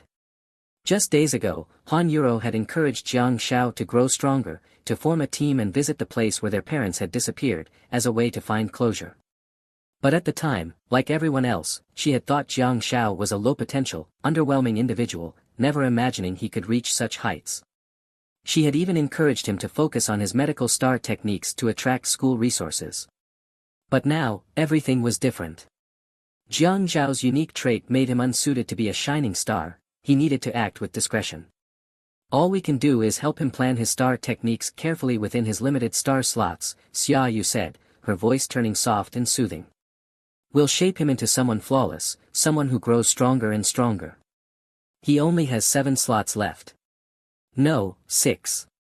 He must reserve 1 slot for a star pet. That's too important for him, Xia Yu sighed. Compared to us, with 28 or 30 star slots, his are far too precious. Han Yuro remained silent, not responding. Her thoughts drifted elsewhere. She could only hope to find a powerful backer for Jiang Shao before his ability to upgrade star techniques became public knowledge. His talent was extraordinary, but it would also invite envy and danger. She feared he might be assassinated by foreign awakened individuals before various groups could even compete over him. Amid the silence, Jiang Shao emerged from the changing room, dressed neatly in camouflage gear with his pack replenished and ready to go. You've been chatting for so long. You haven't even changed yet, Jiang Shao said, glancing at Han Yuro, who was still in her flowing white dress. It's freezing here. Han Yuro replied flatly, her emotions complicated as she turned to head into the women's changing room. Jiang Shao didn't notice anything unusual, Han Yuro had always been like that. Hey, kid, Xia Yu called out with a grin. Since you've decided to join our team, I need to tell you about our star techniques, combat styles, and habits. Okay, Jiang Shao nodded obediently. After a few days of fighting alongside Xia Yu, he had a rough understanding of her. Despite being a woman, she was an aggressive close combat warrior, wielding a massive blade with deadly precision and agility. She had saved his life at critical moments more than once. Jiang Shao had come to think of her as an agile fighter. Warrior, 28 star slots, 2 bronze, 5 silver. My star map is a 2-handed greatsword, Xia Yu said lightly. I know that already. Why emphasize the shape of your star map? Jiang Shao asked curiously. Your sister didn't tell you. Xia Yu blinked, then smirked mischievously. Figures. She probably thinks you're just a weakling. Jiang Shao. Resting her elbow on his shoulder, Xiaoyu chuckled. When you've lit up all your star slots and your star power reaches the nebula or starry sky stages, you'll be able to transform stars into weapons. Transform stars into weapons? Jiang Shao struggled to keep his shoulder steady, wary of being crushed under her weight. Why was this woman so heavy? She had a great figure. Was it the massive blade she carried? Yes, you can refine your star chart, turning it into a weapon or your closest companion. While such things are still far off for us, the shape of most people's star charts can determine their future paths, Xiaoyu said, her voice steady. It's best to choose a profession that aligns with your star chart. For example, the profession that suits me best is that of a warrior who wields a dual-handed sword. That's why my weapon is so peculiar, she continued, answering the question that had been lingering in Jiang Zhao's mind. It was clear now why the massive blade in Xiaoyu's hand had seemed so out of place. No ordinary person would choose such a weapon. Wait a second. Han Yuro's star chart was a blazing white flame, clearly suited for a long-range mage-type awakener path, and she had indeed pursued that route. But what about Jiang Shao? His star chart was the 9 stars of the Big Dipper. What did that even mean? The two young women had both assumed he was some kind of support-type awakener, which explained the peculiar nature of his star chart. But Jiang Shao knew the truth. He wasn't a support-type awakener at all, he was an all-class awakener, capable of absorbing any star orb or star skill. So, what profession best aligned with the 9 stars of the Big Dipper star chart? Calling it the 9 stars of the Big Dipper sounded grand, but to put it bluntly, it looked more like a spoon, or, at its worst, a giant question mark. Every time Jiang Shao visualized his star chart, he felt as though the universe was mocking him. Without fail, the chart appeared as a question mark. Star chart. Jiang Shao. 9 star slots, yet it insisted on mimicking the 7 stars of the Big Dipper. Was it trying to elevate its status? Setting aside his delusions, Jiang Shao decisively chose the spoon over the question mark. But still, if he were to one day refine his star chart into a weapon, would he really end up fighting with a spoon? Or? Jiang Zhao's eyes suddenly lit up. Was he perhaps destined to become a Yangjila asterisk? On the vast snowy plains, 3 young figures trudged steadily through the white expanse. Xiaoyu led the way, her tall and striking silhouette cutting through the frost, while Jiang Shao and Han Yuro walked side by side behind her. Jiang Zhao's gaze landed on Xiaoyu's figure ahead as he listened to her meticulously explain combat-related information, not something as frivolous as her measurements. I'm at 2 bronze and 5 silver star skills. My bronze skills are green glow and endurance. Of course, I'm not as freakish as you, managing to slot 2 star skills into a single star slot, Xiaoyu said, her voice carrying a hint of pride. There was no one else around, so she raised her voice slightly. I've always wondered, since you're pretty well off, why not just buy some practical gold star skills? Jiang Shao asked curiously. Do you think I'm as weird as your sister? Xiaoyu shot him a glare, though she didn't slow down. You Shao siblings are seriously abnormal. Jiang Shao, how so? The quality of star skills you can absorb depends on your star force level. Bronze awakening stage awakeners can't absorb gold star skills at all, and even for nebula stage awakeners, the odds are slim. Normally, only galaxy stage awakeners have a decent chance, Xiaoyu explained, shaking her head. For someone like me, at most, I can use silver star skills during the nebula stage. Unlike your sister, who's some kind of prodigy. She managed to absorb a gold star skill right after reaching the nebula stage. Ugh, let's not talk about this anymore. It's annoying, Xiaoyu said, waving her hand dismissively. My 5 silver star skills are Scorching Flame, Explosive Flame, Flame Arc, Critical Strike, and Berserk. Jiang Shao watched her intently, waiting for her to elaborate. Here, Scorching Flame, Xiaoyu said, skipping any lengthy explanation. She demonstrated by drawing her massive blade, dragging it across the snowy ground. Her pale hand ignited with fiery red patterns, like serpents of flame climbing up the blade, dyeing it in fire and transforming it into a flaming greatsword. The damage is decent, she noted casually, withdrawing the fiery patterns. The flaming greatsword returned to its cold metallic state as she sheathed it on her back. Flame Arc, you've seen before. It works with weapons to release arcs of flame. The outer layer is fire, but the killing power comes from the energy beneath, which depends on how much star force you channel, Xia Yu patiently explained. Explosive flame overlaps with your sister's skill. I didn't have much choice since the molten ghost star orb contains 2 star skills. I wanted scorching flame but ended up absorbing explosive flame first. But I have more star slots, so I can afford mistakes, Xia Yu said with a smile that Jiang Shao found particularly infuriating. I don't use explosive flame much since I can't throw my sword. Occasionally, I'll use it as a taunt, a signal, or when my reach isn't long enough, Xia Yu added.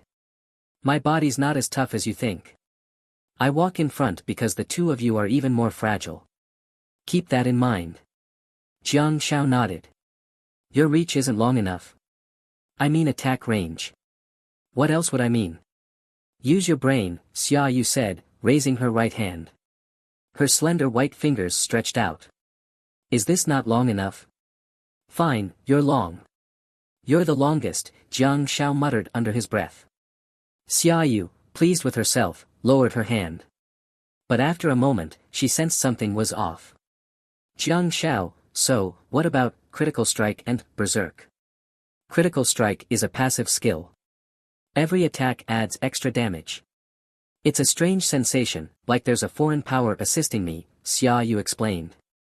As for berserk. Jiang Shao, Little dog, you'd better hope you never see me use that skill. If I do, I hope you can wake me up, Xia Yu said, her smile faint. It significantly boosts all physical attributes but at the cost of losing rationality, Han Yuro interjected, her tone calm. Xia Yu pouted but didn't respond. Yang Jila is a reference to the Pokemon Alakazam in Chinese, known for wielding spoons as part of its design and psychic abilities. Yes, you can refine your star chart, turning it into either a weapon or your closest companion. These concepts are still far off for us, but for most people, the shape of their star chart determines their future path, Xia Yu explained. It's best to choose a profession that aligns with your star chart. For instance, the profession that best matches my star chart is that of a warrior who wields a two-handed sword.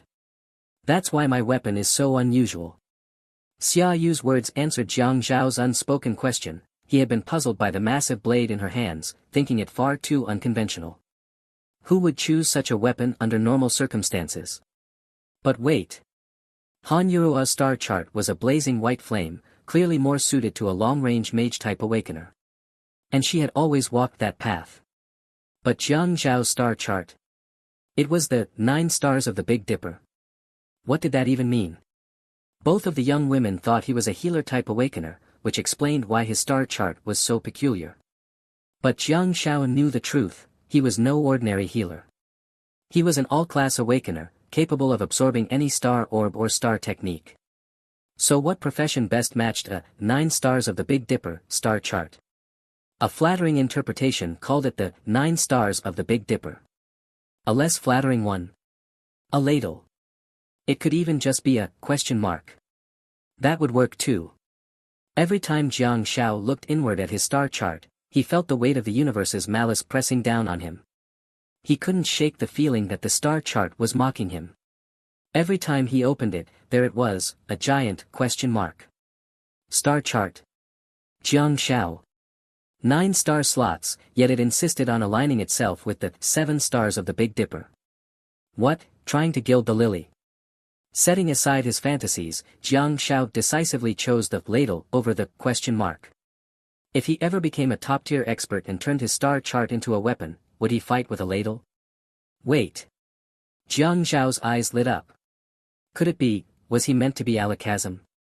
On the snow-covered plains, 3 young people steadily made their way through the vast, white expanse. Xia Yu led the group, striding confidently ahead, while Jiang Shao and Han Yurua walked side by side behind her. Jiang Shao gazed at Xia Yu's tall and striking figure ahead of him, listening as she shared her knowledge about combat, thankfully not about her measurements or anything like that. I'm at 2 bronze and 5 silver. My bronze star techniques are green glow and endurance. I'm not a freak like you, capable of embedding 2 star techniques into a single star slot, Xia Yu said. With no one else around, her voice carried a bit louder than usual. I've always wanted to ask, since you're so rich, why not buy some high-quality gold star techniques? Jiang Shao asked. Do you think I'm as weird as your sister? Xia Yu shot him a glare but didn't slow her pace. You and your sister are both unusual. Jiang Shao, how so? The quality of star techniques you can absorb is limited by your star power level. Awakeners at the Stardust phase can't absorb gold star techniques at all. Even those at the Nebula phase have extremely low chances. Normally, only those in the Galaxy phase can absorb them, Xia Yu explained, shaking her head. For someone like me, it's impressive to have silver star techniques in the Nebula phase. Unlike your sister, who's such an extraordinary talent that she managed to absorb a gold star technique as soon as she entered the Nebula phase. Enough about this, it's annoying, Xia Yu said, waving her hand. My 5 silver star techniques are Scorching Flame, Explosive Flame, Flame Arc, Heavy Strike, and Berserk. Jiang Shao looked at her curiously, waiting for more details. Here, Scorching Flame, Xia Yu said without further explanation. She demonstrated by drawing her massive blade across the snow-covered ground. Her pale hand suddenly ignited with crimson flame-like patterns, which spiraled up the blade, transforming it into a fiery greatsword. The damage output is decent, Xia Yu said casually, extinguishing the flames and returning the blade to its normal state before strapping it back onto her back. You've seen Flame Arc before, it lets you hurl arcs of flame with your weapon. The damage comes from the energy within the flames, which depends on how much star power I release, she patiently explained. Explosive Flame overlaps with your sister's star technique. It couldn't be helped, the Molten Ghost Star Orb contains 2 star techniques. I wanted Scorching Flame but ended up absorbing Explosive Flame first, Xia Yu admitted, shrugging. But I have more star slots, so I can afford to make mistakes, she added with a smile that Jiang Shao found incredibly irritating. I don't use Explosive Flame often, though. I can't throw my sword, so I mainly use it for intimidation, signaling for help, or when my arms aren't quite long enough, she said, then added, I'm not as durable as you'd think. I lead because your bodies are even more fragile than mine. Keep that in mind. Jiang Shao nodded. Not long enough. It's about attack range. What's in that brain of yours? Do you even need to ask? Xia Yu said, raising her right hand and extending her slender fingers. Isn't this long enough? Fine, you're long. You're the longest, Jiang Shao muttered. Xia Yu retracted her hand with a satisfied smile but paused, sensing something off. What about Heavy Strike and Berserk? Jiang Shao asked. Heavy Strike is a passive star technique. Every attack deals additional damage. It's a strange feeling, like there's a force beyond myself helping me, Xia Yu explained. As for Berserk. Jiang Shao, Kid, you'd better hope you never see me use that star technique. If I ever do, I hope you'll be able to wake me up, Xia Yu said with a laugh. It significantly boosts physical attributes but at the cost of losing one's rationality, Han Yurua interjected coolly. Xia Yu pouted but said nothing in response. Wanting Jiang Shao to join their team, Han Yurua didn't hold back any information. She said, I have 2 bronze, 2 silver, and 1 gold star technique. The bronze ones are Green Glow and Endurance. My silver star techniques are Desolate Wind and Explosive Flame. You've seen both. Desolate Wind can blow away enemies, rescue allies, or allow for quick battlefield entry. It's very practical. Explosive Flame is the fireball I used to blast the White Ghost's face last time. Han Yurua thought for a moment. Explosive Flame's attack power is decent. While it didn't blow apart the White Ghost's head, it still caused significant damage. As for the Gold Star technique, it's called Shatter Space. The internal space isn't very large, about the size of 2 coffins, Han Yurua added, pulling her white scarf tighter around her neck. Her outfit, suited for a skiing enthusiast, stood in stark contrast to Xia Yu's dashing and heroic appearance up front. Jiang Zhao's expression grew strange. You're both at the Nebula phase? Star power levels were generally divided into the Stardust phase, Nebula phase, and so on. Han Yurua didn't reply, but Xia Yu's voice carried back from ahead. Yes, we're both at mid-nebula phase. The world seemed to classify star power levels into 4 broad stages, early, mid, late, and peak. Each stage posed a bottleneck that had to be overcome to progress further. But Jiang Zhao's own classification system was more detailed, dividing each phase into 10 sublevels. He was currently at Stardust phase LV.3, having just passed the early stage bottleneck. Advancing one more sublevel would bring him to the mid-stage. Xia Yu sighed, her voice tinged with frustration. 6 months ago, both of us hit the limit of our star power and haven't been able to progress since. We've been stuck for half a year. Your physical strength should be sufficient. Maybe you need high-quality star orbs to break through, Jiang Xiao speculated. You're both just starting your senior year of high school. From where I stand, reaching mid-nebula phase in 2 years is already impressive. Xia Yu, ahead of them, said nothing, still wallowing in self-pity. Those classmates chasing us are probably close to breaking through to the Stardust phase. Han Yuru, unable to listen any longer, interrupted Xia Yu, pulling down her scarf. There are still some exceptional classmates out there. Their total star force is not much different from ours. What level do you think the high school teachers who trained us are at? Jiang Xiao asked, trying to gain insight into the true strength of awakened individuals. There are a few at the peak of the nebula phase, a few at the late stage, but most are stuck in the middle stage, Han Yuru replied clearly, leaving Jiang Xiao stunned. What was going on? Were the teachers too weak, or were the 2 girls beside him simply too strong? Jiang Xiao suddenly realized the issue. He had started off on a high note. After becoming an awakened individual, the first people he interacted with were these 2 extraordinary girls. He hadn't found it remarkable to meet bronze level 2 or silver level 3 awakened individuals, nor had he thought nebula phase experts were particularly dominant. Xia Yu's concerns aren't unfounded. Some people progress quickly in the early stages, but they might get stuck at certain points. Getting stuck might mean being stuck for life, Han Yuru said softly, pulling her scarf back up. Oh boy, what a bumpy road ahead. If that's the case, Jiang Xiao thought to himself, he couldn't afford to waste his skill points. Good thing he had saved 3 skill points. This exchange had been enlightening. If each star force level had 4 checkpoints, then he needed to use his skill points wisely, one at LV.2, one at LV.5, another at LV.8, and one at LV.9. For others, a single checkpoint might be a lifelong hurdle, but for him, a single skill point could clear it. Now that Jiang Xiao had broken through to Stardust phase LV.3, he didn't have to worry for the time being. In the future, he could simply use his skill points and advance smoothly. Touching his chin, Jiang Xiao mused to himself, physical strength determines the total amount of star force. That's nonsense. I've got skill points, I'll just brute force through. Who agrees? Who objects? In the snowfields of the extra-dimensional space, the southeastern route was rarely trodden. This area was both perilous and full of opportunities. Last time, Han Yuru had taken a 4-person team along the northwestern route to broaden Jiang Zhao's horizons and instill a sense of awe. Although they had encountered a large group of white ghost shamans, things had ended well. This time, the 3 of them chose the southeastern route. The area was densely forested with snow-covered trees, and it was rare to find open plains. It had become a veritable paradise for white ghosts. At this moment, deep within the snow-covered forest, Han Yuru looked on with astonishment. Ahead of her, the young Jiang Zhao's fist, glowing with a light blue energy, smashed into a white ghost, slamming it down hard into the ground. However, Jiang Zhao lacked finishing moves. He had no choice but to rely on the repel attribute of his blue energy, punching again.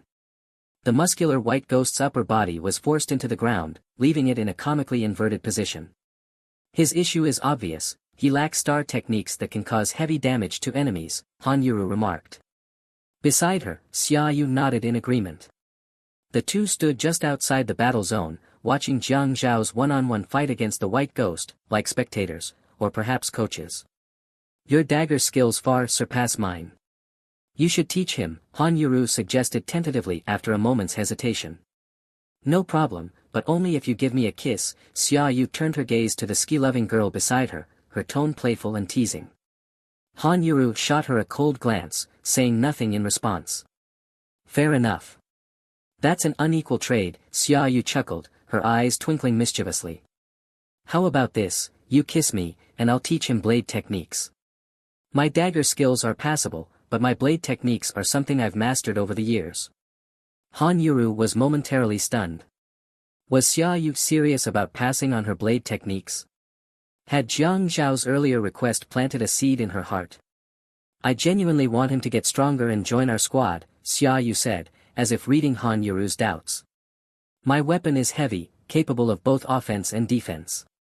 Even if he doesn't master it, just carrying it would be intimidating, especially since he's going to be our medic in the future. Han Yuru responded softly, if that's what you want, then go ahead and teach him.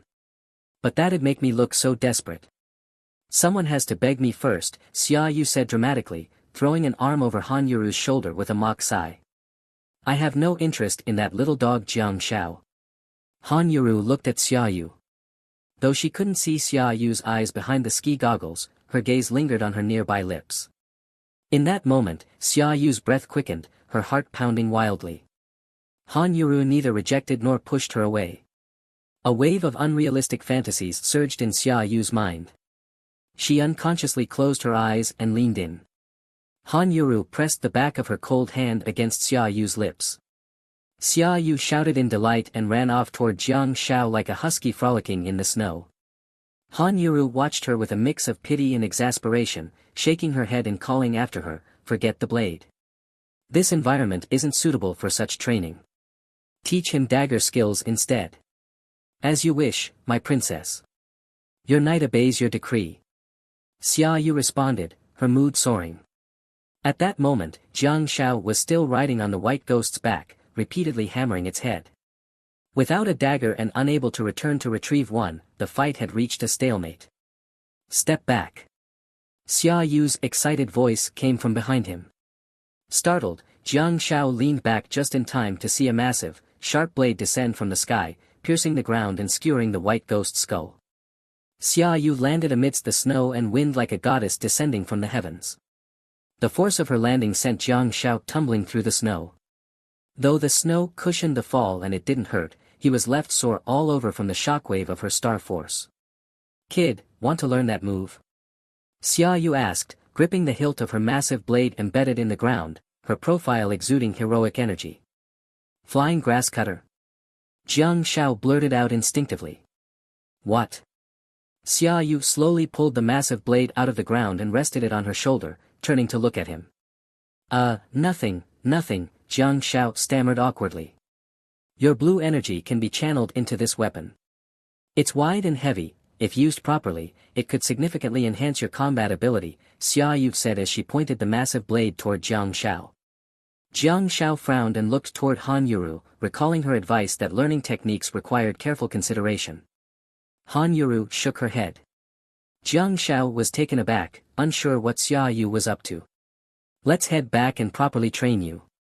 For now, take out your dagger, Xia Yu said, her heroic demeanor even more pronounced as she slung the massive blade onto her back and pulled out a dagger. I'll teach you dagger techniques first. Jiang Zhao's eyes lit up. This seemed much more reliable. He quickly ran to pick up his backpack and whispered to Han Yuru, why is she suddenly so excited? She's always like that, crazy and unpredictable. Just ignore her, Han Yuru replied, gesturing toward the white ghost's corpse. Go collect the star bead. All right. Jiang Shao sighed and approached the white ghost's body. After absorbing the star bead, his star techniques, blue light and endurance, didn't level up. He had consumed a lot of star force during the battle, but a single star bead wasn't enough to replenish him. He couldn't stop to gather more, so he had no choice but to rely on this one for now. Actively absorbing star force required stillness and a quiet environment. After absorption, the quality of his star techniques remained unchanged, blue light, silver quality, LV.1, 610, and endurance, silver quality, LV.1, 610. He was out of stock. All the star beads he had absorbed during battles were gone. For now, the lowest grade white ghost star beads were perfect for upgrading his techniques. Not only was blue light powerful, but endurance also bolstered his defense significantly. He couldn't help but wonder, if he continued upgrading them to their final quality, would he eventually become impervious to swords and bullets? With such hopes in mind, Jiang Shao quickly followed Xia Yu. 7 days later, deep within the snowy plains, on the southeastern route. Jiang Shao spat out a mouthful of snow, forcefully pushing aside the lifeless corpse of the white ghost pressing down on him. A sharp dagger was still lodged in the dark, ghastly face of the white ghost. In just 7 days, through the crucible of life and death battles, Jiang Zhao's unarmed combat skill had advanced from its most basic level to bronze tier LV8, climbing 2 sublevels. Moreover, his newly learned dagger mastery had skyrocketed to bronze tier LV5, leaping 4 sublevels. Such progress was truly gratifying. Of course, these 2 foundational skills were relatively low in quality and at the beginner stage, so leveling up quickly after initiation was to be expected. Jiang Zhao crawled to his knees, his entire body covered in snow, when a peculiar thought suddenly popped into his mind: if only I could shake myself off like a dog. Dogs always seem to master that shaking technique, flinging water off their fur after swimming or bathing, often splattering it onto everyone nearby. Right now, Jiang Zhao desperately needed such a skill. Crawling out of the snow was an absolute torment, especially with his tattered camouflage uniform letting snow seep into his body, chilling him to the bone. Skilled in the task, Jiang Zhao began cutting off the white ghost's head, his eyes drifting toward the distance. In this dim world, the woman wielding the blazing greatsword stood out brilliantly in the distance. Xia Yu's true profession was probably that of a lumberjack, Jiang Zhao mused. The arcs of flame from her greatsword tore through the surrounding trees with wild abandon, creating a battlefield suited to her needs. Suddenly, Jiang Zhao raised his right hand. At that very moment, deep within the snowy forest, an elderly figure also raised their right hand. 2 beams of light simultaneously enveloped both sides of the battle. Xia Yu's delighted and exhilarated cry rang out as she licked her blood-stained lips, swinging her massive sword toward a towering white ghost now surging with energy as though it had been injected with adrenaline. Both combatants seemed to revel in the moment, but who would emerge victorious would depend solely on strength. Jiang Zhao shifted his gaze, looking back at the figure standing on the clearing behind him. Ripples of spatial distortion shimmered beside her, and the shatter space coffin had already claimed several corpses. The sudden disappearance of her comrades caused the white ghosts to falter slightly in their advance. Taking this opportunity, Han Yuro observed her surroundings coolly, blowing away several approaching white ghosts with a gust of wind. Her icy voice carried a hint of irritation. Xia Yu. This is a mission, not a game. Sorry. But this little dog star technique is just too good, I can't help myself. Xia Yu quickly retreated toward Han Yuro, her tone still brimming with excitement. It's so. Damn. Awesome. Watch your language. I'm still underage, Jiang Zhao quipped, returning to Han Yuro's side earlier than Xia Yu. His shoulder glowed faintly with a greenish light as he charged headlong into an oncoming white ghost. Shut it. Xia Yu snapped sharply. She's acting like she's on a sugar high, Jiang Zhao muttered as he flipped over a white ghost, earning another scratch on his shoulder. Normally, no matter how fiery Xia Yu's temper was, she wouldn't act like this. Maybe I overdid the blessings. Jiang Zhao wondered to himself. She's unreliable now. I need to draw the white ghost shaman over, Han Yuro said, glancing at Jiang Zhao, who was staggering back. Jiang Zhao had near-blind faith in Han Yuro's judgment. Over the past 7 days, her calm analyses and ability to command the situation time and again had shown Jiang Zhao what qualities a competent leader needed. And indeed, as long as the white ghost shaman wasn't dealt with, this pack of white ghosts, fearless in the face of death, would remain relentless warriors. The siblings were like a small boat teetering amidst a raging storm, always on the brink of being capsized. Directly from the front? Jiang Zhao asked. Yes. Cover me, Han Yuro replied decisively. Her gold-tier star technique, shatter space, could only be used at close range, but when paired with her silver-tier star technique, desolate wind, the combination would significantly amplify its effects. Back to back with Han Yuro, Jiang Zhao's primary task was clear: defense. He swiftly sheathed his dagger at his thigh and clenched his fists, which radiated a thick green glow. His keen eyes scanned the surrounding white ghosts, who were itching to pounce. Leaning against Jiang Zhao's back, Han Yuro felt an unprecedented sense of comfort, though not quite safety. She was well aware of Jiang Zhao's abilities, but in this moment, she felt a rare sense of relief. Half a month ago, if someone had told her that her wayward younger brother would one day stand behind her to protect her while fending off a dozen white ghosts, she would have scoffed. Now, if someone claimed that not only could her brother stand behind her but actually repel this pack of white ghosts, would she believe it? The faint outline of a star map shimmered on Han Yuro's body as starlight, like a dreamy nebula, flowed through the star slots on her star map, illuminating a white flame insignia. Raising her left hand, she stirred the space in front of her into ripples. Her right hand stretched out, fingers splayed wide, summoning a vortex that spiraled up from beneath the feet of the distant white ghost shaman.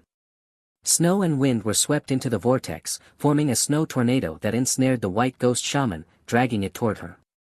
The white ghost shaman shrieked and howled in panic, its ghastly cries akin to a rallying battle horn, driving the surrounding white ghosts into a frenzy. They charged recklessly at their targets, utterly berserk. Damn it, Xia Yu cursed as her path became obstructed. The white ghosts, who were previously intimidated by her overwhelming power, seemed to have lost all sanity, rushing at her with no regard for their lives. Sighing in frustration, Xia Yu swung her flaming greatsword, carving fiery arcs through the air. The red blade lit up her path and illuminated the dim sky. Snowflakes swirled as star energy rippled outward. She cleaved through several white ghosts but ultimately failed to break into the distant encirclement of white ghosts, where the siblings, Jiang Xiao and Han Yuro, stood at the center.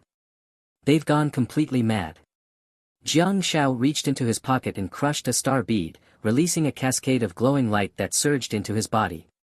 A holy light descended from above, bathing him in a radiant aura.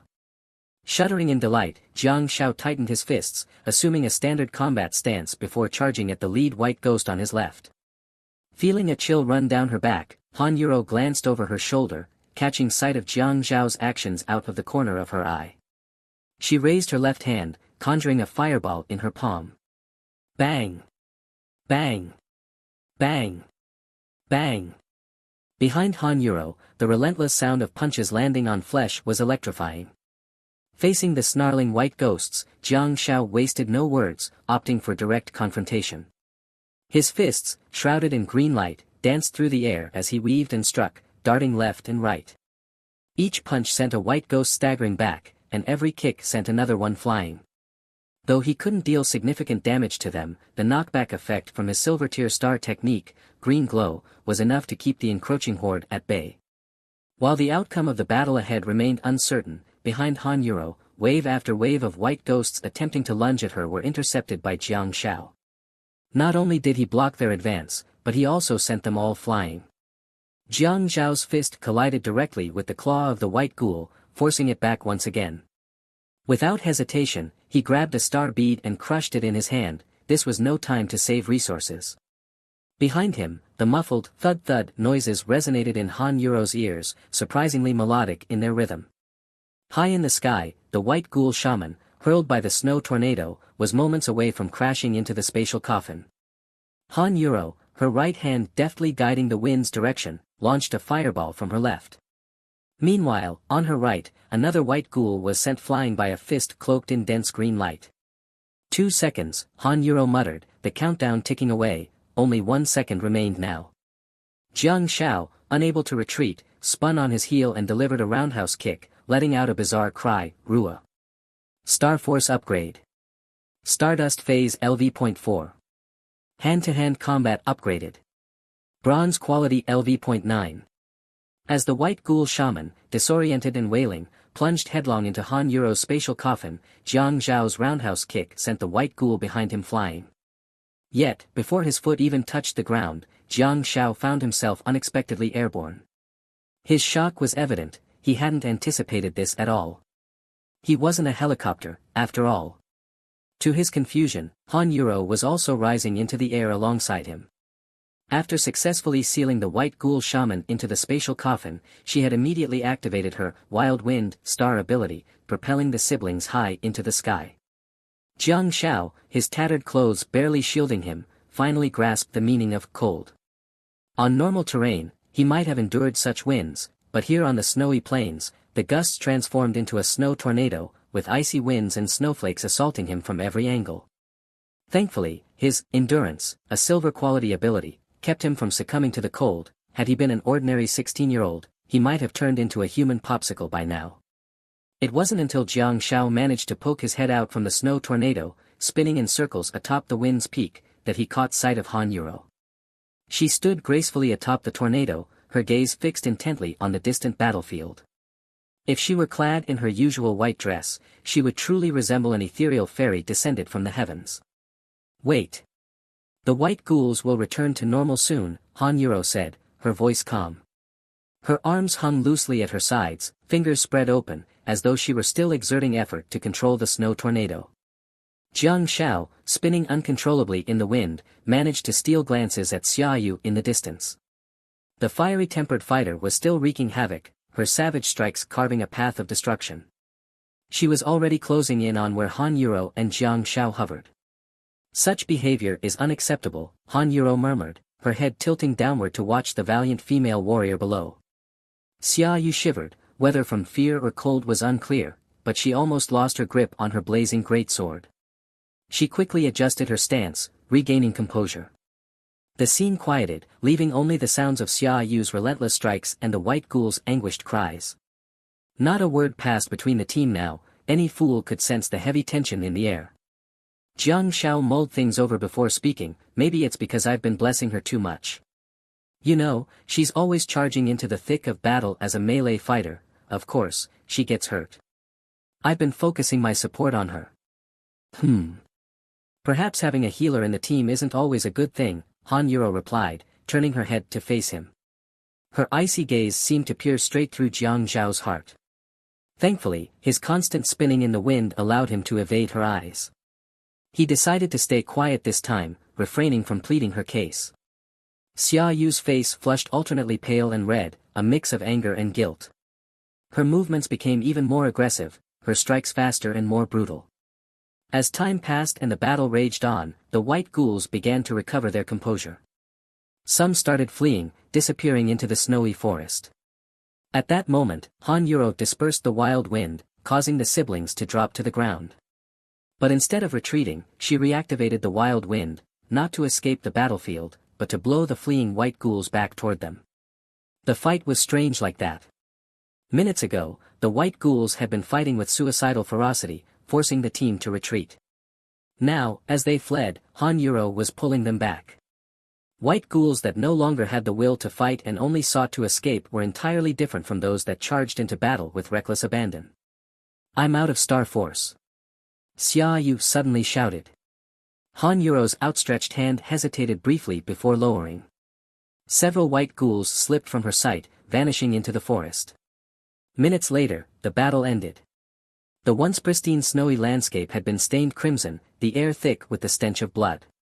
Corpses littered the ground in grotesque disarray, the scene horrifyingly gory.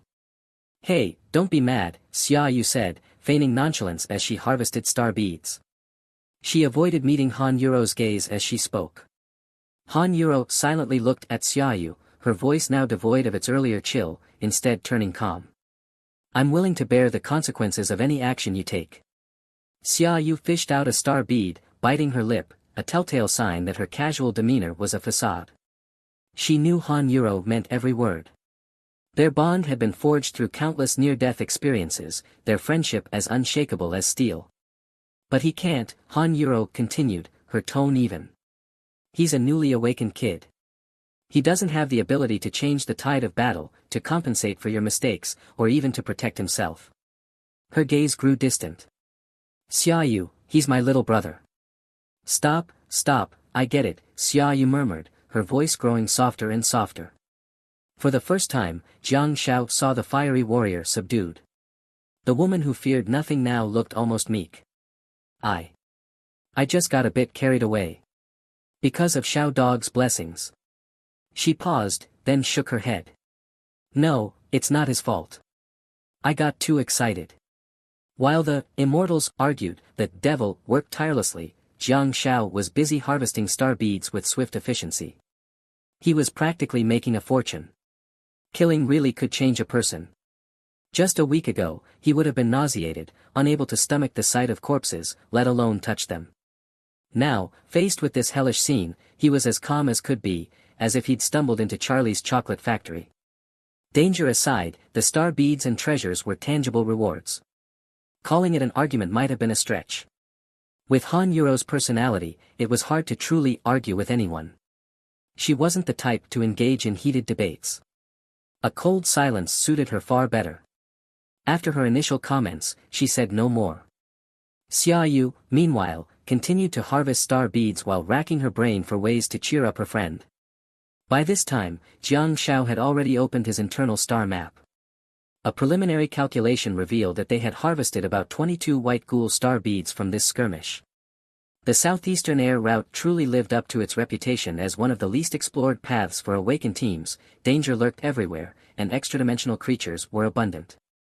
Over the past 7 days, the trio had even encountered a white ghoul shaman leading its pack, yielding 17 star beads. Including the lone white ghouls they had hunted along the way, which had contributed 31 more, and subtracting the beads consumed during battle, Jiang Shao now had 28 star beads stored in his pack.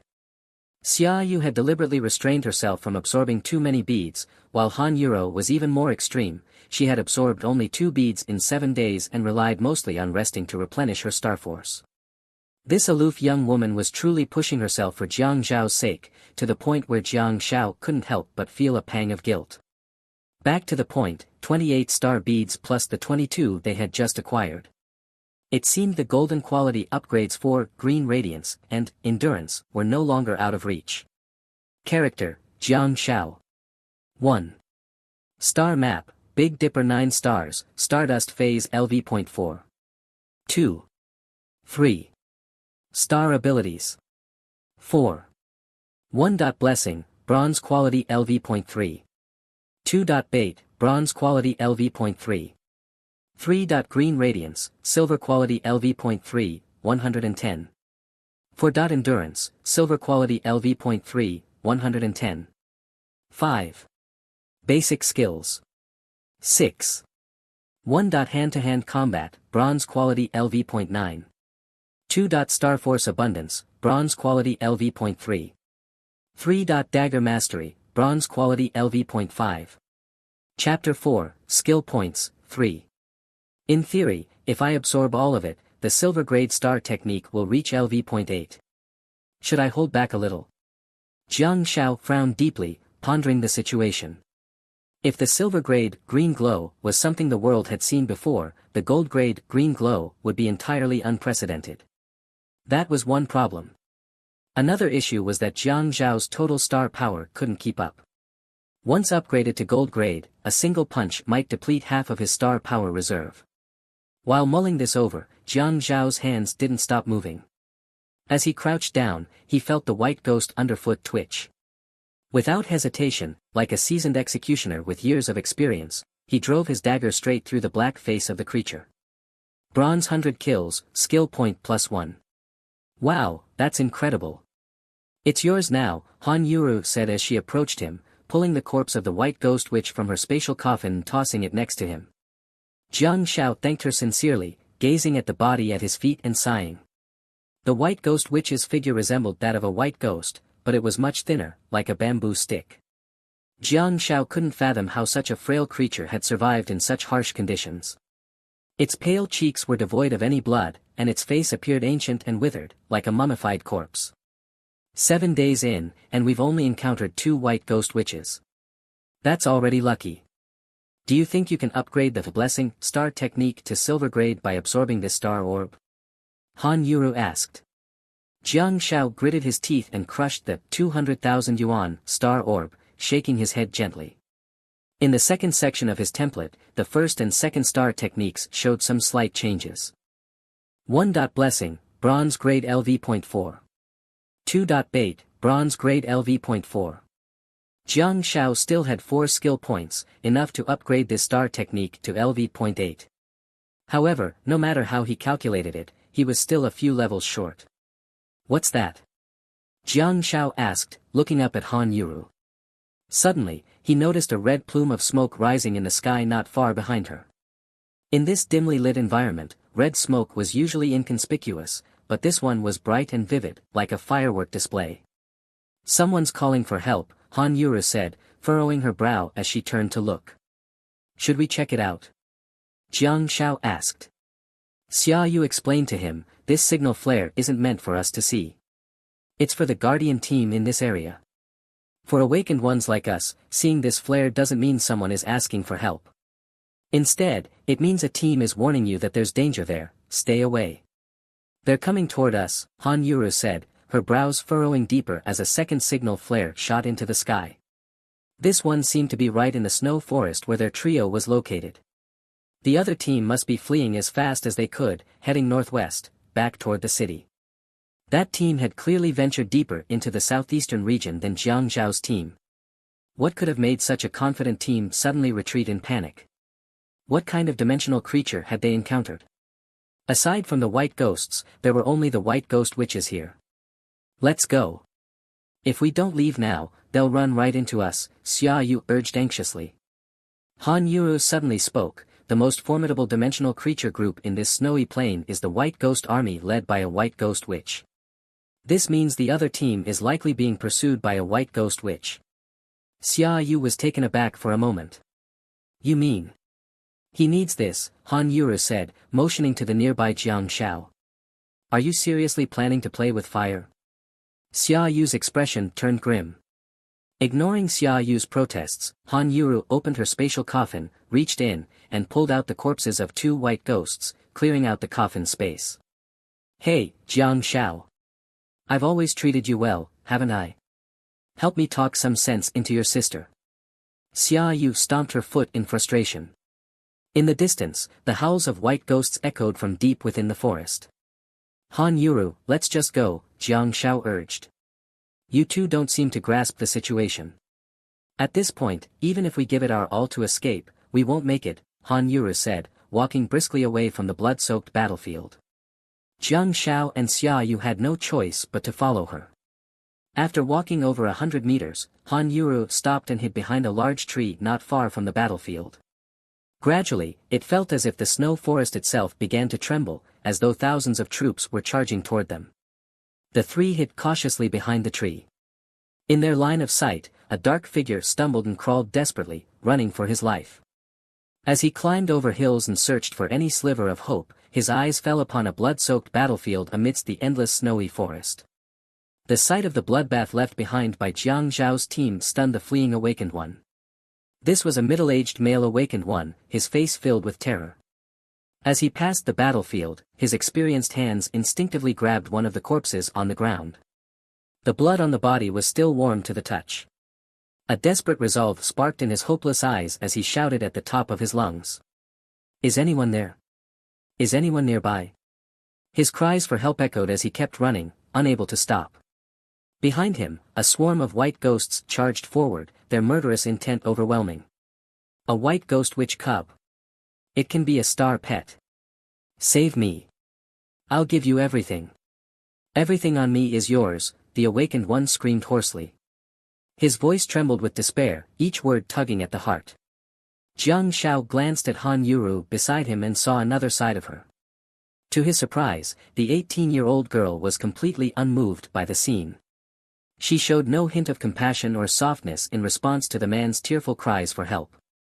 Her face remained expressionless, devoid of any human emotion. Behind her protective goggles, her eyes seemed frigid and indifferent. The next moment, the trembling snow forest erupted as a horde of white ghosts charged forth. When describing an overwhelming enemy force, people often say, a black mass of shadows. But in Jiang Zhao's view, this was a white mass of shadows, a night parade of 100 ghosts. No, it was a parade of white ghosts. Hundreds of white ghosts charged in a frenzy, their furious howls echoing in the snowy forest. Unlike conventional troops, they advanced chaotically. Large numbers of white ghosts swung through the trees like apes, leaping through the air in waves. Their dark, ghastly faces were terrifyingly vivid. In an instant, the sky, the ground, and the forest seemed to be teeming with white ghosts. Don't panic. They won't notice us, Han Yuru suddenly said. Despite the trio's best efforts to shift over 100 meters away, they had still underestimated the sheer number of white ghosts. They hadn't managed to maneuver themselves out of the path of the horde's march. Jiang Shao was still somewhat clueless as to the situation, but he could already see a swarm of white ghosts charging toward him. Get down on the ground. Don't move. Even if you get stepped on, endure it. Han Yuro's voice was sharp and commanding as she immediately dropped down into the snow. Her cool and crisp tone reached the other two's ears but was quickly drowned out by the deafening roar of the oncoming stampede. The army moved like an avalanche, causing all living beings to scatter or hide. Jiang Zhao's hair stood on end as he obediently lay flat behind a tree. At this moment, he wasn't a cunning trickster or a scheming figure, he was just a small, pathetic creature pretending to be dead, silently praying for the great sage to withdraw their divine powers and let these monkeys and their descendants disappear quickly. Whoosh! A white ghost landed on the tree above Jiang Zhao's head before leaping away again. A large pile of snow dropped onto him, burying him partially. Thanks to the tree's cover, he wasn't directly trampled by the white ghosts, but the heavy thuds of their footsteps on either side of him were nerve-wracking. The snow kicked up by their weight splattered onto his body, but instead of fear, it brought him a strange sense of joy. The more snow, the better, as long as it buried him completely.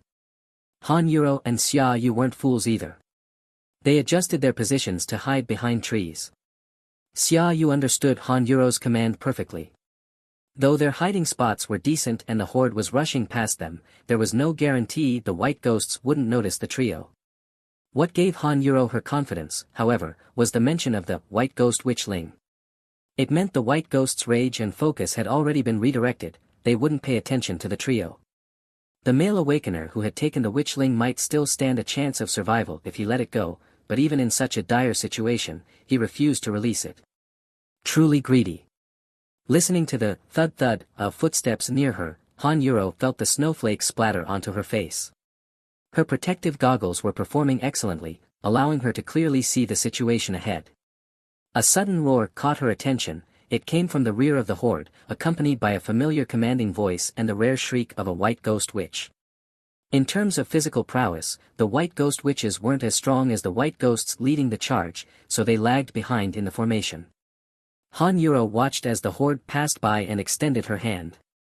A spatial coffin formed to her left as she activated her golden star technique, Void Shatter. Once prepared, she lay calmly in the snow, waiting for the main characters, or rather, the targets, to arrive. 10 seconds later, a group of white ghosts surrounded their targets and came into view. Due to the white ghost witches' slower pace, their white ghost bodyguards couldn't run at full speed. 6 white ghosts, 2 white ghost witches, Han Yuro muttered under her breath. Xia Yu, prepare to cut off their retreat. Doggy, give me the star beads. Jiang Xiao hurriedly took out 2 star beads and tossed them to the pair. The 2 women quickly absorbed the star energy, their bodies shimmering with starlight as it merged into them. Han Yuro rose to her knees, her hands moving with precision as she barked a signal to Xia Yu. Without hesitation, Xia Yu swung her enormous blade in a near 360-degree arc. The blade's sweep cut through wind, snow, and trees, slashing toward the 6 white ghosts. Hiss! Hisses, the 2 white ghost witches screamed in disarray, their movements uncoordinated. One appeared male, the other female, perhaps they had just given birth. Despite their extraordinary physical strength compared to humans, even a postpartum white ghost witch could run a 5-kilometer cross-country sprint. Doggy! Han Yuro shouted in alarm as she saw Jiang Xiao dart forward. It turned out he was using his lure star technique to draw the enemy's attention. The illusion he created was eerily lifelike, especially under the dim light, making it almost indistinguishable from reality. Han Yuro activated her wasteland winds, silvery light flickering as she adjusted her angle.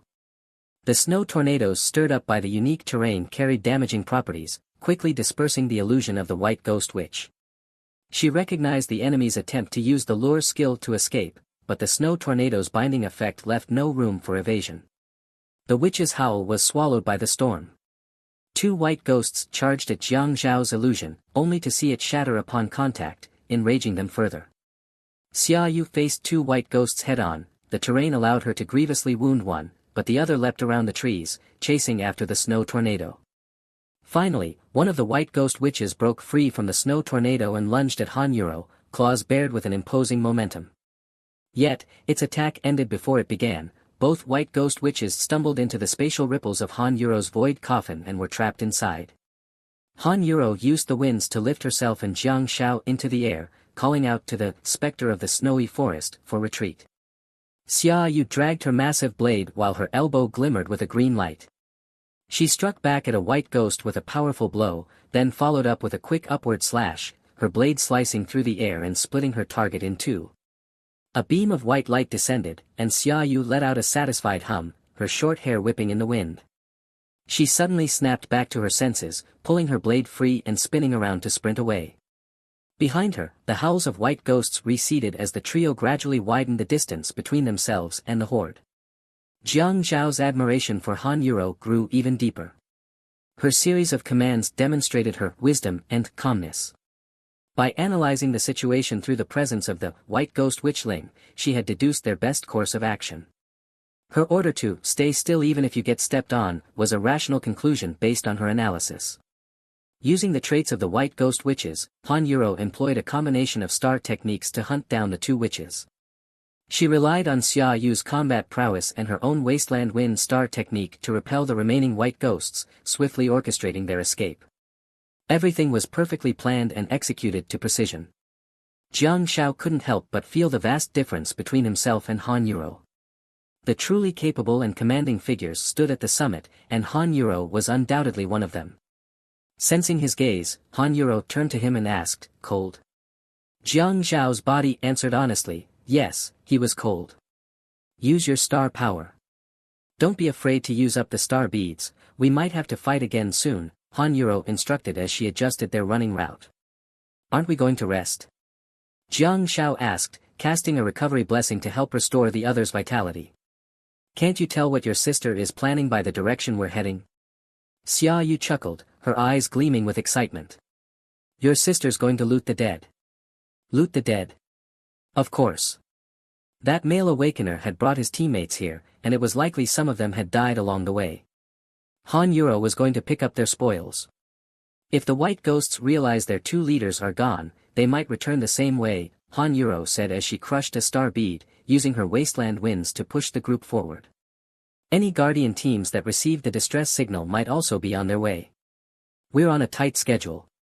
Those people are probably excellent at tracking white ghosts, Xia Yu added, trying to reassure Jiang Zhao. They won't bother with us for now and have likely already encountered that greedy awakener who asked for help. We need to move quickly. The faster, the better, Han Yuro said firmly as she propelled the group forward. Soon, they returned to the path of the white ghost horde's march. Leaving no traces in the snow is nearly impossible, especially for the army of hundreds of white ghosts. Wherever they passed, the area was left in chaos. The snowy forest was riddled with footprints, toppled trees, and scattered branches, making their trail easy to follow. However, there was a problem. The sheer size of the army made their path too wide, even for the three of them who were already on the route. Jiang Zhao suddenly had a thought and asked, by the way, do human awakened produce star beads when they die? Of course they do. From the moment someone becomes an awakened, they're a part of this bizarre and fantastical world, and their skull will form a star bead, Han Yuro replied as she carefully searched the surrounding area, which was a complete mess.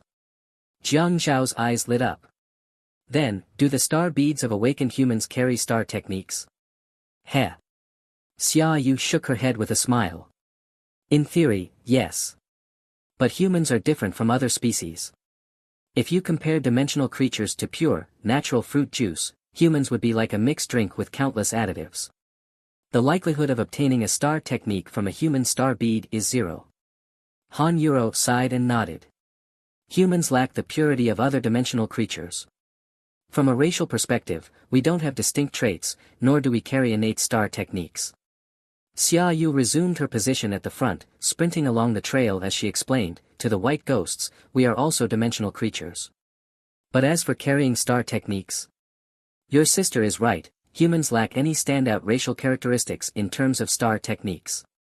We don't possess innate ones and can only acquire them by seizing the star techniques of other creatures. So even if an awakened has countless star techniques, absorbing their star bead would still yield nothing. From ancient times to the present, it's never happened. Xia Yu shook her head decisively.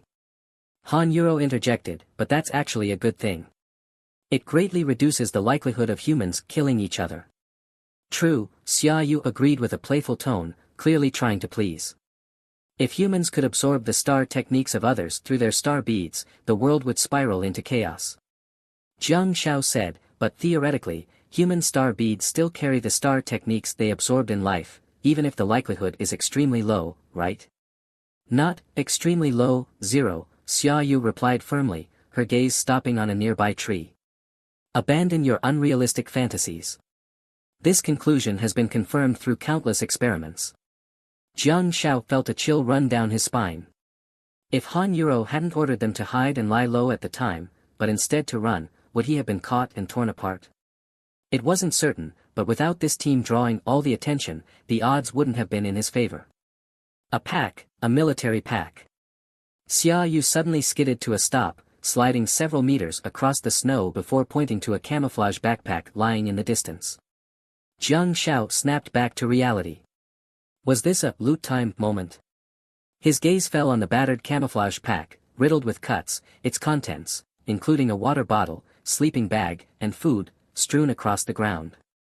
Before Jiang Shao could step forward, Han Yuro had already walked over. She opened her spatial coffin and swept the pack into it before tossing it inside. Let's move, Han Yuro said, quickly taking off with Xia Yu in tow. Jiang Shao. About 300 meters ahead, Xia Yu spotted bloodstains. Jiang Shao's expression turned odd. What had these two been through? Looting corpses already seemed like a routine activity for them. Anyone confident enough to enter the southeast route is no weakling. While we can't extract star techniques from their star beads, their star power is real. It could help Xia Yu break through the mid-phase of the star cloud stage, Han Yuro explained, her tone cold but her actions warm and considerate toward Jiang Shao. So that was it. The two of them had been stuck at the mid-phase of the star cloud stage for a long time. They needed the overwhelming star power from star beads to break through the bottleneck. No wonder they were so excited. There's definitely a star bead here. Xia Yu exclaimed, running ahead and grabbing the head of an awakened human. She tossed it toward Han Yuro. The face, frozen in terror, seemed to tell the story of the final moments of its life. With a casual wave of her hand, Han Yuro activated her spatial coffin again. The mangled remains, flesh and all, vanished in an instant. How lucky, this one wasn't completely devoured, Xia Yu said excitedly, bolting forward once more along the trail. You can never truly know someone's heart. The more Jiang Shao interacted with the two of them, the more terrifying he found the world. On the surface, the two women seemed normal. They took care of him, Han Yuro with her cold demeanor and Xia Yu with her explosive temper, but both were within the realm of normal. Yet their actions at this moment revealed the true nature of the awakened profession and the bizarre, merciless world they inhabited. After all, Jiang Shao had only recently arrived in this world. His exposure was limited, and his mindset hadn't yet fully adapted after crossing over from a normal one. Disappointed in me? Han Yuro's faint voice came from behind. Jiang Shao shivered, still haunted by the gruesome face he'd just seen. Without stopping his stride, he thought for a moment before replying, if we don't take it, the Guardian teams will, or the White Ghosts will devour it. That's a pretty good excuse to comfort yourself, Han Yuro said, quickening her pace to run alongside him. But at its core, we're just scavenging the corpses of our own kind to strengthen ourselves. Better than leaving them to rot in the wilderness. Jiang Shao seemed to come to terms with it. No point letting the White Ghosts benefit. Han Yuro chuckled faintly and said no more. Han Yuro, what are you trying to say? Jiang Shao couldn't help but ask. For an awakened, a good ending is a luxury, Han Yuro replied, turning to look at him. I just want to tell you, don't die. Otherwise, your head will be split open, and your star bead will be taken. This world isn't beautiful, not as beautiful as you might imagine. Awakened individuals seem glamorous on the surface, but every strong person has climbed over a mountain of corpses to get there, Han Yuro said somberly. The state has done its best to protect the awakened and maintain societal stability. But in dimensional spaces, even with Guardian teams, it's impossible to monitor and control everything. This is one of the lowest level dimensional worlds and is relatively safe. In the future, we'll enter all kinds of dimensional worlds. I hope you stay vigilant. Letting you see all this early is, in a way, a good thing, Han Yuro said softly. Jiang Shao licked his lips and nodded silently. Today, He saw another side of Han Euro and heard about another side of the world. This lesson was harsh, but by the end of it, he felt he was truly beginning to integrate into this strange and fascinating world. 2 days later, in the snowy plains. Finally safe. Hurry up and warm me up, Xia Yu said as she looked at the two who had run into the natural cave. She addressed Jiang Shao. As Jiang Shao entered the cave, he raised his hand and cast a blessing. Ah! Xia Yu shivered with delight, her voice soft and trembling. We're far enough from the battlefield now, we can rest a bit. Han Euro scanned their surroundings. There are signs that white ghosts have lived here. They've probably gone out hunting, but we should still be cautious. Alright, I'll listen to you. Hurry up and open it. Xia Yu rubbed her hands together excitedly, her eyes blazing as she stared at Han Euro. The past couple of days had been unbearable, and she was about to lose her mind from all the waiting. Han Euro glanced at Xia Yu, shook her head helplessly, and opened the spatial coffin. She reached in, feeling around. Then she pulled out half of a torn military pack and, along with it, a handful of scattered items. See if there's anything good, Xia Yu said hurriedly, crouching down to start rummaging through the contents. Her excited expression slowly stiffened. The military pack contained only standard-issue survival gear, nothing of real value. It was practically identical to the one Jiang Shao had been carrying, right down to the uniform item specifications. Not a single star orb. Don't these guys hoard anything? Xia Yu grumbled, clearly displeased. They faced an unprecedented crisis. Maybe they used up whatever star orbs they had while trying to escape, Han Euro offered a calm analysis. Ugh, Xia Yu plopped onto the ground, scratching her short, slightly curled chestnut hair with a vexed expression. That awakened one star orb, you absorbed it, right? See if you can break through to the mid-stage of the star nebula level. From the perspective of team priorities, this star orb should go to you, Han Euro replied in a businesslike tone, as though completely unaffected by temptation. She then casually lifted the frozen, snow-covered remains of a corpse, half of which was still intact. Jiang Shao leaned closer, finally getting a chance to examine the awakened one. It was an adult male, likely in his 40s. His face was frozen in an expression of terror, adorned with a scruffy beard and a lot of excess flesh, suggesting he'd been living a comfortable life. Probably a ranged output type awakened one, Xia Yu speculated as she moved closer, disdainfully eyeing the man's overweight face. No melee combatant could look like this. He's clearly the pampered type. It was common knowledge that advancing in star energy relied on physical fitness. If this guy had been actively trying to grow as an awakened one, he would have been training like crazy. The fact that he looked like this likely meant he had hit a bottleneck in his star energy progression and had given up, letting himself go. Go ahead, Han Euro said. Let's hope the star energy level he was stuck at is high, Xia Yu remarked, having apparently come to the same conclusion. She flipped over the frozen remains with practiced ease, then pulled out a dagger and deftly extracted the star orb from the awakened one's brain. This was Jiang Zhao's first time seeing a human star orb. It wasn't anything extraordinary, just a star orb the size of a glass marble, almost identical to the ones from the white ghosts, faintly glowing with a soft light. Can I take a look? Jiang Shao asked. This came out of a human corpse, you know, Xia Yu said teasingly, holding the star orb out toward him with a mischievous smile. Jiang Shao rolled his eyes in exasperation. He had endured quite a bit of teasing from Xia Yu over the past few days. Everyone had to go through a growth phase, there was no avoiding it. No one was born a cold, ruthless killer. These traits were cultivated through experience and environmental factors. Jiang Shao took the blood-stained star orb, and in that instant, he froze completely. Xia Yu and Han Euro had repeatedly emphasized that human star orbs couldn't grant star techniques. But now, a flood of information suddenly surged through Jiang Zhao's mind. Star orb. Quality. Contains star techniques. 1. Azure glow, a powerful strike that increases damage in the targeted area, with a slight knockback effect. Bronze quality, upgradable. 2. Endurance, a passive star technique that enhances personal defense. Bronze quality, upgradable. Can be merged and absorbed. 3. Blessing, gradually restores the target's life force. Bronze quality, upgradable. 4. Decoy, creates illusions to confuse enemies. Bronze quality, upgradable. Can be merged and absorbed. 5. Scorching flame, condenses fiery lines to cover the body or tools. Silver quality, upgradable. 6. Explosive flame, condenses fireballs to create explosions.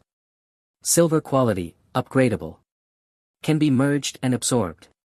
7. Healing bell, emits a healing light to restore the target's body, capable of linking multiple targets.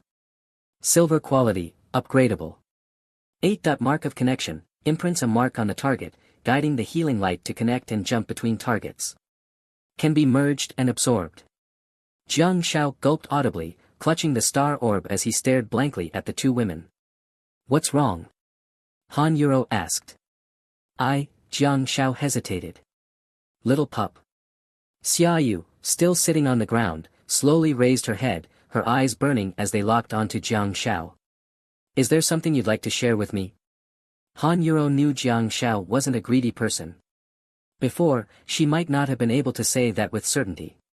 But ever since she had confided in him about the golden quality star orb, containing the void shatter space technique left to him by his parents, Jiang Zhao's response had been incredibly heartwarming. Over time, Han Yuro had witnessed Jiang Zhao's growth and change. At this moment, there was no practical reason for a rookie at the Stardust stage to keep a star orb like this. It wouldn't be of much use to Jiang Shao and would only waste a considerable amount of star energy. Jiang Shao still hesitated. Sensing something amiss, Han Yuro gestured for him to come over. Jiang Shao walked to her, and the two of them stepped toward the entrance of the cave. What's going on? Han Yuro asked softly. Jiang Shao thought for a while before coming up with an excuse. I feel like this star orb contains healing-type star techniques. Han Yuro was surprised. I'm serious, Jiang Shao insisted, knowing how absurd it sounded. But he couldn't exactly tell her about his internal star map, could he? You can extract star techniques from human star beads. Han Yuro said softly, her voice carrying a hint of melancholy. That's not good news for other awakeners. Hearing this, Jiang Shao froze. Human star beads could already extract star force, which was highly attractive to awakeners. But if one could extract star techniques from them as well, the appeal would skyrocket exponentially. This world was relatively stable, and the inability to extract star techniques from human star beads was one of the main reasons. If Jiang Shao broke that limitation. But the truth was, Jiang Shao could break that limitation. His inner star map granted him infinite possibilities. No, I can't sense other star techniques. I just have an unusual sensitivity to medical-type star techniques, Jiang Shao whispered. I already told you I can upgrade the quality of star techniques, but you didn't believe me. Han Yuro was silent for a moment before continuing, so you can only extract star techniques from star beads? What about other things? That was indeed a question. Han Yuro had once asked, what do humans possess? True, humans didn't have innate star techniques, but they were born with star maps. Could Jiang Shao possibly extract star maps from human star beads to increase the number of his star slots? Hey, you two! What are you whispering about over there? Xia Yu shouted, clearly displeased. She glared at the siblings from a distance, her face full of irritation. Han Yuro placed a hand on Jiang Zhao's shoulder and led him back into the cave. She said, you can trust Xia Yu completely, just like you trust me. Remember, being an awakener isn't exactly a safe profession. If something were to happen to me one day, she'd be the only person you could rely on in this world. Jiang Shao. Why was she saying this all of a sudden? Xia Yu was equally stunned, staring straight at Han Yuro. Why are you telling your brother this? Han Yuro patted Jiang Zhao's shoulder and tilted her head towards Xia Yu. That star bead belongs to her. Jiang Shao hesitated for a long moment before speaking. I sense there's a medical-type star technique in this star bead. Xia Yu's eyes widened in shock. What do you mean? Exactly what it sounds like, Jiang Shao shrugged. Xia Yu, you can extract star techniques from human star beads. Jiang Shao, I'm not entirely sure. I want to give it a try. So, I've hit the jackpot. Xia Yu leaned back slightly, her eyes blazing as they locked onto Jiang Zhao's. I'm just especially sensitive to medical-type star techniques, Jiang Xiao quickly clarified. I hope you'll let me try. I know. I wouldn't be where I am today without you too. I'll do my best to complete the tasks you give me and truly become a part of this team. Let's build a tightly knit community of shared interests. Jiang Xiao shifted to a more practical and persuasive tone, making a statement that was both realistic and effective. Xia Yu folded her arms, looking at Jiang Xiao with a sigh. Oh, little pup, little pup. I hope you don't end up absorbing anything other than medical-type star techniques. Are there any other medical-type dimensional creatures in the northern Jiang mainland? Jiang Xiao asked. Xia Yu frowned in thought. Before she could answer, Han Yuro spoke up, as if she had already prepared for this moment. It seemed she had long since considered what kinds of star techniques Jiang Xiao might need in the future. Lava Ghoul Witch, Han Yuro said decisively. Right, that would be the go-to medical-type dimensional creature, Xia Yu nodded. There are some dimensional rift entrances in the volcanic region around Wuchi. That's where you'd find them. I got my Scorching Flame and Explosive Flame star techniques from there. Lava Ghoul Witch? Jiang Xiao repeated. Xia Yu nodded. Yeah, Lava Ghoul Witch. Really annoying creatures. Their healing star technique is ridiculously effective, it can heal an entire group of lava ghouls at once. A group healing star technique? Jiang Xiao confirmed. Exactly. The healing light it generates can link multiple targets at once, creating something like a giant web of healing. It's super effective for healing wounds, Xia Yu said. Then, as if a thought struck her, she asked with interest, what are you getting at? I can sense a medical-type star technique in this star bead, but it's different from the blessing technique of the White Ghoul Witch. So I wanted to ask if there are any other medical-type creatures from our homeland, Jiang Xiao explained with a shrug. That's not necessarily the right way to think about it, Han Yuro said, her voice tinged with concern. This awakener is over 40 years old and has probably traveled extensively. There are plenty of medical-type creatures across the Huaxia mainland. What if the star technique turns out to be a low-quality, less effective one? You only have 9 star slots. He can upgrade the quality of star techniques, remember. What are you worried about? Xia Yu interrupted, dismissing Han Yuro's concerns. Just look at the difference between his upgraded green glow and the original brass quality version. That's true, Han Yuro nodded thoughtfully. If it's the chime bell technique from the Lava Ghoul Witch, that would be ideal. It's a group healing star technique, after all. Chime bell. Jiang Xiao thought to himself. His inner star map seemed to match the names people commonly used for these star techniques. How curious. Chime bell? Jiang Xiao asked, puzzled. When the healing light connects to a target's body, it emits a crisp, pleasant chime. Every time it links to another target, the sound rings again. It's really beautiful, Han Yuro explained. Xia Yu, however, grimaced as if recalling an unpleasant memory. She said irritably, beautiful? Please. That sound gives me a headache. This star technique is so annoying. Han Yuro gave Xia Yu a sympathetic glance, a look that only the two of them seemed to understand. It seemed they had shared an unpleasant experience in that dimensional space. Go ahead, little pup. Show your big sister what you can do, Xia Yu said, turning to Jiang Xiao. If you succeed, I'll finally have a strong teammate. I'm sick of everyone clinging to my leg all these years. Jiang Xiao glanced at Xia Yu's long, beautiful legs and suddenly said, actually, I'd like to cling to them too. I'm just afraid you wouldn't let me. Huh? Xia Yu froze, then turned to Han Yuro. Can I kick him? Han Yuro replied calmly, you're his teacher now. Do as you please. Alright, then. Xia Yu nodded solemnly, her gaze fierce as she stared at Jiang Xiao.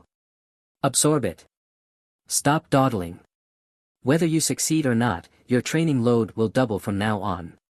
What's that old saying? Oh, right, spare the rod, spoil the child. Jiang Xiao scratched his head. Wasn't she just taking advantage of him? He had to regain some face here. Turning toward Han Yuro, he called out, sister. Once a teacher, always a father, Han Yuro replied calmly. Exactly. I'm your dad, Xia Yu chimed in with a firm nod. What the? Jiang Shao raised his hand and cast a blessing. Xiaoyu let out a soft, drawn-out hum, as she basked in the holy light, her entire body enveloped in a blissful comfort. Her body trembled slightly, as if she were standing amidst the gentle breezes of a warm spring day. In this moment of serene enjoyment, she could almost hear faint, ethereal chimes ringing from the heavens. Ding-ling-ling. A white beam of light gathered in Jiang Zhao's hand, stretched over a meter-long distance, and connected with Xiaoyu's body. The beam, radiating sincerity, seemed unwilling to stop. It began searching for nearby signs of life, linked itself to Han Yuro next to Xiaoyu, and then circled back to Jiang Shao himself. Xiaoyu's eyes snapped open wide as she stared at the medical light weaving between the three of them. Her shock was beyond words.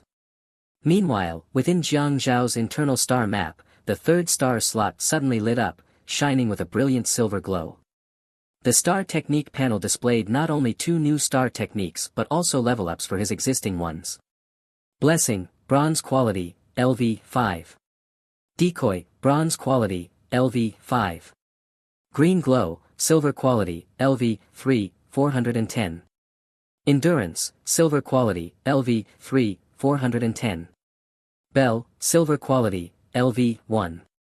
Imprint, silver quality, LV 1. Even the strongest awakened individuals could only embed up to 4-star beads and gain 4-star techniques during the Stardust phase. Yet Jiang Shao already had 6-star techniques, with each star slot providing dual techniques. However, Jiang Shao had opted not to absorb Scorching Flame and Exploding Flame. While these fire elemental star techniques were undeniably practical, useful for lighting fires in the wild, staying warm, or imbuing weapons with flame, they simply weren't worth it for him. With so few star slots available, he had to painfully forego merging and absorbing 2 silver quality techniques of the same slot. The disappointing part was that Jiang Zhao's star map remained unchanged. It seemed that absorbing human star beads didn't help expand his star map or add additional star slots. Han Yuro asked softly, "Tell me, is it what I think it is?" Jiang Shao smiled and nodded. The constellation of the Big Dipper appeared faintly on his body, with the 3rd silver star slot dazzlingly radiant. Yes, dual techniques in 1 slot, Bell and Imprint. Xiaoyu interjected, marveling. I don't even know whether to feel happy for medical awakened like you or to pity you. You're stuck with only 9 star slots. Oh, so it's called Imprint, Jiang Shao said, pretending to be enlightened. Well, before battles, I can preemptively leave marks on you all.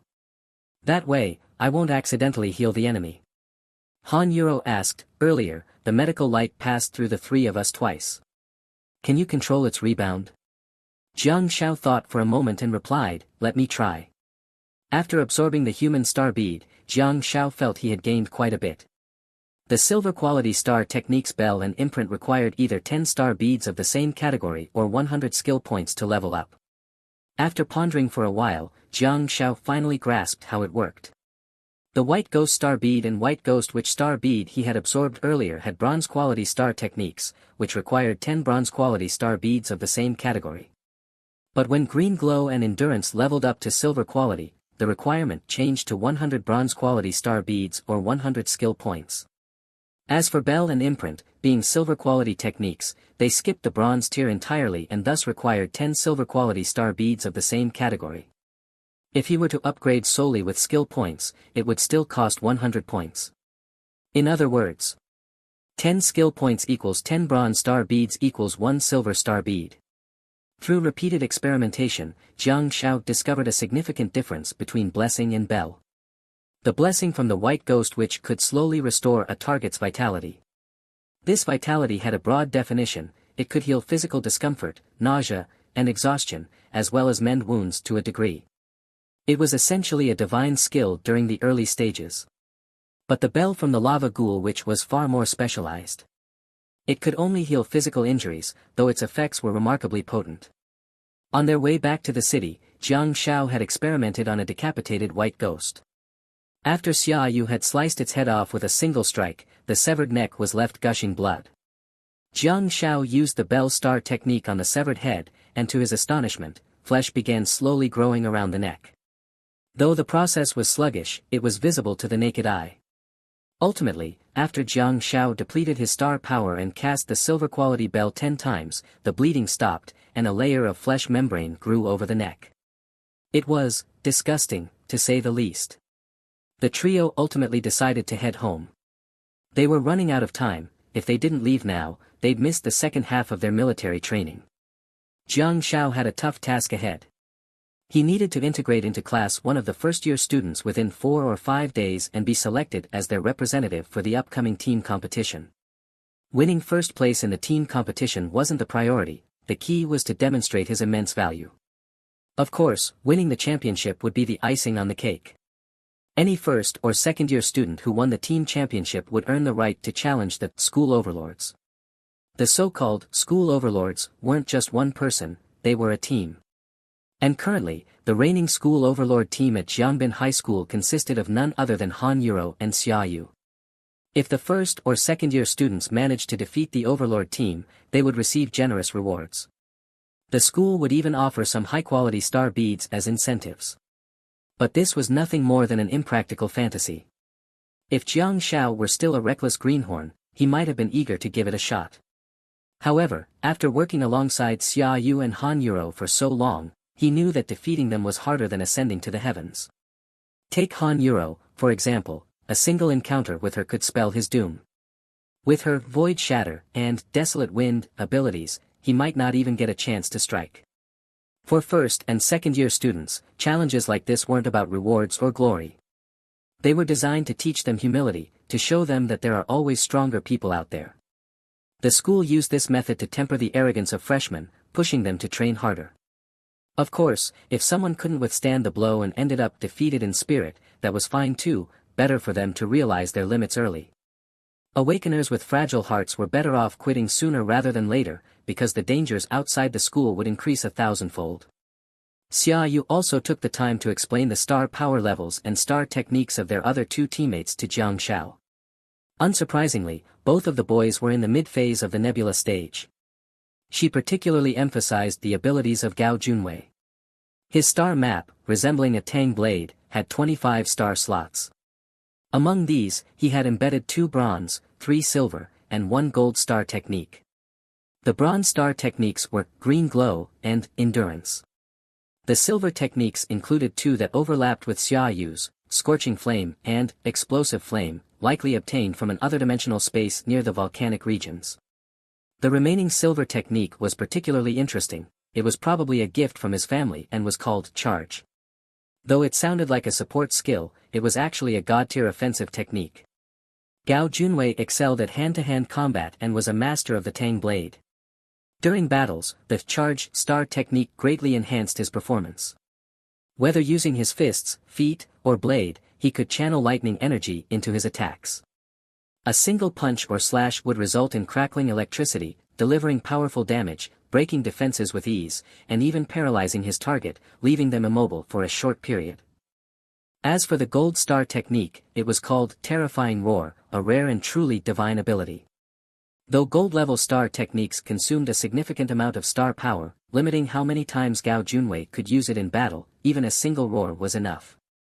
Especially against lower-tier other-dimensional creatures, this terrifying roar could strike fear into them, leaving them trembling, sapping their will to fight and scattering them in panic.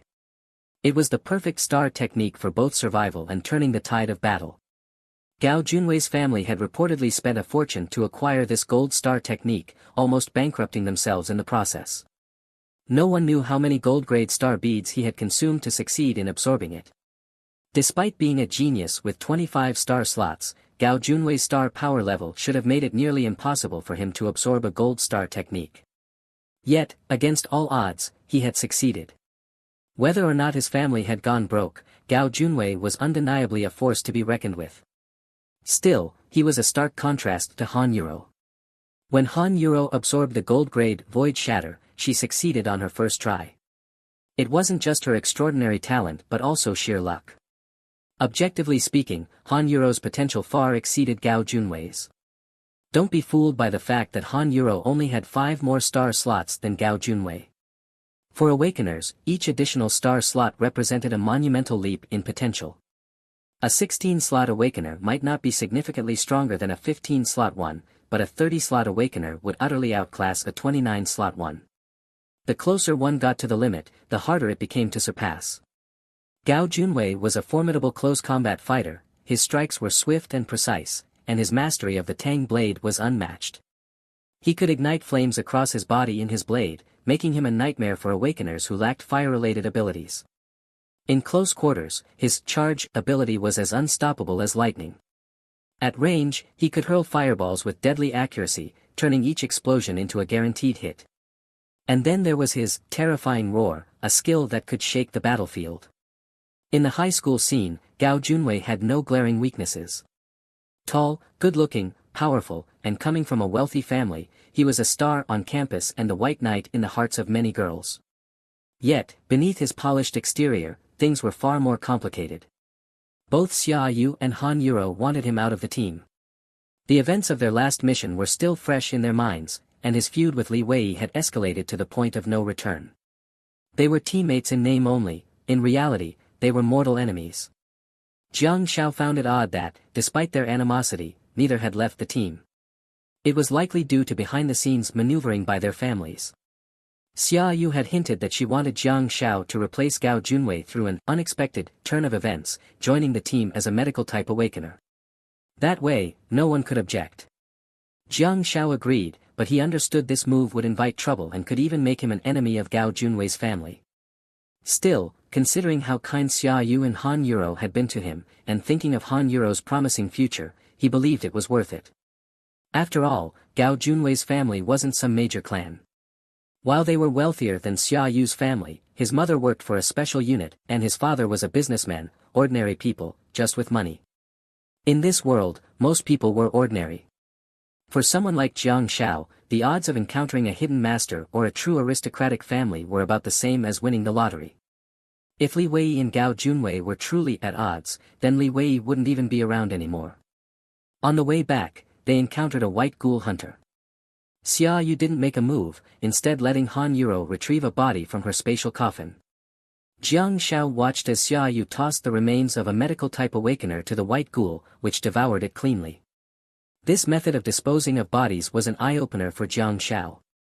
It was hard for him to associate the term ruthless with Xia Yu, but her actions constantly reshaped his perception of her. This world was truly fascinating. Early September, the lingering heat of summer. Even though the northern Jiang region was in the far north, abnormal climate patterns kept it sweltering. Returning to Earth, Jiang Xiao felt as if he had been reborn.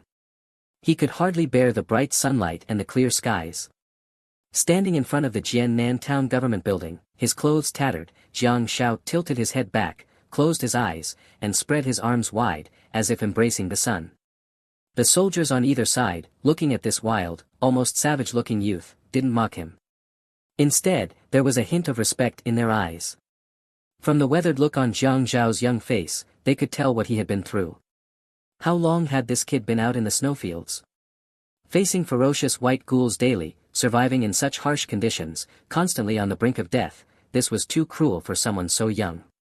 Emerging from that frozen world, Jiang Xiao could now appreciate the beauty of life. The fresh air, the warm sunlight, even the oppressive heat was infinitely better than the bitter cold of the snowfields. Better to die from heat than from freezing. Better to overeat than to starve. Not changing clothes, not taking a shower, standing here in winter clothes under this blazing sun, did I mess you up or something? A burst of laughter came from behind. Xia Yu was in a good mood. Jiang Xiao turned around to see Xia Yu's radiant smile, her youthful and chic urban outfit on full display, a white V-neck t-shirt, blue denim shorts, and flip-flops. She had just taken a shower, her face was flushed, her short, chestnut-colored curly hair still damp. The breeze tousled her hair slightly, adding a touch of allure. "Where are you looking?" "My eyes are here," Xia Yu said, delivering a swift kick to Jiang Zhao's backside. She raised 2 fingers and pointed at her own eyes for emphasis. Jiang Xiao rubbed his behind and sighed, "After living on the snowfield for so long, even white ghosts look attractive to me. Let alone you. You little punk, how dare you compare me to those hideous creatures?" Xia Yu was furious and kicked again. Jiang Xiao dodged easily this time, and her flip-flop flew off, landing squarely on the face of a soldier who was standing guard. The soldier remained motionless, like a statue, as if nothing had happened. Ah! Xiaoyu balanced on one foot, covering her mouth with one hand. Sorry, sorry. She glared at Jiang Shao. Go pick that up for me. Jiang Shao chuckled, dream on. You. Xiaoyu stomped her foot, fuming. Behind them, Han Yuro walked out, her gaze landing on Xiaoyu, who was clearly bullying Jiang Shao. Stop fooling around. Let's go, she said irritably. Ugh, fine. Xiaoyu relented but then turned her attention to Jiang Shao. Why haven't you changed your clothes? Han Yuro frowned, looking him over. His clothes were tattered and stained with dried blood. His buzz cut had grown out quite a bit, and if it weren't for his still immature build, he might have looked unkempt and rugged. Oh, I'll go change. Jiang Shao had been enjoying the sunlight. Ever since leaving the snowfield, he'd been standing here, soaking in the sun's warmth. No need. Let's just go, Han Yuro said, shaking her head. When we get home, change your clothes, clean up, and then get a haircut. This afternoon, I'll take you to school. Take me to school. Jiang Shao scratched his head. The word sounded strange to him. In Jiangbin City, at the Garden District, back home. As soon as Jiang Shao and Han Yuro entered the house, they began dividing the spoils. Han Yuro emptied a pile of star beads from her spatial coffin, setting aside a portion for Xiaoyu before carefully picking out 2 white ghost shaman star beads to hand to Jiang Shao. Holding the 400,000 yuan worth of star beads in his hands, Jiang Shao couldn't help but feel a rush of emotions. Man, I need to get stronger, head into more dimensional spaces, and snag some rare star beads. Selling just a few would set me up for life, he thought. No wonder so many people aspired to become awakened. The money was just too easy. Jiang Shao and Han Yuro also had a natural advantage, access to certain dimensional spaces in the northern Jianglands was free for them. It was worth noting that the entry fee for the snowfield was a hefty 50,000 yuan. The government-developed snowfield was essentially a playground for the wealthy, completely out of reach for ordinary people. Under Han Yuro's expectant gaze, Jiang Shao absorbed the white ghost shaman star beads. However, in his internal star map, blessing, and bait were still stuck at brass quality LV.7, 3 star beads short of an upgrade. Han Yuro looked visibly disappointed.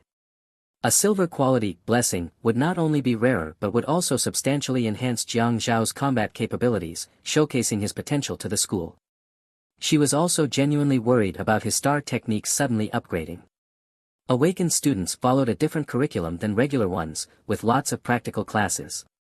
If Jiang Zhao's brass star technique suddenly advanced to silver, how would they explain it? Jiang Shao hesitated as well. He still had 4 skill points, enough to upgrade blessing and bait to silver quality. But he wanted to save those points for upgrading his star power.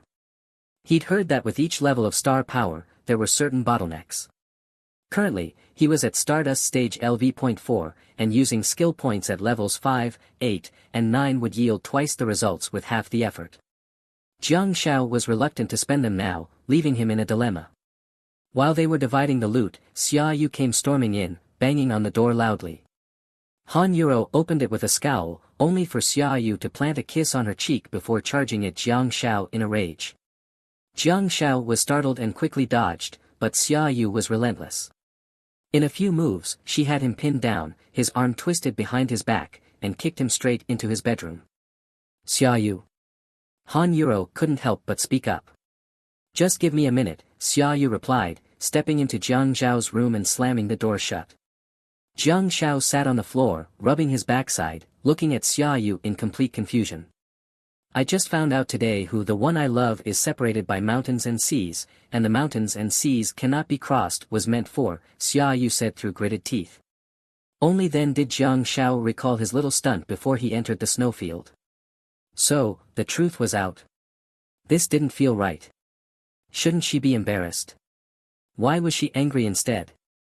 If you lay another hand on me, I'll tell Han Yuro all about your little performances and let her know how you've been acting, Jiang Shao said. You bastard, Xiaoyu muttered as she began pacing the room, her voice lowered. My dad actually thinks there's something wrong with me mentally. Huh? Jiang Shao blinked. He thinks I actually like you, that I orchestrated everything myself to satisfy some delusional fantasy. He even said that if I really wanted to, I could date you. He'd even let you marry into our family. Sure, you're a bit of a smartass, but he'd make sure to discipline you properly. Xia Yu was practically tearing her hair out in frustration. Jiang Zhao's expression was one for the history books. This prospective father-in-law deserved a full score for his assist. Miss Xia, care to date me? Jiang Zhao leaned against the bed, sitting on the floor. He tilted his head, looking at the nearly breaking down Xia Yu. Xia Yu froze for a moment, her beautiful eyes widening in disbelief as she stared at Jiang Zhao. Then, in a flash, she kicked him squarely. Hey, don't kick me. I'm a big deal now, what if you injure me? Who's going to carry you to victory later? Jiang Zhao quickly shifted from lying lazily to squatting defensively, holding his head and pleading for mercy. Smartass. I'll teach you to be a smartass. Outside the door, Han Yuro stood for over 10 minutes, listening to the sounds of thuds and Xia Yu's rhythmic scolding. As the noise died down, Han Yuro straightened up. Creak. Jiang Zhao's bedroom door finally opened. Xia Yu walked out, adjusted her breathing, and forced a smile at Han Yuro. What's wrong? Han Yuro asked. Xia Yu's chest heaved as she smoothed her messy, chestnut-colored short hair. Her cheeks were flushed. I asked my family about it. They haven't received the white ghost witch star orb. Sorry. That's actually a relief. Now I don't have to struggle with whether or not to accept such an expensive star orb, Han Yuro said. You've misunderstood. I was thinking about myself, too, Xia Yu said with a helpless shake of her head. We'll think of another way. All right, Han Yuro nodded. I've got to go. I still have something to do, Xia Yu said before hurriedly leaving. Curious, Han Yuro pushed open Jiang Zhao's door, only to find him lying on the floor, staring blankly at the ceiling with a look of utter despair. Puppy, what happened? Han Yuro asked softly. Jiang Zhao, sensing her concern, straightened up slightly. He thought for a moment and decided not to tell her about Xia Yu's prank to avoid stirring up conflict between the two of them. It's nothing. I was just joking around with her. Girls can be sensitive about their pride, so she got back at me a bit. Look, I'm not hurt, it's just some harmless fun, Jiang Zhao explained. Han Yuro nodded, not seeing much cause for worry. Change your clothes. We're heading out for a haircut. Jiang Zhao felt a deep sense of grievance. Taking me to school was one thing, but now I have to go get a haircut too. What am I, a child? And is it even possible for me to somehow mess up getting a haircut that takes 10 minutes? The elderly barber at the shop was very enthusiastic and talkative, which somewhat lifted Jiang Zhao's mood. They spent a good while chatting about car repair experiences. With his years of skill, the old barber gave Jiang Zhao a clean and refreshing buzz cut. Haha, you've even got a widow's peak here, the barber said as he put down the clippers, touched Jiang Zhao's forehead, and picked up a razor. It's not very even, let me shave it off. Jiang Zhao. Ah. Jiang Zhao looked in the mirror and touched the spot where his widow's peak had once been. The barber's razor work was precise, and the buzz cut actually looked pretty decent. You look much more spirited now, Han Yuro said as she put down the magazine she'd been reading and glanced at Jiang Zhao through the mirror. Let's go. She tossed 10 yuan onto the counter. Well, I guess we're going. Off to school, huh? The mere thought of school made Jiang Zhao feel a headache coming on.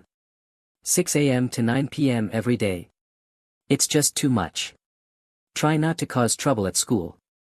Keep a low profile, Han Yuro said unusually sternly from the front passenger seat, which made Xia Yu chuckle. Ever since she'd taught Jiang Zhao a lesson in his room earlier, her mood had noticeably improved. Sitting in the back seat, Jiang Zhao propped his elbow on the window frame and gazed outside. After so many years, he was going back to school again. Jiangbin High isn't just for Awakens students. There are plenty of regular students as well. Kids at this age are competitive and prone to jealousy. Keeping a low profile won't do you any harm, Han Yuro added, but didn't get a response for a while. She adjusted the angle of the rearview mirror. Hey, I can't see behind me anymore, Xia Yu quickly noted. Then use the side mirrors, Han Yuro replied coolly. Through the rearview mirror, she caught sight of Jiang Zhao's utterly dejected expression. Feeling annoyed? Han Yuro asked softly. Jiang Zhao snapped out of his thoughts. No, I just got a little lost in thought. Han Yuro responded nonchalantly, deciding not to press further. After some consideration, Jiang Zhao spoke up. By the way, just so you know, my blessing star technique has already reached silver quality. Screech. The Land Rover came to a sudden stop. Xia Yu turned her head, her eyes lighting up. Really? Jiang Zhao gazed out the window and sighed softly. Ha, women. Xia Yu. Around 5 p.m., the car pulled up in front of the school gates. As soon as Jiang Zhao stepped out of the car, he was met with the eerie wails of a song. Listening closely, he realized it was "Unity is Strength." Curious, Jiang Zhao walked to the gate and saw a group of students in green military uniforms lined up, singing the song towards the cafeteria. An elderly man at the cafeteria entrance was leisurely fanning himself, clearly enjoying the sight of the eager students. Let's go. Time to check in, Han Yuro said, patting Jiang Zhao on the shoulder. How about? I go by myself. Jiang Zhao tentatively suggested. Han Yuro paused, thought for a moment, and agreed. All right. Xia Yu and I will head in first. You can go straight to the 4th floor of Building A to find Director Gao. He knows you're coming. Puppy, Xia Yu teased, looping her arm around Han Yuro's and blowing Jiang Zhao a kiss. You're the best. I'll be waiting for you in senior year. Jiang Zhao's face froze. Senior year. Senior year. Good grief. Since coming to this world, what had he been doing? Struggling to survive in the snowy wilderness, only to come back and skip straight to senior year. He could handle the coursework, but senior year's intensity was on a whole different level, a direct leap into hell mode. Why couldn't I have been reborn as a university student? Jiang Zhao lamented internally. Even Awakens students had to take college entrance exams. Prestigious academies demanded high scores in both academic subjects and practical combat skills. Of course, if one only aimed for regular colleges, it wasn't as grueling. Prestigious academies offered more resources and opportunities, but as for reputation, well, that could be left to fate. Jiang Zhao identified himself to the gatekeeper and swore he wasn't some thug stalking the two girls. Only then was he allowed in. Building A was easy to find, it was near the school entrance. Jiang Zhao headed straight to the 4th floor and found Director Gao in his office. Director Gao was around 40 years old, not very tall, with dark skin. He wore a pair of rimless glasses, which added a hint of sophistication to his dark complexion. You're Jiang Xiaogo? The kid in the medical division? Director Gao scrutinized Jiang Zhao with a skeptical expression. Jiang Zhao nodded obediently. Yes, that's me. You missed check-in and military training because you were out training in the snowy wilderness. Director Gao tapped his desk, looking as if he were questioning the entire world. Yes, Jiang Zhao replied, still obedient. Let me see your star map, Director Gao demanded. Jiang Zhao activated his star force, and a beautiful star map emerged around him. In the stardust phase, star force appeared as fine particles. Dotted starlight connected 9 star slots, with the first 3 slots inlaid with silver star orbs that emitted a faint glow. Director Gao. His expression grew complicated, a mix of shock and pity. Only 9 star slots. Was this a 1 in 100 medical division, underachiever? Jiang Zhao had used 3 skill points to upgrade blessing and decoy to silver quality. For the foreseeable future, his blessing star technique would remain at the silver level. Even if he absorbed the white ghost witch star orb later, it wouldn't suddenly level up and draw attention. What kind of star techniques are they? Director Gao asked casually, guessing in his heart that Jiang Zhao's star techniques were likely silver-grade ones available on the market. Blessing, Green Glow, and Bell. Jiang Zhao replied. Director Gao was stunned. Blessing and Green Glow are both bronze grade. How do you have 3 silver-grade star techniques? Jiang Zhao was prepared for this. They were left to me by my parents. Director Gao's expression softened instantly. Jiang. Who are your parents? They went missing 3 years ago during a mission, Jiang Zhao said, deliberately avoiding mentioning their names. Who took you to train in the snowfields? Director Gao pressed on. Han Euro, Jiang Shao added, she's my sister. Han Euro's younger brother. From the pioneering Han family. You took your mother's surname. Director Gao's tone finally grew warm, but he sighed with regret, what a pity, only 9-star slots. In his mind, however, he was puzzled. A child with the low aptitude of 9-star slots, how could he possess 3 silver-grade star techniques? Director Gao's gaze gradually turned fervent as he drew a conclusion about Jiang Shao in his heart, low aptitude, good luck. Whether he could grow further in the future didn't matter, after all, once he graduated high school, it would no longer be his concern. At present, these 3-star techniques were more than enough for Jiang Shao to make a splash in the high school league. Jiang Shao felt uneasy under Director Gao's suddenly heated gaze. So much for a sacred campus. This old guy is scarily transparent, Jiang Shao complained inwardly. On the school sports field, the lights were so bright it felt like daytime. The students were still struggling through their grueling military training. Hey, look! A handsome boy just showed up. In the northwest corner of the field, a girl kneeling on the ground holding down her partner's legs whispered. Where?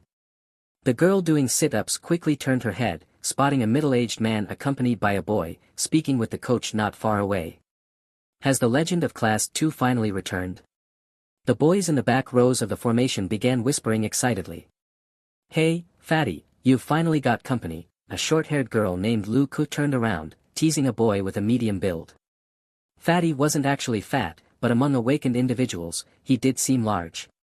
After all, an awakened person's total star power was linked to their physical fitness, so everyone trained fiercely, either becoming lean like a monkey or strong like a bull. Fatty was one of the rare, out-of-shape individuals in Class 1, alongside second Fatty, third Fatty, and fourth Fatty. This year's cohort at Jiangbin No. 1 High School consisted of 16 regular classes and 8 awakened classes, with each awakened class having just 24 students. Class placement was determined by a combination of academic performance and star map aptitude, with academics accounting for only 30%. Class 1 was the elite class for students with the best aptitude, while Class 2, where Jiang Shao was assigned, also had solid talent but had been missing one student. Everyone had been wondering who this mysterious classmate could be. Finally, the mystery classmate had arrived. Fatty completed a sit-up, curling his legs and placing his hands on his knees. He looked at Jiang Shao in the distance and chuckled, Lu Ku, I know what you're thinking. You're our class communications officer, your mouth is as slick as ever. Lu Ku raised 3 fingers. 3 minutes, I want all his info. 3 minutes. That's not enough. I'll have all the details for you after tonight's training session, Fatty said confidently. Fatty, you're the best. Lu Ku's sweet voice made Fatty's heart melt. But I can't work for nothing, Fatty said with a sly grin, rubbing his hands together. What do you mean? Lu Ku asked, blinking her big eyes. Give me your WeChat, Fatty replied with an eager expression. Fine, Lu Ku reluctantly agreed, but only if you get his WeChat for me first. Deal. Fatty thumped his chest in assurance. Not far away, Jiang Shao looked at the coach in front of him and felt the world was indeed small. The man wasn't a stranger, it was Lei Jin, his former personal trainer. Climbed out of the snowfields, huh? When Xia Yu told me, I was a bit worried about you, Lei Jin said with a big smile. Director Gao stood frozen to the side.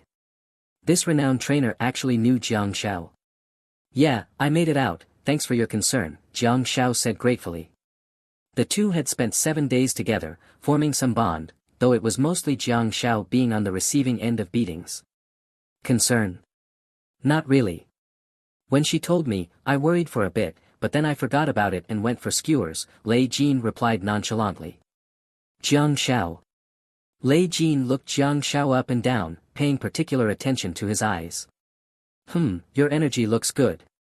The snowfields are dangerous, but it seems you've been channeling your energy in the right direction. Jiang Shao, huh? And the snowfields are freezing cold, must have been hard to, operate, right? Lei Jin patted Jiang Zhao's shoulder. Earth is pretty comfortable, but you need to control yourself. Don't go ruining your body. Jiang Shao. Are you staying in the dorms or going home? Lei Jin asked, changing the subject. Dorms. It's more convenient, Jiang Xiao replied. Saves me from chasing bus 102 every day. Got all your living supplies? If not, you can crash at my place tonight, Lei Jin offered generously. Jiang Xiao hesitated. I've already spent enough nights with you. You're snoring, Ahem. Director Gao coughed twice, reclaiming his presence. Ah, Director Gao, my bad. Got carried away chatting, Lei Jin said with a laugh, patting Jiang Xiao's shoulder again. This kid used to be my trainee. Later, he went to the snowfields to train, and I was genuinely worried he wouldn't make it back. Alright, you can return to your group, Lei Jin said. Dressed in a white t-shirt and black shorts, Jiang Xiao walked into the green formation. The group of 23 was divided into 4 rows, each with 6 people. Jiang Xiao naturally filled the empty spot in the last row. The boy in the row ahead turned around. Thick eyebrows, big eyes, and a well-proportioned physique, it was none other than Fatty, Lu Bufan. Hey, classmate, I'm Lu Bufan. Lu as in willow, Bu as in progress, and Fan as in ordinary. I'm our class's communications officer, Fatty said with a grin, his heavy northeastern accent apparent. Before Jiang Xiao could reply, a boy with a scar at the corner of his mouth spoke with a mocking tone, Ha, communications officer. He turned to Fatty, smirking. The whole school knows you're Class 2's communications officer. Ha, Lu Bufan, I agree with the ordinary part of your name, but as for progress, doesn't it also mean regress? Fatty's smile froze momentarily but quickly returned. Regress works too. Like now, taking a step back to see the bigger picture. Ha. The scarred boy was stunned for a few seconds before letting out a cold snort and turning away. Jiang Xiao marveled at Fatty's composure, thinking to himself, kids these days mature so early. Did those words seriously come out of a high schooler's mouth? Such emotional intelligence. Under the night sky, the formation of 8 Awakeners classes began running laps on the track. The regular students had long finished their military training, leaving only this group of Awakeners sweating it out in the grueling routine. Jiang Xiao stood at the very back of the team. In front of him was the chubby Lu Bufan. Taking advantage of the laps, Lu Bufan slyly started a conversation with Jiang Xiao. See that pretty girl next to me? She's our class flower. Following Lu Bufan's gaze, Jiang Xiao caught sight of a girl with delicate features and an elegant side profile. He only glanced briefly before averting his eyes, staring too long would be impolite, after all. Her name's Elena, a Chinese-Russian mix. But her dad's genes aren't strong enough, you can barely see any Eastern traits in her, Lu Bufan explained thoughtfully. Don't let her fool you, though. She speaks Chinese better than we do, grew up here in Huaxiao. Man, her height is intimidating, Jiang Xiao remarked. Lu Bufan chuckled. I've got to say, my friend, you really kept us waiting. All 8 classes of Awakeners in the school have been itching to see you. Military training's almost over, and everyone's dying to find out who managed to hold on to that reserved spot in Class 2. Ah, come on, I don't deserve that much attention, Jiang Xiao sighed. Maybe it's just because being good-looking has its perks. Lu Bufan froze for a moment. In just a few sentences, he got a sense of Jiang Xiao's cheerful and playful personality, someone who seemed easy to get along with. Changing his approach, Lu Bufan laughed. You've got a point there. Why did that sound a little off? Hey, bro, how many star slots do you have? What kind of star techniques?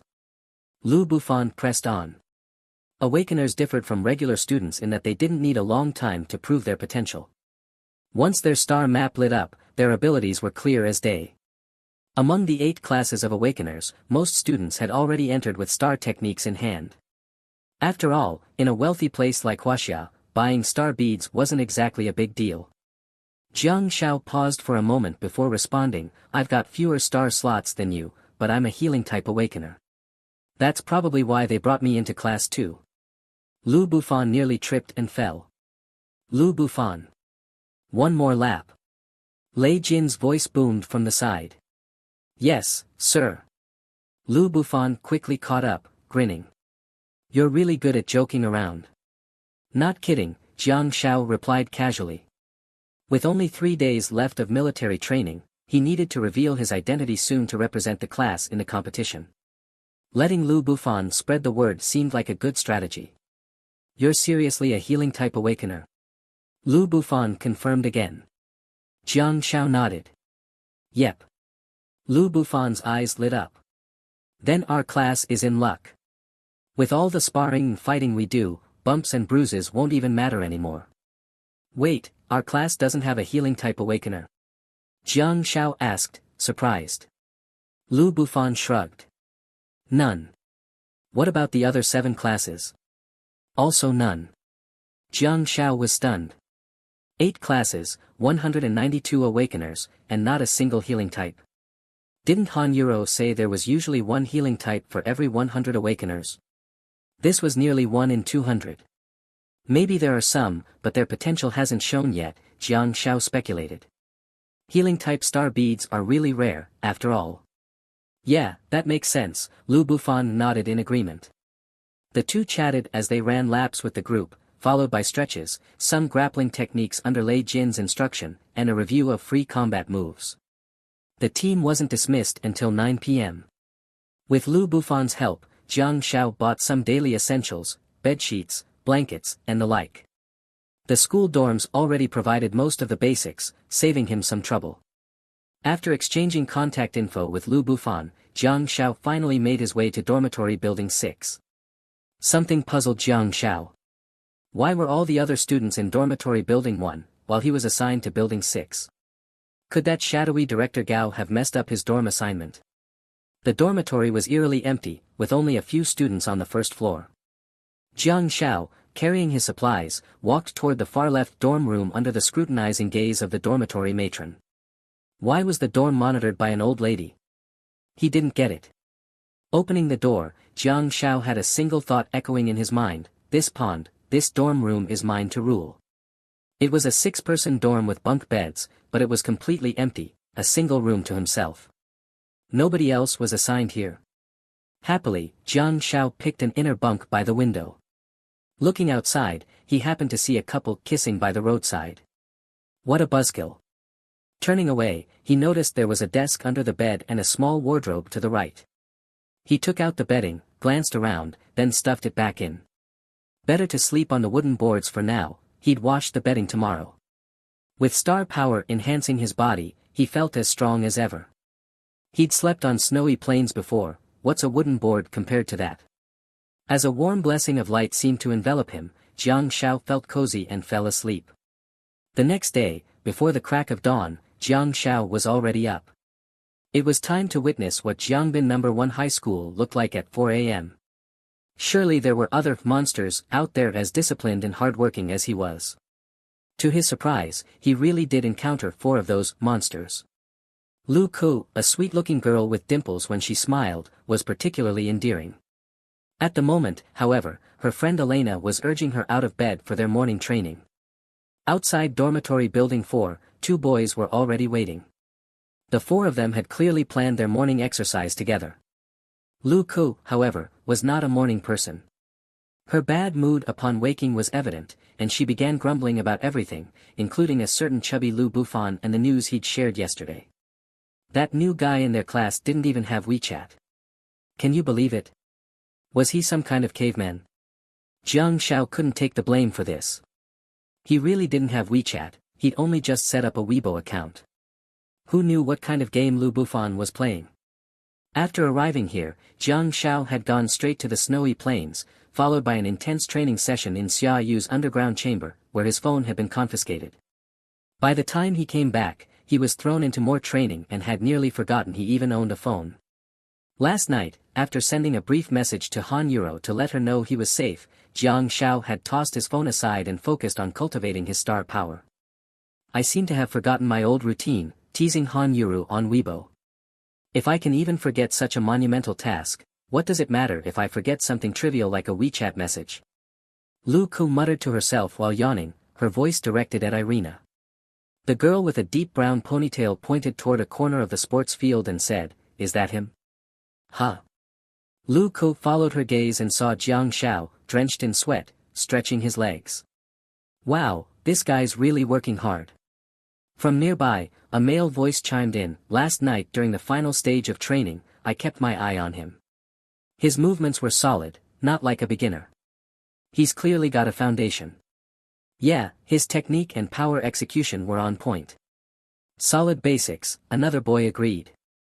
The two boys looked strikingly similar, even a fool could tell they were twins. They were both the same clean-cut height of 178 centimeters, with broad shoulders, narrow waists, long legs, and chests filled out with impressively developed pecs, giving off a powerful presence. However, their hairstyles were unique. Both sported buzz cuts. Normally, there's nothing unusual about buzz cuts, but theirs were too flat, with sharp corners. Combined with their square faces, they looked like walking bricks, giving off a somewhat comical vibe. Stop exaggerating. You can tell all that with just one round. Lu Ku asked skeptically.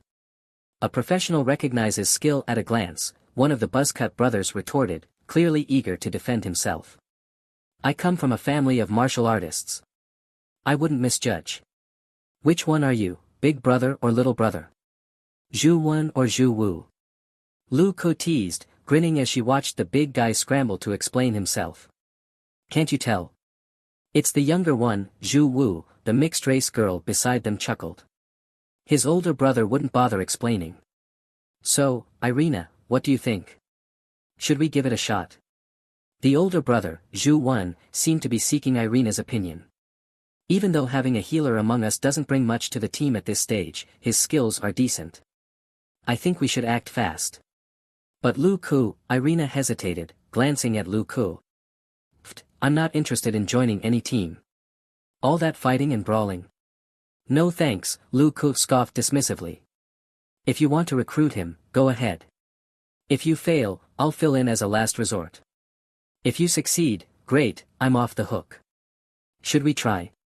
Irina looked to Zhu Wen with a questioning expression. All right, let's do it. Zhu Wen nodded, and with that, the small group headed straight across the sports field toward Jiangshao. In truth, Zhu Wen and Zhu Wu's team wasn't lacking in members. With the brothers' formidable martial arts skills, plenty of their classmates had tried to join. But either the twins weren't impressed by the applicants, or the people they wanted to recruit had already joined other teams. They were particularly keen on having Irina in their group, so naturally, Lu Ku, being Irina's close friend, ended up tagging along as an extra. Lu Ku was a complete misfit in the team, and after some discussion, the brothers decided to look outside their circle for overlooked talents. Just when they were about to give up, they stumbled upon someone with decent skills, which led to Zhu Wen consulting Irina. Jiang Shaoan noticed the approaching group of four, a sweet, charming girl and a striking mixed-race beauty. The two girls were indeed a captivating sight. Lu Ku was slightly shorter, standing at 163 centimeters, a height that struck a perfect balance between elegant and cute. She could pull off both mature and youthful looks. Unlike Xiaoyu, who was like a wild horse, untamable, unless someone cut a chunk off those ridiculously long legs of hers. The mixed-race girl beside her, on the other hand, was what Jiang Shao silently labeled as the milk-fed girl. Her height was a staggering 184 centimeters, and her legs seemed impossibly long, almost intimidating. Her short, deep brown hair framed a face with sunken eye sockets, brown irises, and a high nose bridge, giving her features a strikingly sculpted look. Jiang Zhao's gaze lingered briefly on the two girls before shifting to the bodyguards walking ahead of them. And then, his eyes froze in place. No way. Buzzcut dude. Is that you? Buzzcut dude. Those eyes, so intense, so expressive. Jiang Shao had already noticed the twins during last night's final sparring session. The brothers had been locked in a fierce match, going all out against each other. Perhaps because they were actual siblings who trained together often, they didn't hold back in the slightest. Their fight had been so remarkable that the instructor, Lei Jin, used it as a live demonstration, making the whole class watch the brothers' unarmed combat skills. Jiang Shao had seen it all and taken note, their martial arts were leagues ahead of their peers. For first-year students who had just awakened their abilities, the Zhu brothers were far ahead of the pack. Of course, they had only showcased their raw physical combat skills, not any star-powered techniques. After all, everyone in their class was an awakened ability user. When it came to overall skill, perhaps there were still a few hidden, big shots, in Class 2. Zhu Wen, one of the buzzcut brothers said, extending a hand toward Jiang Shao with a friendly smile. Jiang Shao quickly shook it, not daring to hesitate. In this world, the strong fear the reckless, and the reckless fear those with nothing to lose. Last night, Big Brother Buzz Cut had beaten up Little Brother Buzz Cut so badly it was almost tragic. "Welcome to Class 2's family," Buzz Cut Brother Number 1 said warmly, "for now, at least." Buzz Cut Brother Number 2 was more direct, cutting straight to the point. "I heard you're a healer." "Huh?" Jiang Shao blinked, momentarily stunned, before nodding. Yeah. I saw your moves last night. You've got some skill. How about joining our team? Let's represent Class 2 together," Buzz Cut Brother Number 2 suggested. "Wow, no wonder you don't have many friends. Can't you be a little more tactful?" Lu Ko shot a fierce glare at the Buzz Cut second brother, Zhu Wu.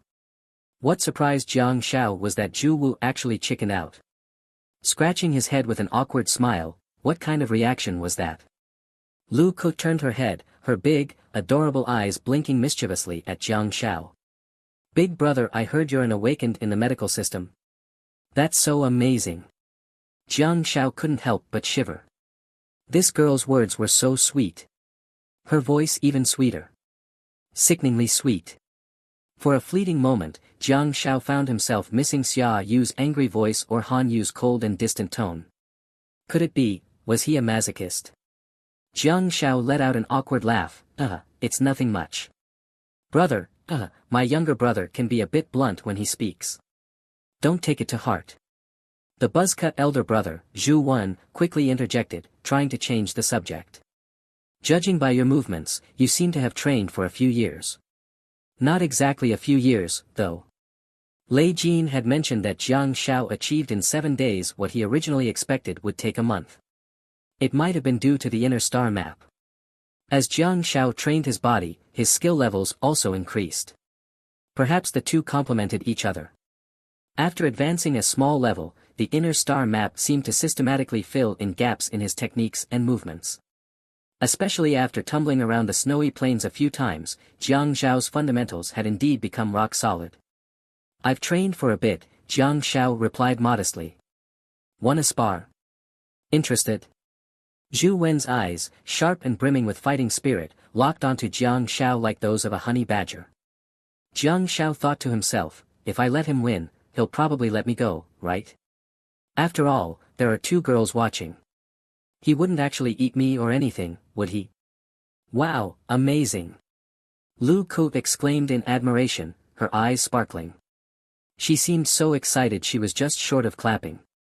Watching Jiang Shao and Zhu Wen exchange blows, she looked as if she was enjoying a thrilling performance.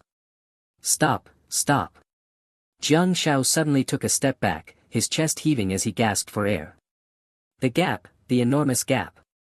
Without the aid of star techniques, Jiang Shao had to admit he was no match for this buzzcut guy. Although the sparring seemed intense and evenly matched on the surface, Jiang Shao could clearly feel the difference. It wasn't just a little. Zhu Wen had obviously been training since childhood. Though he started with a freestyle combat stance, as the fight progressed, traces of traditional martial arts became evident. With the enhancement of star power, his moves became even more formidable. Especially his leg techniques, they were sharp and almost impossible to counter. Not bad, really not bad. Zhu Wen glanced at his younger brother, Zhu Wu, and then at the mixed-race beauty, Elena. Zhu Wu nodded in agreement. For a high school student, the expectations couldn't be too high. Judging by his moves alone, many of the students in their class who were transferred to team up might not even be stronger than Jiang Shao. Having received the buzzcut brother's acknowledgement, Elena, who had been silent this whole time, finally spoke up. Hi, Jiang Shao, I'm Elena. The mixed-race beauty stepped forward, smiling warmly. When a person with a Western face spoke fluent Mandarin, it always felt a bit peculiar. What's your surname? Jiang Shao asked casually, his mind already calculating. This was a golden opportunity. Since he came late, joining a team wasn't easy, especially a strong one. If he wanted to represent Class 2 in the competition, he'd at least have to break through in Class 2 first. Elena responded with a smile. My dad's surname is E. Oh. I thought it was a foreign name translated into Chinese. The E surname is pretty rare, Jiang Shao remarked. It's in the 100 family surnames. Haven't you heard of Yi, the minister from the Shang dynasty? Elena asked with a hint of amusement. Ah, my bad, Jiang Xiao apologized awkwardly. Though Elena was Chinese, her Western appearance combined with her teaching him about Chinese culture felt strange. My family specifically picked a name that could be easily translated. That's why they named me Lena, so my mom's side of the family could pronounce it easily, Elena explained with a chuckle. Oh. Jiang Xiao nodded. Elena hadn't expected such a flat response. The atmosphere grew a bit awkward. Loli Lu Ku muttered under her breath, a real conversational wizard. Snapping out of it, Jiang Xiao quickly asked, does your team need more people? There are already 4 of you, right? I'm just here to make up the numbers. I can't fight, Lu Ku hurriedly clarified. Even the star orb the school gave me didn't help me absorb explosive flame. The school gave out star orbs. Jiang Zhao's voice involuntarily rose. Of course. Oh, right, you just arrived yesterday, so you missed the distribution, Lu Ku said, covering her mouth and giggling. Elena explained, at the beginning of the military training, the school distributed star orbs based on each student's star map. If your star map is melee-oriented, you'd receive 3 white ghost star orbs. If it's magic-oriented, you'd get 1 lava ghost star orb. Lava ghost star orb. The kind that comes from the other dimensional space in the volcanic regions. Lava ghost star orbs were silver grade, while white ghost star orbs were bronze grade. Though both were foundational star techniques abundant in the northern Jiang region, the difference in quality was massive. For the rare few with unique star maps, they received white ghost witch star orbs. Sadly, no one awakened a healing-type star technique, Elena said, glancing at Jiang Xiao. Taking the opportunity, she asked, since you claim to be awakened in the medical system, you must already have a basic healing star technique. Is it blessing? Yes, that's right, Jiang Xiao confirmed with a nod. Ah, white ghost witch star orbs, Lu Ku said enviously. A single white ghost witch star orb was a status symbol. Either it came from a wealthy family member, or it was earned through battles in the snowy plains. Either way, it was enough to make her jealous. Oh, I've been to the snowy plains a few times, Jiang Xiao said with a smile. Oh. Zhu Wen's eyes lit up. Looks like your specialty isn't sparring, it's killing enemies. Not bad, Jiang Xiao responded perfunctorily. I like people who've had blood on their hands, way better than those weaklings, said Zhu Wu, the flat-topped second brother. Jiang Xiao, Bro, how many star slots do you have? And how many star techniques? Zhu Wen asked, as if returning the courtesy, then added, I have 20 star slots, and 2 brass-quality star techniques, green glow and endure. The flat-topped Zhu Wu chimed in, same here. 20 star slots, 2 brass-quality star techniques, green glow and endure. Both of us are at the early stage of Stardust phase. Early stage of Stardust phase? According to Jiang Zhao's inner star map, that would correspond to Stardust phase levels 0 to 3. 20 star slots were enough to place them in Class 2. Coupled with the self-introduction of the chubby Lu Bufan yesterday, who mentioned having 19 star slots, it seemed that having around 20 star slots was considered exceptional talent. Jiang Xiao also understood that, comparatively, the majority of awakened ones were of average aptitude, with 15 star slots being the most common. Less than 15 meant poor aptitude. Above 15, every additional slot signified greater talent, and reaching 20 star slots was already quite remarkable. Only now did the slow-on-the-uptake Jiang Xiao truly grasp how overwhelmingly strong Xia Yu with her 28 star slots and Han Yuru with her 30 star slots were. They were absolute powerhouses. Elena ran her fingers through her short brown hair, which glowed brilliantly under the morning sun. She was stunning. Both of their star maps are fists.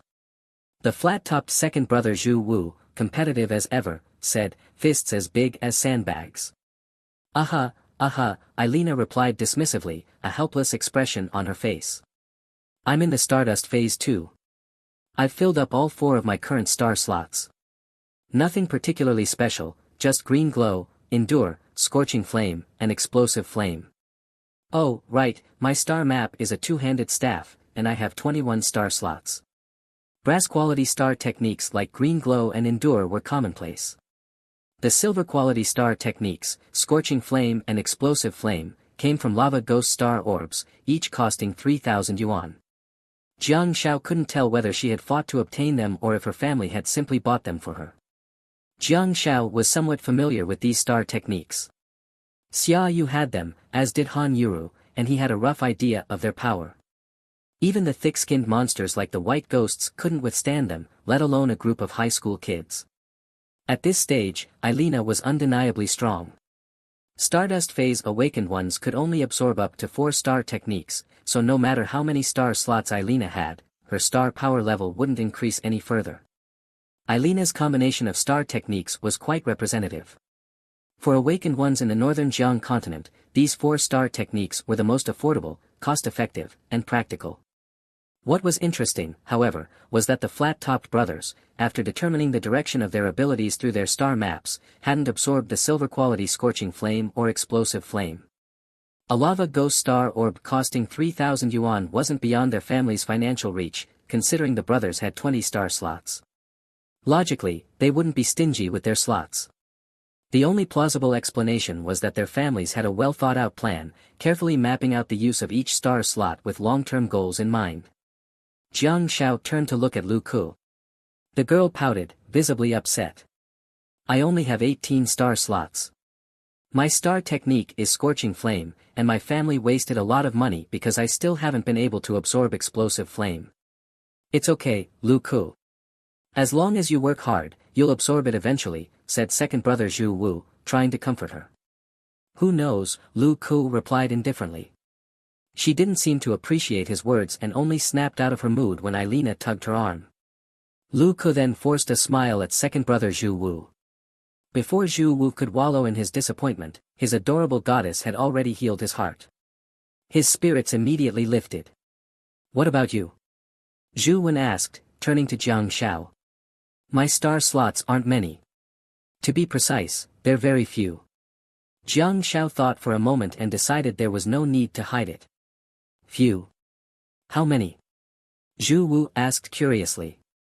9, Jiang Shao said, slightly embarrassed. Pfft. Lu Ku couldn't hold back a strange laugh. 9. Zhu Wu exclaimed in disbelief. 9, Jiang Shao confirmed with a firm nod. My goodness. Zhu Wu smacked the back of his head. In all his years, he had never seen someone with single-digit star slots. He'd encountered absolute prodigies with 27 or even 28 star slots, but a prodigy on the opposite end of the spectrum with just 9. This was a first. In a way, Jiang Shao was just as rare as Han Yuru. Hey, star slots don't really matter. Think about it. We're all in the stardust phase. No matter how many star slots we have, we can only use up to 4 star techniques at this stage, Jiang Shao tried to sell himself. Forget potential, let's just focus on combat effectiveness. Isn't our goal the upcoming competition? That makes sense, Zhu Wen nodded thoughtfully. Bro, it must have been tough for you to become a medical type awakened one, Zhu Wu said, patting Jiang Shao on the shoulder with a look of pity. Jiang Shao replied calmly, I have 3 star techniques, green glow, blessing, and bell. I may have few star slots, but I can heal you all just fine. Zhu Wu's hand froze mid-air, and his expression turned comically awkward. What was he doing? Pitying a god-tier player? 3 star techniques. And what kind of quality were they? That bell was a genuine silver-quality medical star technique. Not only did this kid have potential as a medical awakened one, but he had already realized it. He'd even embedded the silver-quality bell into his star slots. Zhu Wen's eyes lit up, and he shouted 3 times in a row, good. Good. Good. Thus, Jiang Shao joined the flat-topped brothers team and began a day of morning training with them. Meanwhile, the lovely Lu Ku naturally became a substitute. She didn't seem to have adjusted her mindset yet and, in fact, was opposed to the idea of morning exercise altogether. If it weren't for Elena practically dragging her out, this girl would never have come to train on her own. Everyone has their own way of living, and Lu Ku wasn't particularly thrilled about being an awakened. Even though she had decent potential, she would much prefer to live as an ordinary person after graduation, leading a normal life. Maybe she'd learn a couple of practical star techniques on the side, just for self-defense. To Jiang Shao, girls like her weren't particularly appealing, only those driven and ambitious female awakened held his interest, people like Xia Yu or Han Yuro. But Flathead Urge, on the other hand, adored girls like Lu Ku. Despite being a bit spoiled, she was undeniably adorable, especially with her dimples when she smiled. Flathead Urge was utterly smitten, completely lost in those dimples. After 2 laps, Lu Ku stopped again and sat leisurely on the rubber track, watching the others continue running. With Jiang Shao joining the group, Lu Ku had an even better excuse to skip training. She didn't have to feel obligated to help Elena make up the numbers anymore. In truth, Lu Ku wasn't unmotivated. Quite the opposite, she was extremely dedicated to her dreams and worked hard for them. She simply didn't want to be an awakened. She loved drawing and aspired to one day get into the China Academy of Fine Arts, a prestigious university. Because of this goal, she also put significant effort into her academic studies. As a self-identified art student, her middle school entrance exam scores had even ranked in the top 100 of her hometown city, which would have qualified her for the honors class. By her original plan, she would eventually attend a top university and pursue her artistic ambitions. But then, unexpectedly, she awakened her star map, and her parents, terrified that she'd waste her potential by staying in their small town and focusing on art, forcibly sent her to a top-tier school for awakened students. Thus began her boarding school life. Ah, life, it's so unpredictable. So many kids would cry their eyes out to become an awakened, yet Lu Ku didn't even want her star map. As Lu Ku rested, Flathead Urge seemed to sense that he now had an audience. He ran faster and faster, as if wings could sprout from his back at any moment and lift him off the ground. Are you friends with her? Jiang Shao asked Elena as he ran alongside her. Yeah, we were classmates in middle school. We're both from small towns. We weren't that close before, though. She was the good student sitting in the front row, and I was the one sitting all the way in the back. But when we got here and ended up in the same class, we naturally stuck together, Elena said, not seeming to mind that Jiang Zhao's question interrupted her breathing rhythm. In fact, she seemed to be making an effort to help Jiang Shao integrate into the group quickly. After all, the class selection was in 2 days, and the competition would begin the day after that. Your class must have assigned seats based on height, huh? Jiang Shao looked up at Elena, grinning. Hee, hers was based on grades, mine was based on height, Elena said, patting Jiang Shao on the shoulder. You're funny. How did you guys end up transferring here? Don't they have schools for awakened in your area? Jiang Shao glanced at Elena. From the side, her features looked even more defined, high nose bridge, deep-set eyes, like a sculpture brought to life.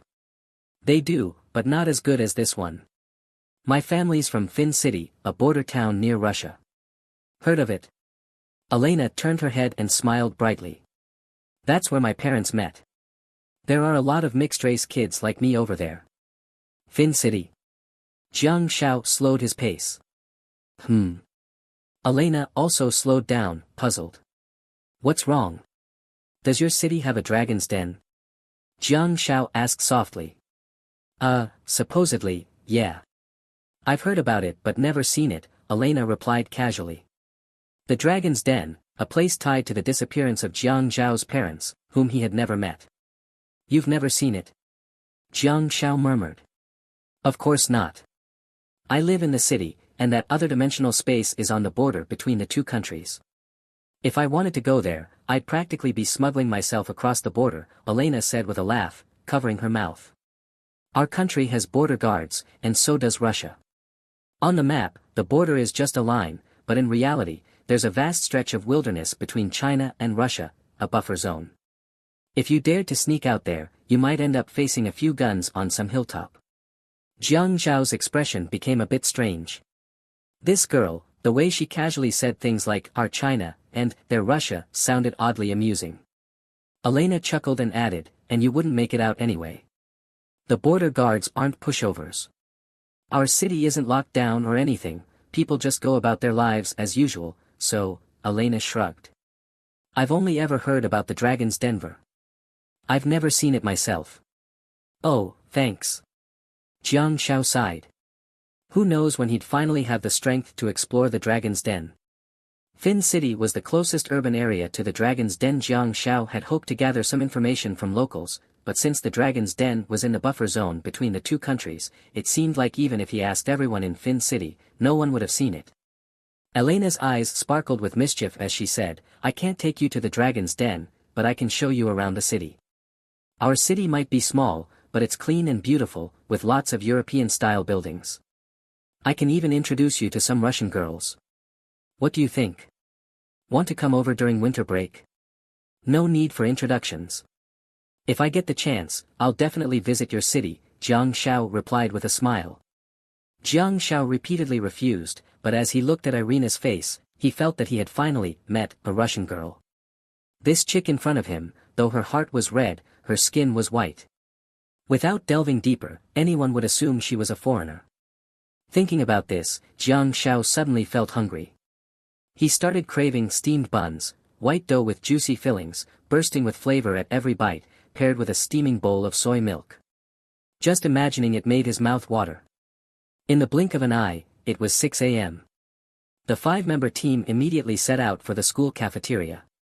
Morning exercises for military training began promptly at 6:30, and for the early risers, hunger was already gnawing at them. Luckily, the school was considerate enough to open the cafeteria at 5:30. In truth, the juniors and seniors were more hardworking than these freshmen undergoing military training. This was evident from the number of people on the track field. Following the crowd, Jiang Shao arrived at the cafeteria. He intended to pay in cash, but Crew Cut Bro eagerly swiped his card instead. Jiang Shao happily enjoyed a free meal of soy milk and steamed buns, silently planning to wash his bedding later and get his meal card sorted at the cafeteria office after 8 a.m. While Jiang Shao was munching on a bun, 2 girls walked into the cafeteria. Without a doubt, these 2 tall, striking girls instantly became the center of attention. Nearly everyone in the cafeteria recognized them, except for some of the clueless, fresh-faced freshmen. No one dared to approach them, though, as these girls were school queen-pin figures, each more formidable than the other, admired from afar but never approached. Xia Yu picked up a bowl of congee, grabbed a plate of pickles, and 2 red bean-filled pastries. Eagerly, she bit into one but immediately dropped it onto her tray with a soft plop. "Watch your image," Han Yuro said disapprovingly. "Hey, look over there. Isn't that little dog?" Xia Yu completely ignored her friend's comment, nudging Han Yuro's arm and motioning toward a certain spot in the cafeteria. Han Yuro followed her gaze and saw Jiang Shao, happily devouring a steamed bun. Across the small table sat a vibrant, youthful foreign girl, resting her chin in her hand as she watched him wolf down his food. The sunlight streaming in highlighted her short, chestnut-brown hair, giving it a radiant glow. Xia Yu clicked her tongue in amazement. "How long has it been? We just dropped him off last night, and he's already paired up. Maybe, that's just someone he found as a teammate." "We did tell him to find teammates as soon as possible," Han Yuro said uncertainly. She glanced at the twin boys sitting nearby, looking imposing and possibly part of Jiang Zhao's new team. "Ah! Look, look! He's feeding her a bun." Xia Yu stomped her foot in frustration, watching as Jiang Shao offered a bun to the girl. Han Yuro's eyes narrowed. "After the morning session, I'll talk to him." Meanwhile, Jiang Shao looked at Irina and said, "How does it taste? Pretty good, right? Steamed buns are best when dipped in garlic sauce. Aren't you supposed to be a native of Beijing?" Covering her mouth to avoid letting Jiang Shao catch a whiff of garlic, Irina mumbled, I actually prefer them with Laogan ma chili sauce." Today's military training location had been changed. It was now inside Jiangbin High School itself. The freshmen and sophomores shared one teaching building, which was visible right after entering the school gate. However, the senior teaching building was much farther away, requiring a long trek. Each building had its own dedicated track field. For the morning session, the 8 Awakener classes were sent to the senior field for training. It seemed the school was deliberately separating the Awakener students from the regular ones. After all, while this group of Awakeners was technically undergoing military training, it was more akin to basic combat training. Their instructor had been specially hired from the city for a hefty fee. In contrast, the regular students were being led by actual military training officers. This led Jiang Shao to wonder, was the military really short on awakeners? Logically, shouldn't their training be overseen by military personnel as well? Jiang Xiao found himself assigned to Coach Lei Jin's group and had his position adjusted due to his height of 172 centimeters, moving him one spot forward. The military training evaluation was imminent, and Jiang Xiao had indeed joined later than most. Coach Lei Jin had already gone over the basic moves and awakener knowledge, so the morning session was primarily a review of combat techniques learned over the past few days. The energetic and competitive students secretly vied against each other. Even during rehearsals of the standard moves, the sounds of punches and kicks filled the air. Jiang Zhao's arrival had caused a slight stir the previous night, but today, no one seemed particularly bothered by him. Everyone was focused on their own training, giving off the vibe of soldiers preparing for an impending battle. Jiang Xiao could clearly sense the group dynamics within the class. During breaks, the 24 students naturally split into 4 cliques. Apart from Jiang Zhao's 5-member team, there were 2 other groups of 4 or 5 people, who seemed close-knit. The remaining students, lacking ambition, chatted in small clusters, exuding a more relaxed atmosphere. How does the class selection process work? Are there any specific procedures? Jiang Xiao asked crew cut bro Zhu Wen during a break, sitting cross-legged on the ground. Zhu Wen's face radiated confidence as he quietly replied, "Zhu Wu and I will handle that. You just focus on preparing. Don't do anything drastic for the next couple of days, just charge up your star power." Charge up my star power? What am I, a smartphone? When it came to mobile phones, under the insistence of the group, Jiang Xiao finally created a WeChat account. He used the same name as his Weibo handle, Jiang Xiao Go Pai Bu Pai, Jiang Xiao, naughty or not. The 5 of them even set up a small group chat.